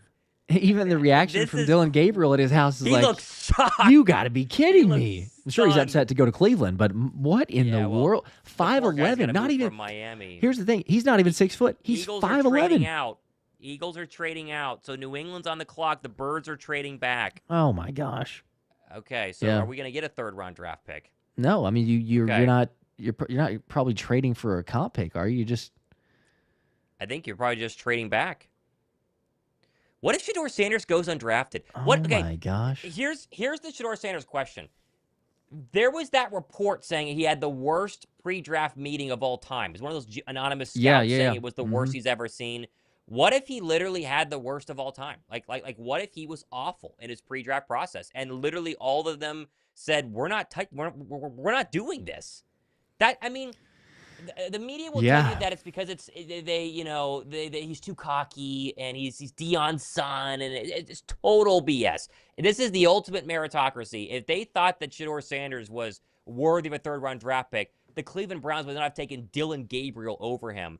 He must have tanked. He must have been awful in those pre-draft meetings. I don't think he's that good at all. I don't either. I wouldn't have taken him ever. Fifth-round quarterback, but he must have just absolutely been awful in those meetings. I mean, it makes no sense. The crazy thing is, I mean, you're looking at everybody's big board, but Daniel Jeremiah, number 20, is Shedeur Sanders. Number 20. Like, there's so many people that all had him at that range. He's not going to get taken until day 3 at best. Oh my gosh. Yeah. This is just nuts. It's insanity. I cannot believe this. So who do the Falcons want? So Atlanta has traded with Philadelphia. Atlanta has traded now I like with that. Philadelphia. Okay. We like that because Atlanta's terrible at trade. So I'm curious to see what we get here. Maybe they gave us a first-round pick. Could we wait for that? Maybe send over some other weapons. Patriots are picking first, though. We're about to get the Patriot pick here. Okay.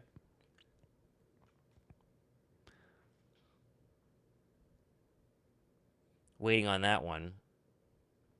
Sam with a 2. I don't have a comment. Appreciate that, Sam. They got Jared Wilson, the center from Georgia. Okay. All right. Good for them.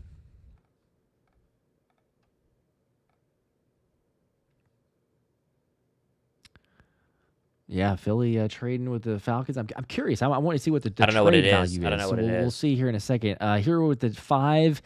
At this point, Dillon Gabriel is getting drafted before Sanders. There's no way that was before, right? I feel like that has to be. If you called it, that's crazy. That's pretty impressive. That's insane. Eagles back to 101, by the way. They're back to 101. So they're still it was a comp pick. Okay, yeah, it was a comp pick. Yeah. So yeah, still gonna make a selection, but how he gets one, I want to know what he got. I want to know the full haul, the full package. Yeah. All right, let's see. Gary with a 5. I don't see a comment, but we appreciate the super. Here you John go. We get 101 and a 2026 fifth is the pick. So a 2026 fifth rounder. Wow. So they move back 6 spots or 5 spots and get a fifth next year. Interesting. They must not have liked anybody. Yeah, I guess not. They're not in a hurry. That is surprising. Interesting. 13 picks now in 2026. Just keep adding them. Add them on if he wants it. John, the 2 says this is for Shedeur. The $2 super chat. Okay. I'm sure he needs it. Yes. Thank you. He's hurting for money, I'm sure. 33 with the 2. Draft Sanders to the Niners is better than paying Purdy $50+ million. That's the take there. Ooh, good pick for the Falcons here, Josh. If you want to do this one, I think we have. Do we have a highlight for this one? I think we do. Yeah, I believe we do. Let me get the Falcons Falcons here.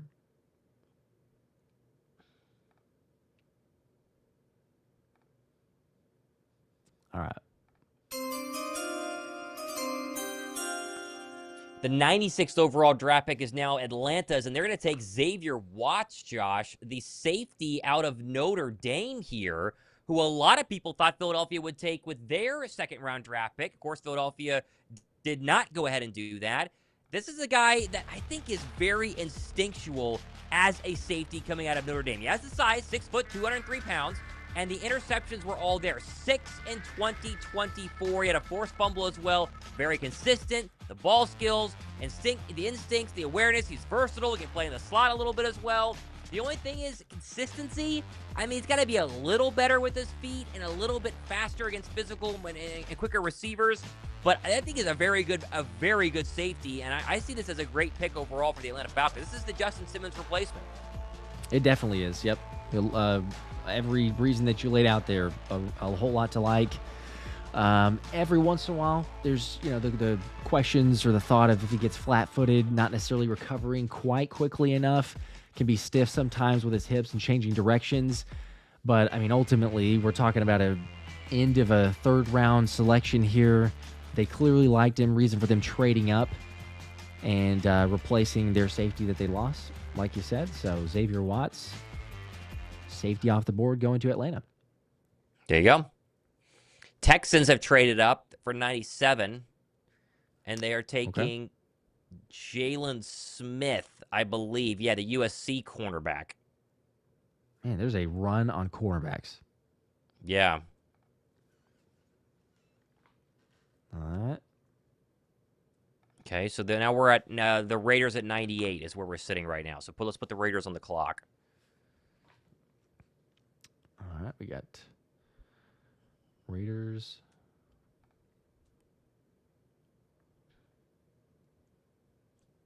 What are you doing? Go, go, go, go, go. The dog has invaded my room. Go on. Get out of here. 98. Get out of here. Yeah, we're at 98.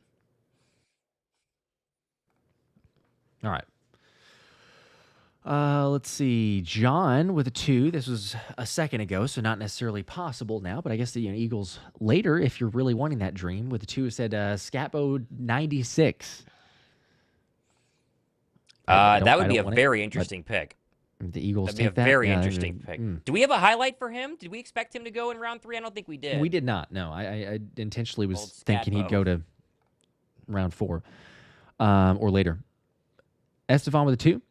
How about Torrey Horton? Maybe. Maybe. I don't have him as a third-round grade. No. Let's see. Because there's kind of been the wide receiver run, the cornerback run. There's other players still out there and available.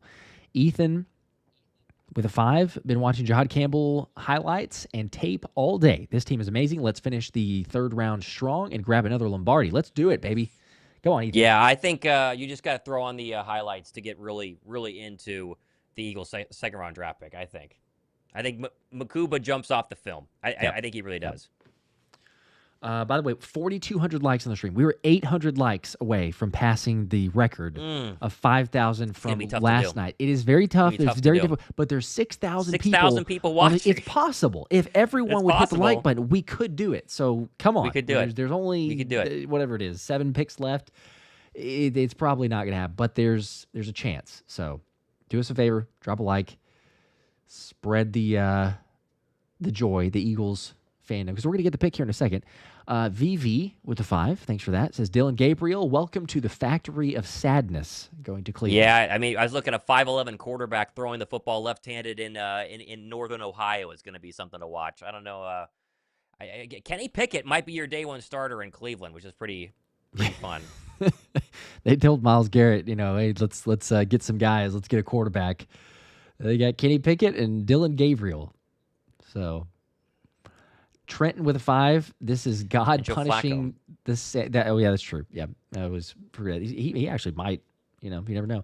This is God punishing the Sanders family for being too cocky. Pride cometh before the fall. And again, that goes back to what were his meetings like. If it was the worst ever, I would see him rolling in there and not even giving teams the time of day if they didn't have a top 5 draft pick. Mm-hmm. So, but we're just not going to know. Now, I think things are going to start to come out, right? Oh, yeah. But at the same time, we got to kind of wait and see. Let's see. There's another one here.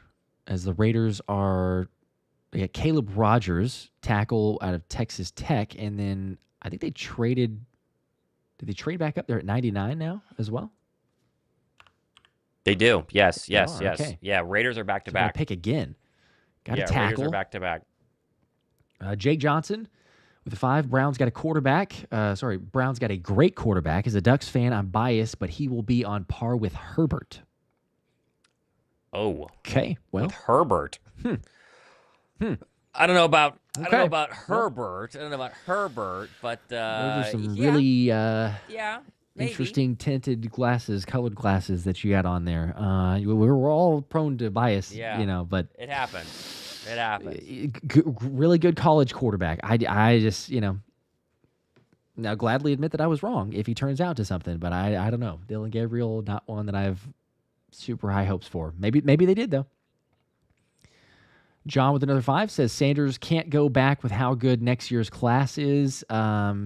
He'd fall further next year because it's so good. He'd be even. Oh, that's a great point. Non-starter. So yeah. He's out of luck, man. He is just free fall. Yeah. All right, Raiders. Raiders are about to go at 90. I don't know who it is. They've stopped giving us any sort of hints on who it's going to be before the pick. So I'm shocked the Dallas Cowboys haven't taken a flyer on Shedeur Sanders. It seems like such a Dallas thing at this point. Just why not? I think it'd be hilarious and stupid, but it'd be very funny. All right, 98 for the Raiders is going to be, still don't know who it is. Caleb Rogers. Yeah, 98 is Caleb Rogers. We have that one. We're waiting for 99. Oh, sorry. 99. Oh, you're good. Shedeur to the Raiders at 99? I know they have Geno, but they don't have Geno forever. Just trying to get another. It'd sell some just drama. I mean, Vegas, the show. It's sell drama. You got yeah. Ashton Jeanty as well. I mean, yeah. Hey, we skyrocketed on those likes. We're at 4,700. We're only 300 likes away now. Okay. A lot of support came in. Tonight, it would be nice. I'm just saying, yes, if you could. Everybody do your part. We really appreciate it. But, at this point now, if it was like 1,000, it'd be like, well, it's not. There's a chance. There's like 4 picks left, and 300 likes is about what we need. So go down there, drop a like. Garrett with a 5 saying, I'm telling you guys how he's waiting until next year. He very well might be with the stockpiling now. 2 from Tony. Guys acting like NFL locker room drama is JFK files. No, Tony, that's not what it is, man. Look, if someone, and I'm sure that you have integrity, honesty, and everything else. If someone told you something and said, yeah, but you can't tell anybody, like there's an honor code. There's a part of just integrity. 100%. So that 100%. along with the lines of just journalism in general, there's when someone says off the record or cannot share this at all, then okay, there's something that just can't get out. Look, it eventually probably, I would imagine, will somehow get out there, but we are not going to be the ones to share it. Raiders went Charles Grant. Yeah, they got the William and Mary pick. That was an Eagle option. That I is would an say. Eagle option. So, Yeah. Eagles are 2 away. Eagles are 2 picks away. Okay, William and Mary on the board, Josh. All right.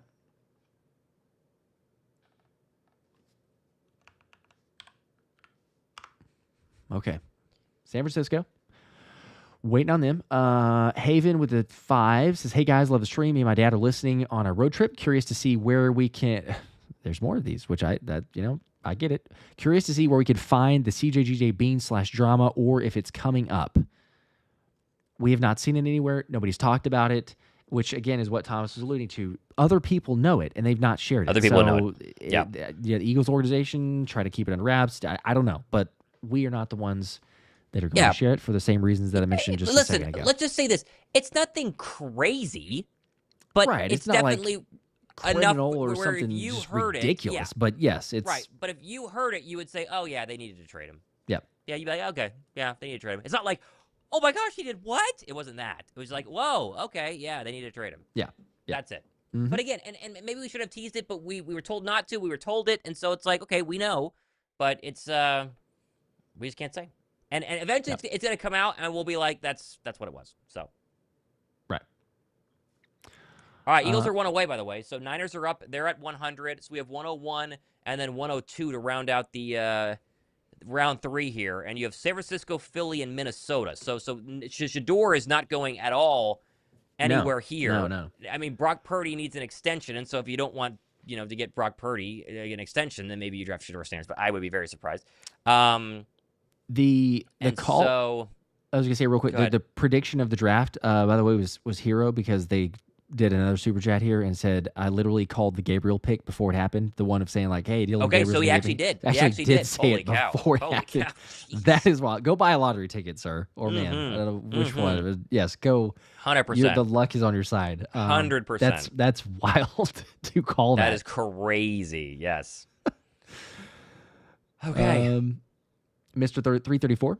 I thought Thomas was doing Jay Hurts signed Super Bowl jersey. No, that was mine here as well. But we did that on last night's stream. So John 2000-1, I comment. It's in my previous video. So if you watch the previous video, Thomas has, there you go, the signed helmet there, multiple signatures.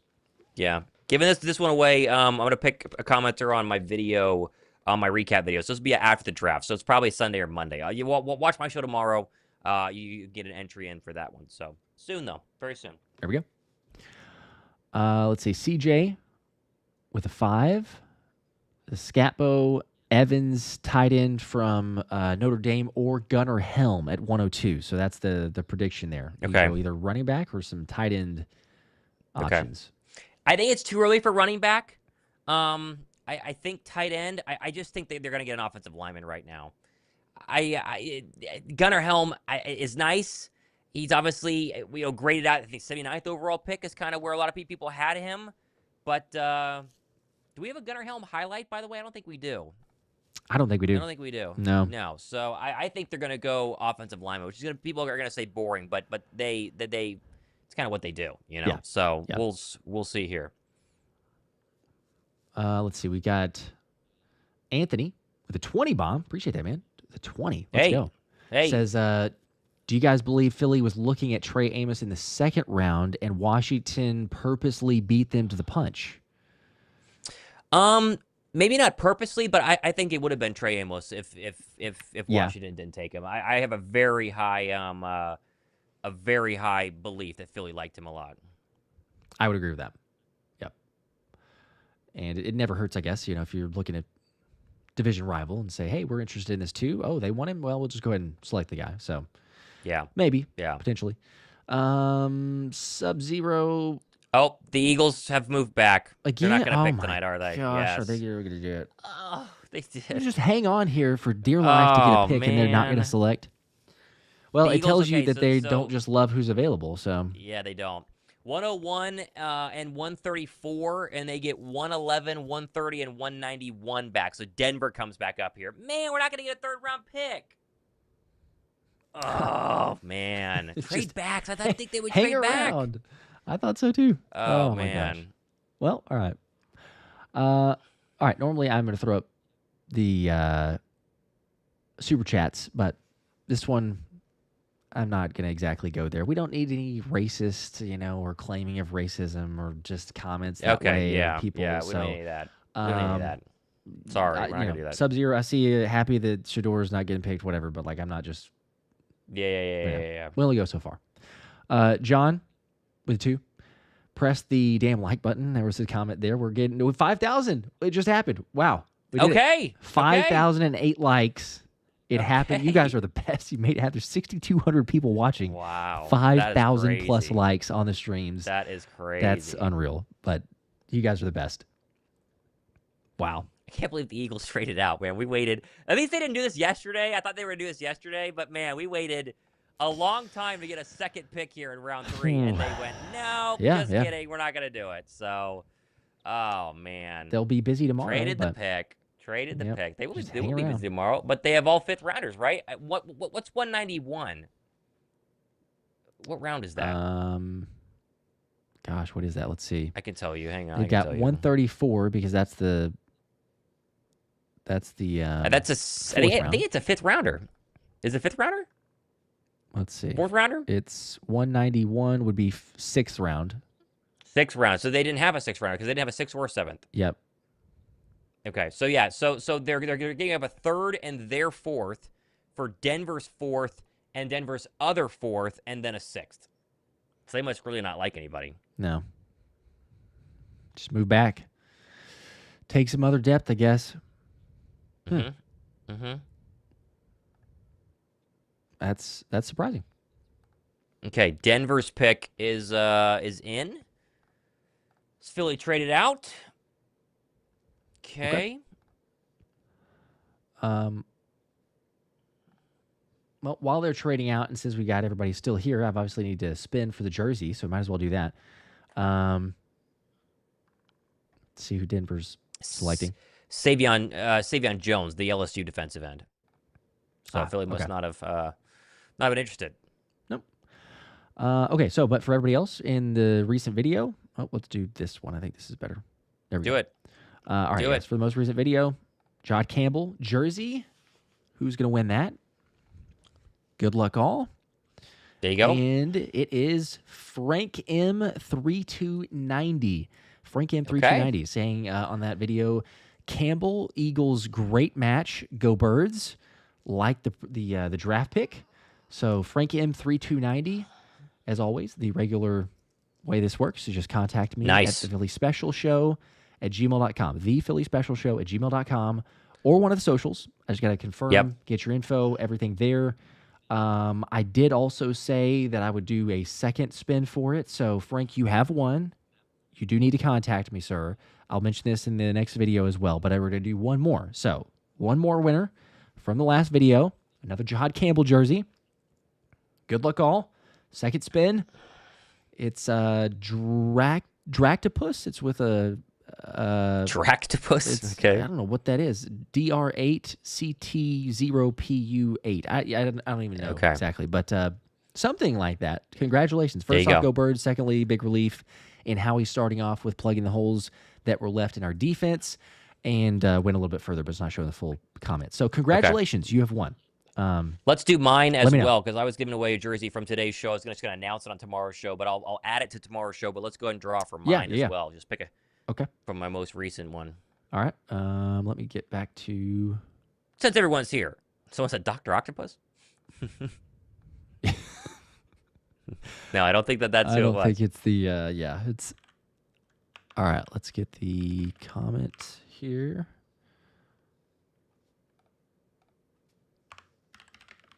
Vikings are going Tay Felton, the wide receiver from Maryland. So... No Sanders, no Quinn Ewers, no Riley Leonard, Kyle McCord, Will Howard. All the quarterbacks going to be there on Saturday, as it normally is, I guess. Okay.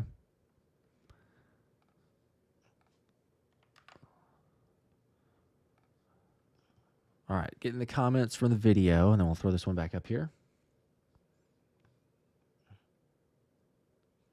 As we're waiting on that, Christopher with the two... said, at this point, Al Bundy will get drafted before Sanders. Goodness gracious, yeah.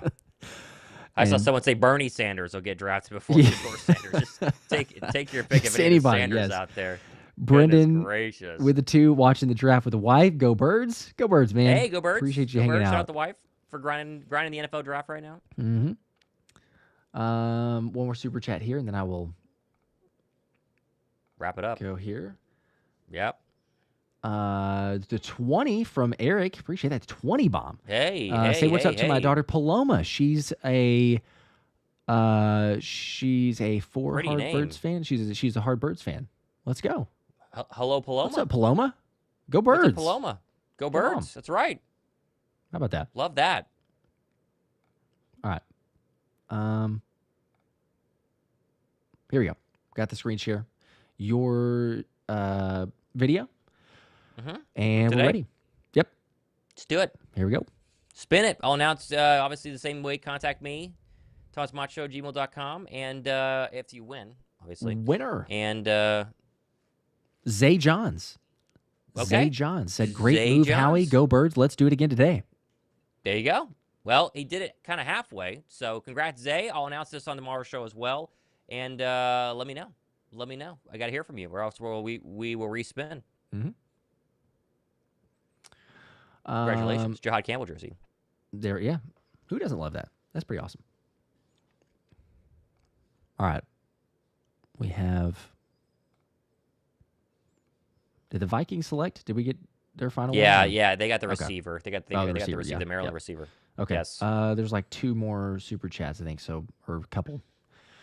Sub-Zero, how is calling people, well, you're all just like being sensitive Zaddy lovers. Okay, well, if you go back and look at the way that you referred to somebody else, then that's all you need. But I can't help you if you don't realize that. So anyway, Josh with the 1. Muggsy82 with a 2 says, what can you tell us about Devin White issues? I don't know any Devin White issues. Ago, like I don't. They just didn't feel like he was. Devin White issues. We never. I didn't never hear any specifics beyond that. But they felt like they had the guys in the room. So move forward. Yep. Swing with the 5. Sanders interview. Actually, I don't like football very much. Do you play any other sports here? Now, excuse me while I eat this gallon of ice cream. Yeah, that's probably how his interview went, I guess, if he's falling. There's another one. I just retweeted. There's another scout who has a story saying that he was very disinterested in the meeting, and they were kind of surprised. They were like, this is not a good look. I mean, I'm telling you, I think he had bad meetings. Yeah. I think he burned bridges. And then people talked. I'm sure all the scouts were like, did you have a bad meeting with Shedeur Sanders? Yeah, did you? Yep. Yeah, I mean, I think that's probably what's going on. Exactly. Then you ask for honest thoughts, like, hey, what'd you make of it? What do you think personality wise, all this stuff. And even if it wasn't intentional of him being entitled, which we could argue about it or whatever, but the cockiness, pride, all the other stuff, like it gives off the wrong vibe. And then all of a sudden you go, hey, well look, there's other players here that we can take at a quarterback position. We don't have to take this risk. Yeah, it's a lot of drama that you sign up for too with it. So clearly they were. And I think that's part of the problem too, right? You if you have him as a backup quarterback who needs a lot of work, why would you take him over any of the other ones that have no drama and were interested in the meeting room, right? I mean, do you want the drama surrounding your backup quarterback where the fan base calls for your starter to be gone? I mean, every single second of every single day, and then he also has bad attitude. It's like. I don't think that NFL teams want that, and he's not a generational talent, and so you don't have to ignore this. I think Johnny Manziel really taught a lot of people about something like this because Manziel's a different character, and he obviously had a lot more, I would say, off the field problems than Shedeur. But I think he was a similar overall player. Like Johnny Manziel was not going to be a superstar in the National Football League. Like he just wasn't. And I think he was a better overall prospect than Shedeur Sanders. I think it's just the fact Shedeur's a very average quarterback, So it's just not worth the drama. Yeah, there's other ways that you could go, or if teams are kind of like, maybe we draft this year, maybe not. You see the next year's class as well, so maybe you just say, hey, let's just wait for those. So just not worth it. Snorley with a 5, appreciate that. As a Colorado alum, I love seeing a Buff player go number 2. But as a lifelong Eagles fan, I love seeing Sanders fall so far even more. So you get both. You get Travis Hunter getting the selection, and then you enjoy seeing Sanders go a lot further. Josh with a 2. We might as well take Sanders at this point. Okay, come on now. We got plenty of other players and options and everything else. Even trading back. Yeah. There's none of that. I sensed some sarcasm in that comment, but still. I do too. Zach with a 2. Why does he keep moving back? Shaking my head. Well, it's doesn't like the board. Doesn't like the board. I think that if Howie was honest, he had a couple people he liked that didn't want to trade up for because it didn't like him that much, but he had people on his board that he really wanted. They weren't there, and he said, we'll get some more picks. We'll get an extra pick in the 5th round next year and see what happens on day 3. Yep. Xander Webb with a 2. Any news on Goddard yet? Love you guys, by the way. Nope. Nothing official? Nope. Appreciate the love, though. But no. Tomorrow is the time to watch. Draft starts at noon. We'll have recap videos, but tomorrow is the day. Saturday was when they traded for DeAndre Swift, too. So that's the time to kind of keep an eye on things. Lots of other moves to potentially be made. John with the 2 more said give Shedeur the jersey. Just a little support for him. Maybe he wins that one. And Bridget here with a 5. Appreciate that one. Says Makuba equals special. Football IQ. I hope so. Always watching, always eye and hands on the football. Not worried about tackling potential. Film shows mechanics or their Eagles will get up his weight or get his weight up. Yeah. I saw someone say if he was 2 inches taller and 10 pounds heavier, it'd be a top 15 pick. And Yes. that's what I'm sleeping on tonight. I'm like, okay, I like that. Yeah. I like that. 2 inches matters to some people, that's where that comment came from way back before. But yeah, I do think that tackling wise, he can improve. We saw it, as we mentioned before, with the Eagles and the bye week and last year. So I'm not as concerned overall. I know some people are freaking out. It's gonna be all right. A little bit anticlimactic, Thomas, for just ending with no. Little bit. Little bit. But last one here, I believe. Last super chat before we wrap. Philly Eagles 6 with a 2 said 5,000 likes. I'll let you know. CJ News. Leave him alone. Oh. Other people, like, I guess they have it or they'll share. I don't know what that is. So sure. Let us know. Feel free. I mean, anybody can just post it on Twitter. There's beat writers who know it and they haven't shared. But yes, please, that's fine.